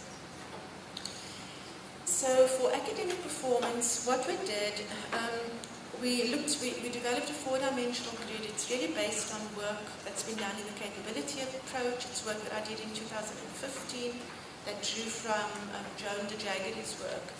And it's a four-dimensional grid which says that academic performance is not affected by one thing.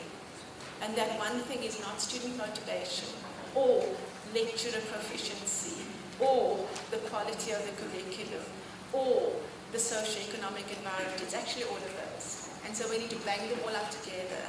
And in doing that, you get a much better sense of what is it that's shaping student academic achievement. Francis? Yeah. Can you explain all this?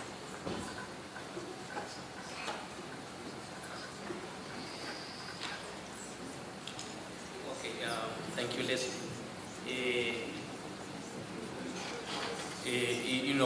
Further, under the academic performance component of the study, which is our component 4.1, we, based on the survey that was alluded to earlier on, we then went on to do a principal components analysis because our survey had up to 108 questions. So in other words, we are saying we measured performance in 108 different directions.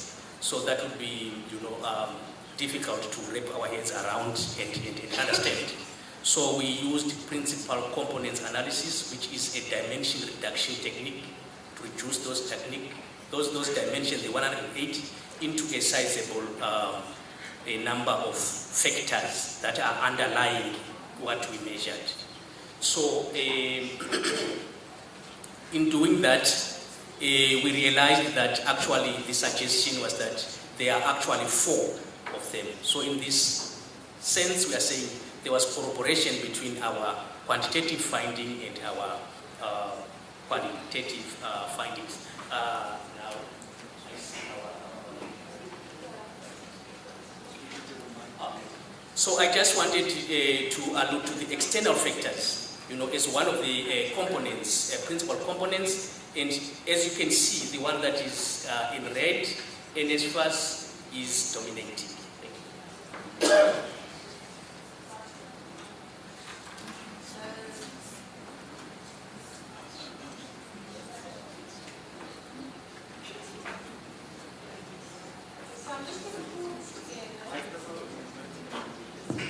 I want to pull this together by saying that there are 3 points that we want to flag. The first point that our student demand analysis shows us, and of course we've done it in more disaggregated ways in the actual report, it shows us that we simply don't have enough space to meet the demand of students in our physics sector, and we don't have it in our TVET colleges. The second point, and it's shows us overwhelmingly, is that NSFAS isn't working. Overwhelmingly, staff and students agree that it isn't working. And when we ask people what their recommendations might be, how might it be fixed, how might it be improved, many suggestions will emerge, again, in the report.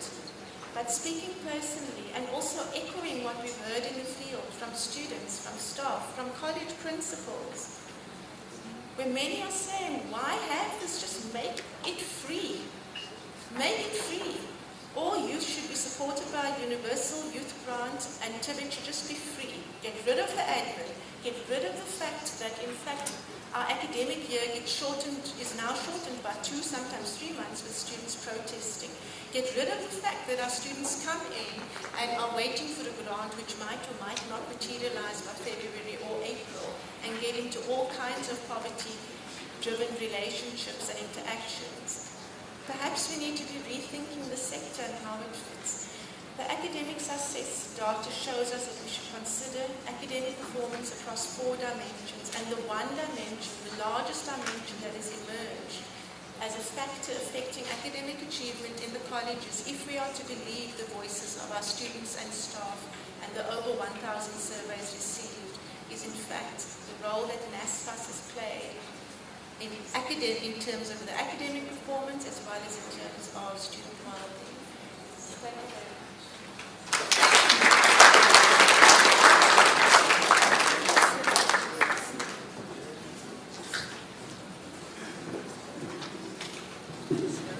Thanks very much, Professor Paul, as well as Dr. Muronda, for that interesting research that you've shared with us.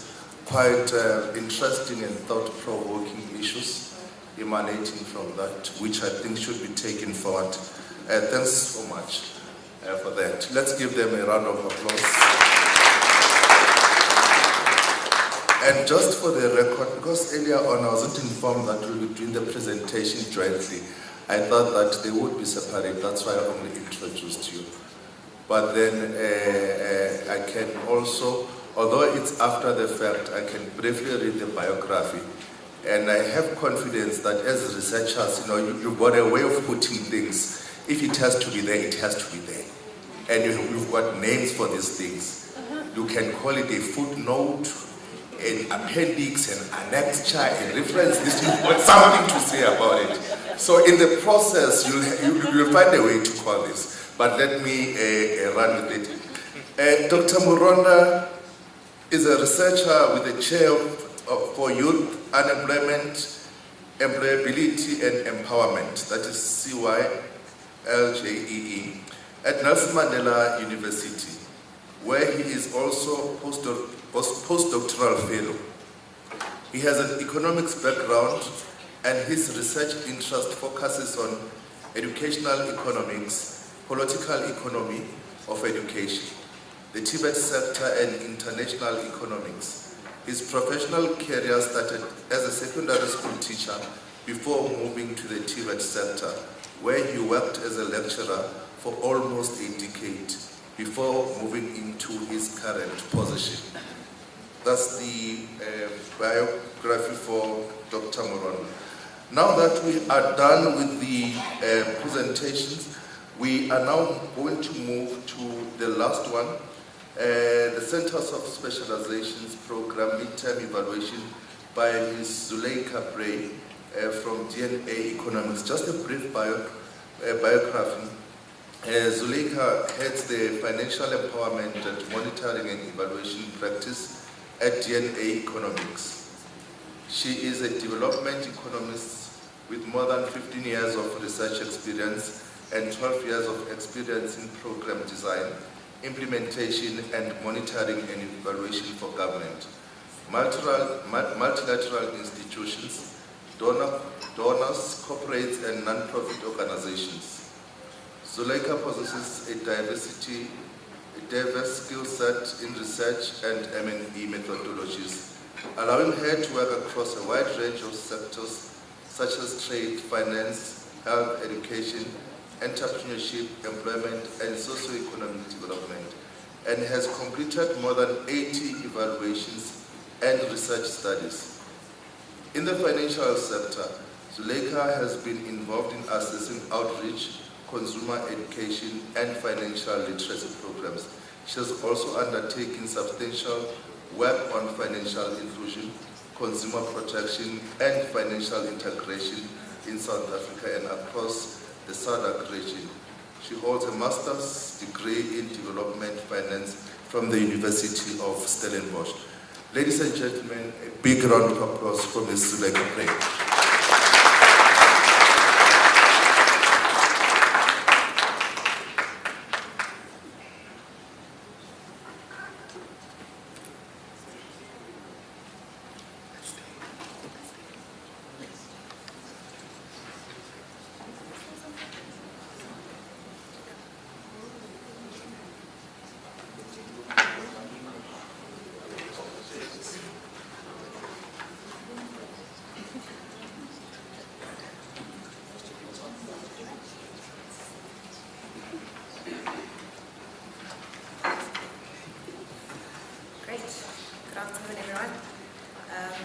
As you would have heard from my introduction, I am not a TVET expert.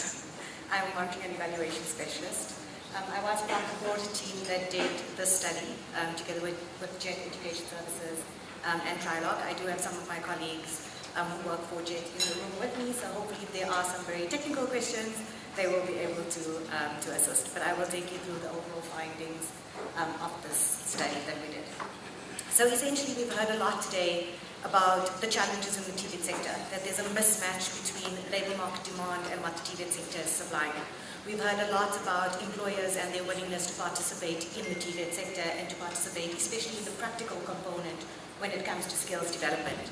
And essentially what we were tasked to evaluate was the Centres of Specialisation, which is a new program that was developed by the Department of Higher Education and Training, and it involved the establishment of a specific and dedicated unit within selected TVET colleges, where this unit serves as an anchor, or they serve as the meeting point where the TVET colleges as well as employers come together to try and solve these challenges that we find existing in the TVET sector. So the question that we have to ask ourselves is, why did we have to establish these centres of specialisation, and why did we choose the TVET sector? So we know that there's that mismatch of skills that we talked about, and this has necessitated the design and implementation of strategies to coordinate various players working together to be successful. The TVET sector is all about skills development. This is what they do. So they were ideally placed for them to be able to host these centres of specialisation. However, we know that the TVET system is not always functioning optimally. We know that they have a poor image. We know that they've not always been the first choice to our students in the past. And if we can rectify these various issues that we identify, hopefully we can become a centre of specialisation, and they will be that first option of choice. A few quick facts about the program. It was established in 2019. There were 13 priority trades that were identified for these centres of specialisation to be built around. This was not random. We have the strategic integrated projects, what we call the SIPs in South Africa, and they identified a number of trades that if we did not try and get more people qualified in these trades, we would not be able to deliver on these SIPs. So that is where the foundation of the identification of these 13 trades comes from. The trades, these centres of specialisation were rolled out in 19 TVET colleges. Some of them have more than one site. But ideally what we did was every single one of the 13 trades needed to be represented in at least 2 sites. so that we had not just one case study, but rather 2 case studies where we could do comparisons as and when required. So we're going to start at the end. What did we actually achieve? Usually I would go through this and tell you everything we did, and right at the end to tell you what we actually achieved, but we thought we'd turn it around and get your attention from the beginning. Because what we found is that the design and the implementation of this new approach to training can work. We found that it has the opportunity and the possibility to increase the number of artisans that we have in line with demand. We also found that it has the capability of improving the quality of artisans produced by TVET colleges. But it's not all rosy, because we did identify some inefficiencies in terms of implementation, but if we can fix those, there's a very high likelihood that we will actually be able to achieve what we set out to do. So we are on track, but we can do better. Sorry, I think this is the old presentation, but anyway, I'll just go between. In terms of the objective of the evaluation, what were we trying to do? So this evaluation was completed in 2021. So we set out to do a implementation or design and implementation evaluation. Design evaluations focus on the relevance of your program. Have I identified my problem correctly? Whereas your appropriateness focuses on have I designed my program correctly? Is it holistic? Have I included all the different areas that needed to be included? Is there anything that I've omitted? What are the assumptions that I've made, etc.? We wanted to see whether the program was on track. We wanted to identify any problems or challenges that the project was encountering, and we wanted to respond to questions around project fidelity. And project fidelity is, I designed it to look like A, is it operating as A or is it not operating as Z? Which is not necessarily a bad thing, because projects are supposed to pivot, they're supposed to be fluid, you're supposed to fix what is wrong, but we needed to identify where those changes were made and whether they add or detract from any particular program. So what is the reason that we ultimately did the study? What is the reason that we developed these centers of specialization? So there were 3 key reasons. The first one is that, and I mentioned it already, the shortage of supply in terms of artisans that we needed for the SIPs. And there are some specific occupations that had severe demand, and then there were others that had high demand. We also know that these shortages in the supply of suitably skilled and qualified artisans can be tied back to 2 further challenges that we find in the sector. The first one is around systemic weaknesses, and the second one is around the poor quality of apprenticeship training. And it's not as simple as that. Those are 2 very broad statements. So what were some of the systemic weaknesses that we identified? Fragmented trade qualifications, poor monitoring and quality assurance, complicated registration systems, inefficient grant applications and disbursement processes, excessive delays, and the amount of time it took for somebody to go from enrolling to becoming an artisan to actually becoming qualified and being able to work. In terms of the poor quality of apprenticeship, if we look at the causes of poor quality, it includes lack of confidence in the TVET sector, which means that people are not coming forth to help the sector develop. Poor quality workshops, these are the physical workshops where people actually do their practicals, a curriculum that's not aligned to what industry actually wants, and again it talks to that demand and supply mismatch. In terms of appropriateness, we found that these problems were correctly identified. Now we had to go and find a solution. So why did they come up with the Center of Specialization approach, and why did they just not use the NCV or the NATED approach? What was found is that the NCV doesn't work well for dual system approaches, which includes both theory and practical, whereas the NATED lends itself to more theory, which means it also wouldn't work. So they went with the dual system approach. It's not something new. The dual system approach has been piloted in South Africa before. It's been done twice. The first one was with the DSAP, so the dual system apprenticeship pilot, and the second one was with the DSPP, which was the dual system pilot project. So we didn't start from scratch. We took the learnings from 2 previous projects that were implemented and we made it better. In terms of the appropriateness of design as well, we found that this project could achieve the DHET's overall goal, which is to create a skilled and capable workforce to support inclusive economic growth. And this would be done in 2 ways. The first one was by improving the quantity of skilled artisans out there, and the second was to improve the quality of skilled artisans out there. But those are 2 very broad objectives. So how do you actually ensure that you can get to that? Sorry, I'm just going to go back to get to the theory of change. This is the theory of change for this project. I'm just going to focus on the bottom, which is the purple blocks. And this theory of change, you'll see on the top what the impact it's tied to the sub-projects, because that's where it ultimately came from. But what we said was, if we wanted this quality and quantity objective, there's a few things that we have to get right. And we broke that down into 6 outcomes. And these 6 outcomes were around appropriate regulatory governance, funding and management structures. It was around having appropriate LTSM for teaching and learning across the 13 trades. It was around increasing capacity within the TVET colleges. It was about having employers who were willing and able to train these apprentices, that the seaters needed to effectively participate within this project, and the last one was around trade day centers. So we took those 2 very broad objectives and we identified 6 sub-components that we need to get right in order for this program to actually succeed. This program also works within an ecosystem. Sorry, I apologize for this, it's just the slides have gone out of order. This program works within an ecosystem. It's not just a project that is implemented at TVET college level itself. If you look at the structure that is on the slides at the moment, if you look at right from the top, we've got the DHET, who are the owners of these programs. That's the executive. Underneath that, you will see the various branches within DHET working together in order to, or they sit on an executive committee, and that's that national oversight structure in order to get this program to work. Underneath it, they've identified 8 work streams, and these work streams are populated with various different people from various different areas of government and the private sector in order for us to achieve those 6 outcomes that we set out. There's also your occupational teams, and your occupational teams who sit on the ground are made up of industry representatives. It's made up of CETA representatives. It's made up of representatives from the college, etc. So everyone is moving together to achieve this common goal. Nothing is done in isolation. And right at the bottom, you've got the TVET college, which is where the program is actually implemented. And even there, you won't see just the TVET college. You will see the TVET college who has a reference group. In that reference group is the employer. An extension of the employer is the CETA. There's the trade centers. An extension of that is the QCTO. And then there's the TVET college themselves. So again, this ecosystem is big.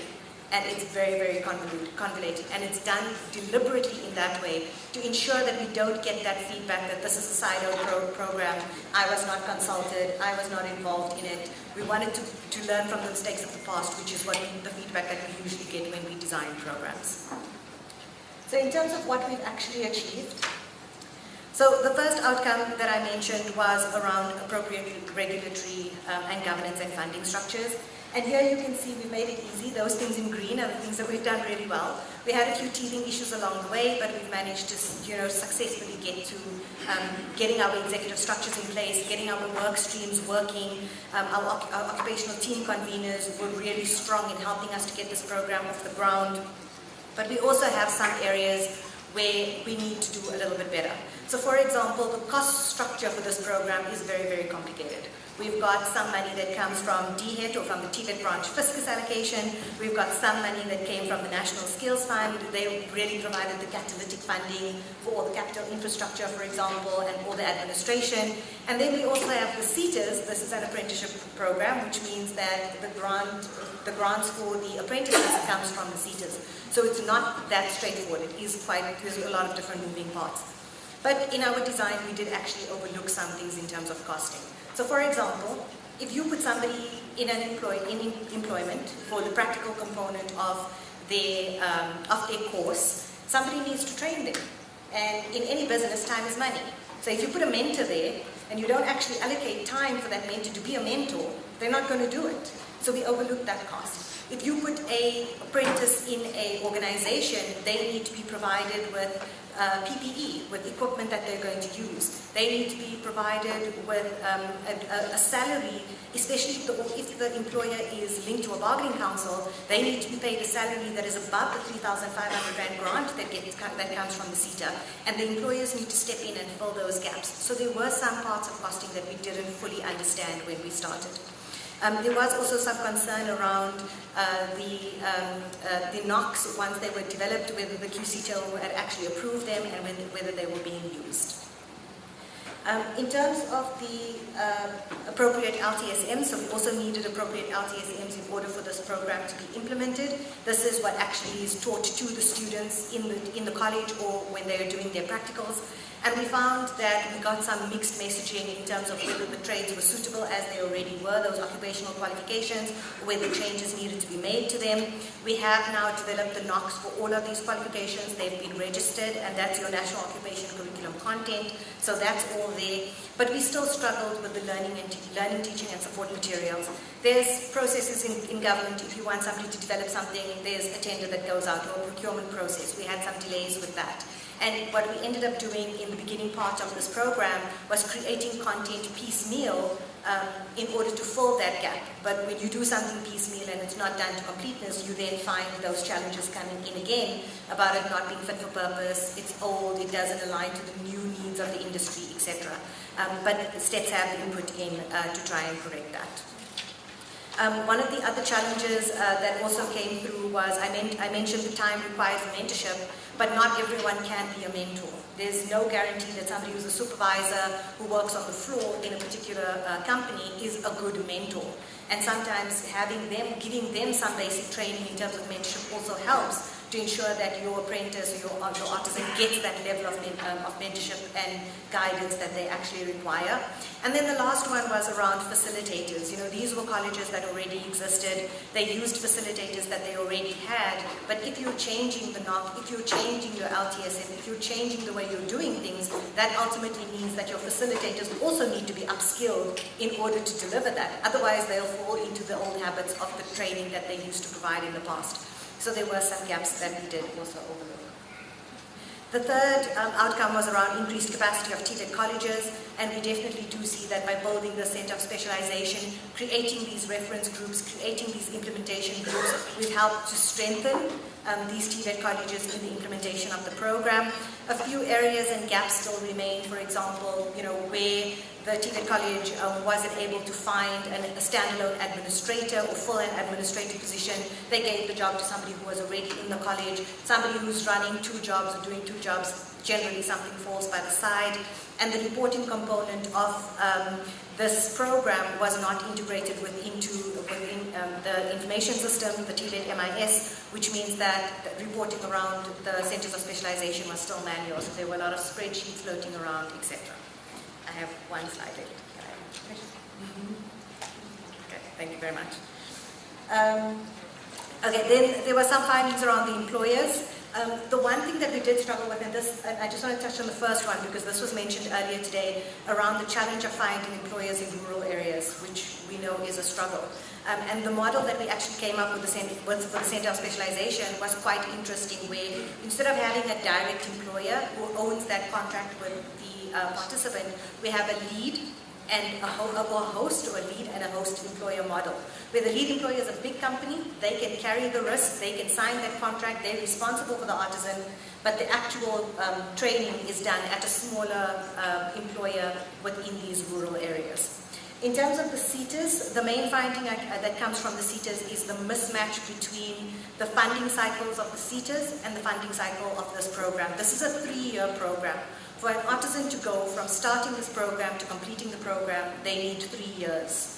The CETA funding is done on a yearly basis, which means that there's no guarantee that artisan or apprentice will actually be funded for the 2nd or 3rd year of their study, and that actually is a risk.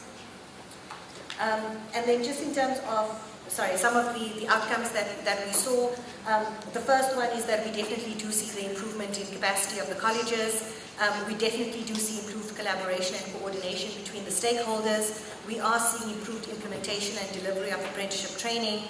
And we are seeing that the knowledge and skills and competency of the apprentice is improving. The only thing is, at the time of doing this evaluation, we hadn't had the first set of graduates come through the program yet. As far as I understand, the group now has graduated.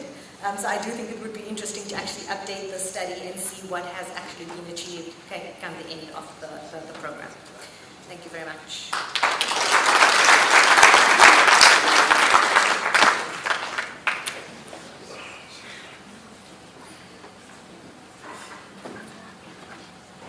Thank you so much, Zikaila, for that, for sharing that research experiences with us.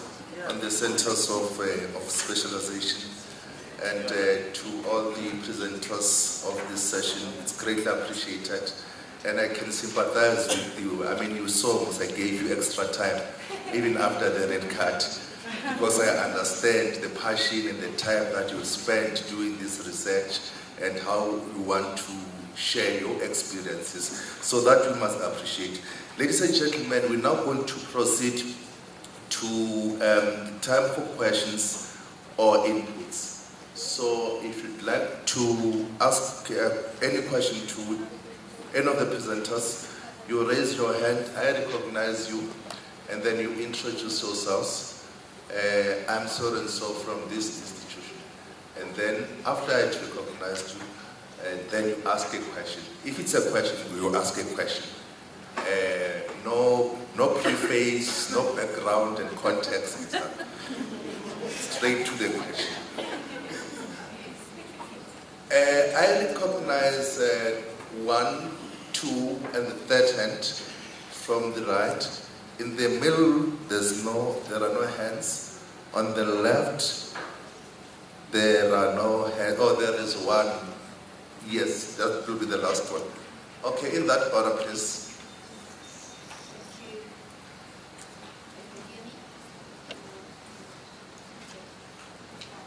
Here we go, Dr. Shirley Lloyd. I'm the chairperson of the Association of Private Providers of Education, Training and Development. I'd just like to ask the researchers, I suppose across the day, but particularly in this session, if they are aware that about 22% of learners in the TVET system attend private colleges. So would they be factoring that in an overall picture? And the other question is to the presentation now that we've heard, would the use of the occupational qualifications in the centres of specialisation have made quite a difference to the kind of knowledge, skill, experience required? Has it actually helped in terms of training people in the different trades? Thank you. Thank you, Dr. Light.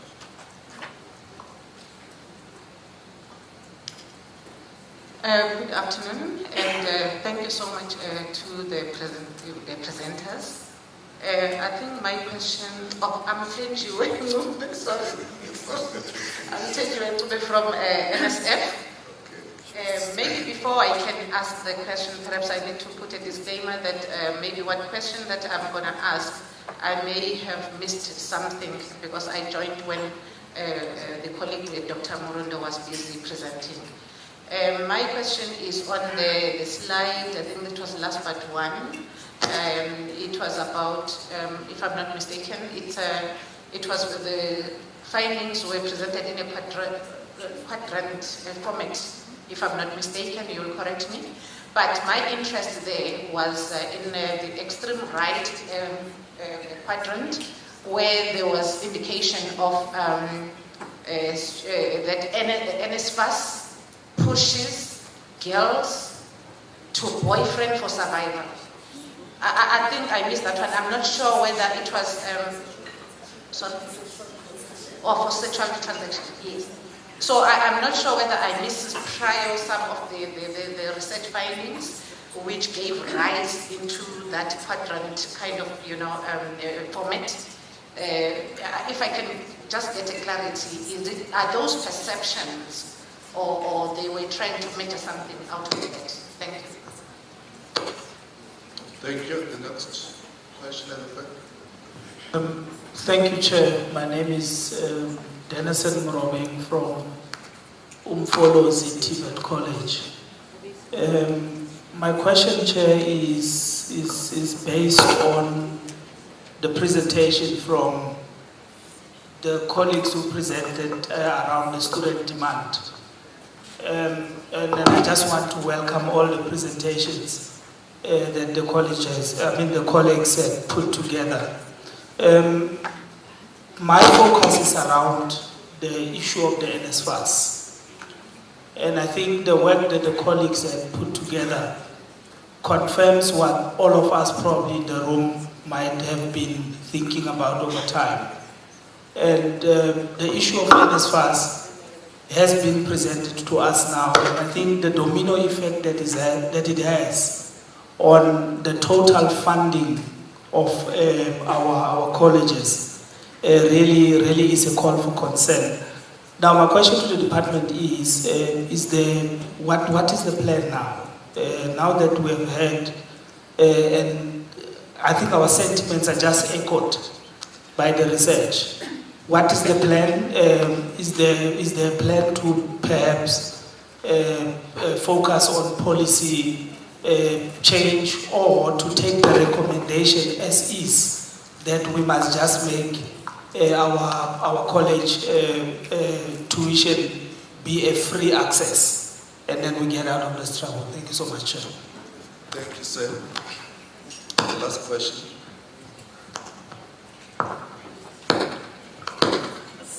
Please bring it back towards the right. Here, the front.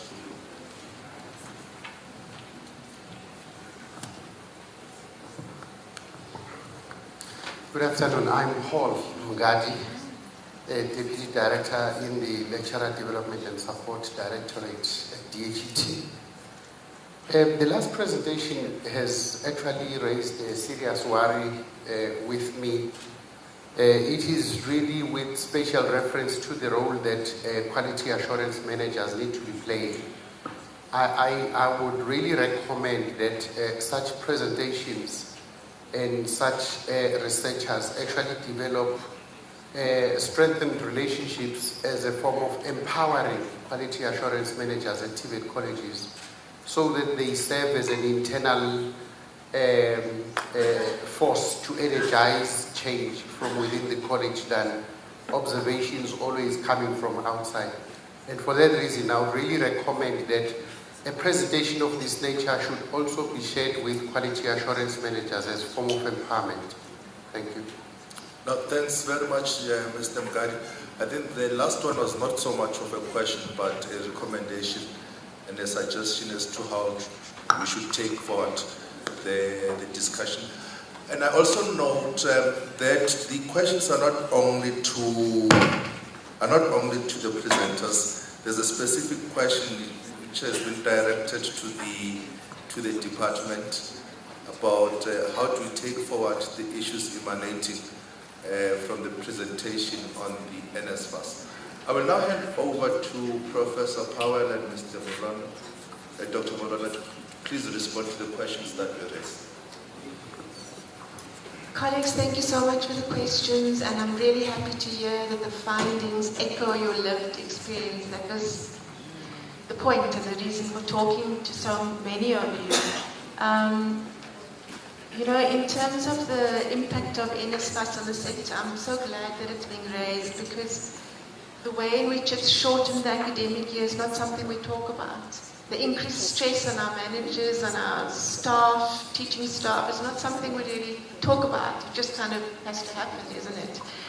The fact that we now have a new category of students that we all nudge, wink, wink, say, we've got, oh no, that's a professional student. He's not a serious student. And you're referring to a student who's at a TVET college, but who's really not there to actually necessarily study, but who's coming there because they need the social system security, and so they're coming for that purpose. The domino effect that it's actually had on the sector in terms of TVET colleges needing to now struggle to get their tuition fee paying students to pay their money and to pay in their tuition fees. And so all of this, and I'm so glad that you're flagging this. You know, colleague, you flagged, hey, my sister, this is something that you're flagging. This is a painful something that you're flagging. I mean, we were so shocked when we went out and did our first interviews with students. And we spoke about what's your experience of NSFAS and what's happened with NSFAS and what does it mean for the institution's culture and, you know, many questions. Really their perspective, their experience. What does it mean for them? And the story would be, we're so happy because we wouldn't be able to be here without NSFAS. But you know, a lot of us have been put into these situations where we're doing things that we would not normally do. We left our village, our family said goodbye to us, and now we're struggling, we can't go back to them. What do we do? So they get into different transactional relationships, they get into grey economies, there's all kinds of activities which was not the heart of the study but which emerged. And because it emerged, it was included in the survey instrument. He was going to pull it up. And because the students helped shape the survey instrument, it was one of the questions in the survey instrument. And so what you were seeing was the second part of the research, which was the quantitative, which asked the question, do you believe that this is an issue? Rating 1 to 5 was like a question. And that is the response that Francis is showing you.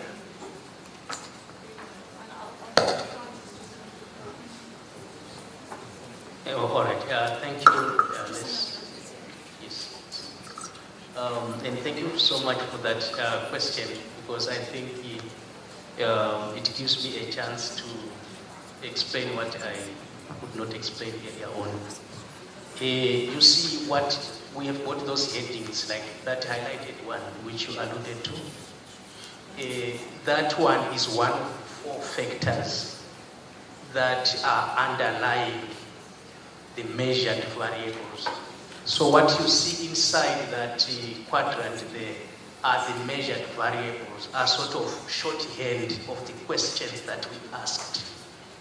And the numbers that you see, brackets, are the component loadings, which can be interpreted as the standardized regression coefficients between the factor, external factors, and the measured variable. And in that case, I think you pointed to the NSFAS pushes girls to boyfriends for survival. It was one of the questions. So we are trying to say there that a variation, because the standardized, it's not a normal regression coefficient, but it's a standardized regression coefficient which speaks to the standard deviation. If you change the standard deviation of that measured variable by 1, what is the resultant change in the standard deviation of the external factors? It is now what we have in brackets, which is 0.5, I think.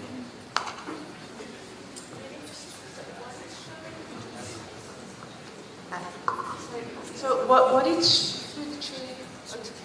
it's showing you is that it is the second highest factor affecting the academic or well-being of students is NSFAS pushing girls to boyfriends for survival.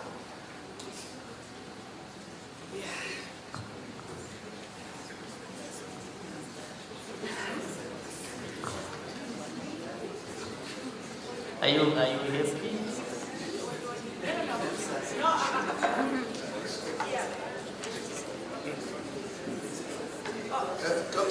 Doctor, that's fine. You've responded the way you've responded. It's fine. If there's a need for further engagement, you may exchange email addresses so that you can take it. But happiness is something else.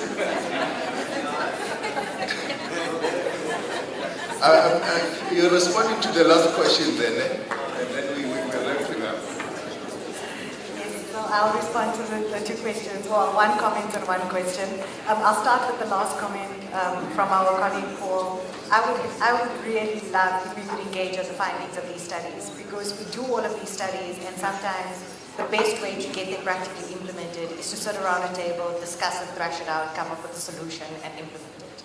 And I would love to have that opportunity to actually share these findings more widely. On the question that came from Dr. Shelley around whether we actually seen a difference with the occupational qualifications and this model. So as I said, we haven't seen the final outcomes and whether that cohort has graduated. But I think the difference comes in how this program is structured as opposed to a normal TVET where the student goes through the TVET and then tries to find a job. This is reversed. They have the contract with the employer first and then go into the TVET college in order for them to get the theoretical training, which means that that move between theory and practical is very fluid. It's a lot more common. It works a lot differently. And then also with the structures that have been put in place, the reference groups and the implementation groups, they meet on a quarterly basis, they meet on a monthly basis. Everyone is sitting around a table together, which means that challenges that do get identified are addressed very, very quickly. So there isn't that lag of we've identified a problem, we're just going to live with it for the rest of the year. No, it's, you know, at the next meeting we'll solve it. So there has been a very collaborative relationship, and we hope that that would then ultimately result in those better outcomes of better skills, you know, more artisans, etc. Thank you.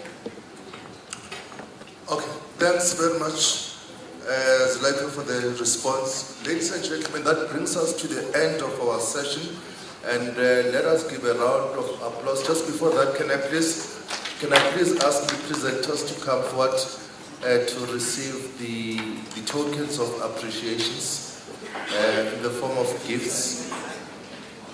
On a lighter note, I know they are researchers, they are professors and doctors. They are used to researching. Dr. Morona, and please come forward for the tokens of appreciation.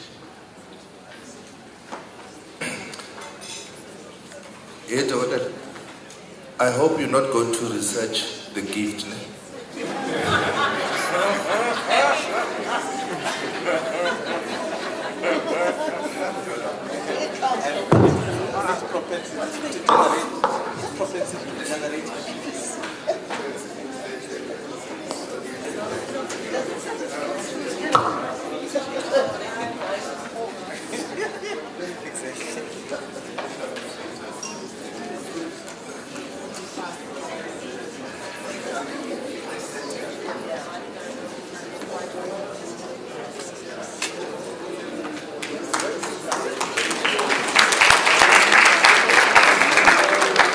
Let's give Mr. Msipa a big round of applause.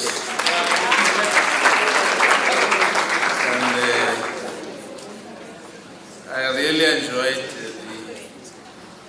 this last part of the presentations and what they have stimulated in this house. It's quite exciting.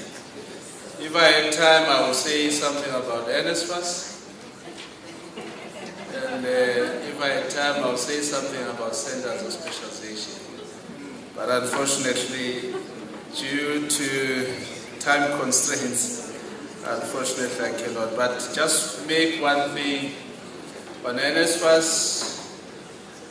Let's take a white cloth, a big white cloth. White cloth. It's very clean. But the moment I put just a small dot on it, is it still clean? No.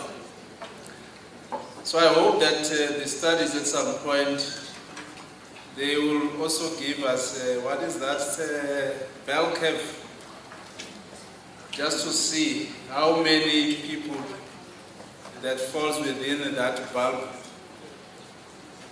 that are being assisted, and they are happy with the assistance from NSFAS, and how many will remain as outliers on the sides. But it's an important scheme for this nation, and we do need to zoom into those areas which the researchers have found to be pushing some of our students to those activities that they have highlighted. But indeed, it has benefited a lot. I'm a beneficiary of NSFAS, although it was called TAFSA by then. And in the institution where you are, we used to have a gentleman called Babu Matand, who was there in the student support services. And whenever the money clicked onto our accounts, we had one guy, I used to stay at Lisby Gardens, We had one guy that would then go out and scream, "Ungenile uMaqanda," and we all celebrated. And I think indeed it has assisted a lot of people. On course, I like what you just said about course, Ms. Bray. Indeed, it's an ideal way of running technical and vocational education system where you've got a firm commitment from the employers. The students that go there already are attached to companies, and I think that's how the model works, and that's how it worked when NATED was formulated back then, because NATED was developed by industry. And they will say you go to company so and so because you came here with no qualification or no skill. We send you to Boland College to acquire the theory. After 3 months you come back for your practicals again, you go back until you get your N3 or N6 and so forth. But things change as we try to massify and increase access within the TVET sector. So we hope that the employers will come on board, that no college will enroll a student that is not attached to a company. And that's how this model will work. If we talk about your Germans, your Swedes, and that's how it works. They don't just take students from the system, but it's people that are attached to entity. In fact, students don't apply directly to colleges. They apply in an entity and say, I want to be a plumber. And then they'll send you to a college. You don't have to wonder about where you are going to be placed. And that's an ideal. But what we could also ask the industry to assist us with is that they do the recruitment themselves and then they send these students to us. That would be more ideal. But we also have to look at what our government have put in place in terms of the special economic zones. What is their role? As well in terms of training and developing, particularly artisans. What is the role of special economic zones? Are our centers located within these economic zones? And if not, why not? That's a debate for another day. It's another topic, Dr. Papier, for research. I will now call upon Ms. Ngogaitobi to give us direction as to where we are going to go. We have lost a bit of time. We were hoping to finish by 16:30, but we'll push for another 30 minutes and finish at 5. But you will leave from your commissions directly to your place where you'll be accommodated. Those that will be, I almost used the wrong word. Those that will be sleeping, I almost say around.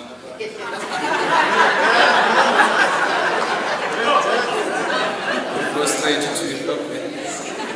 Mr. Waitobi, but I must thank you. You've been a wonderful audience, and to all the presenters, thank you. From my side, I won't be seeing you tomorrow. We've got my colleague DDG Lolo Azigasa, who is the DDG for planning. This project is actually her project. Together with her chief director, Mr. Mgiba, who's seated here. I hope you'll be able to see Mr. Mgiba. Will you please rise so that they can see you? This is your work. We call him Dangerous Darkies. I hope you were able to see him, or maybe you just saw the shirt. With the light that you have, I'm sure you will. Thank you very much to all of you, ladies and gentlemen. It's been wonderful.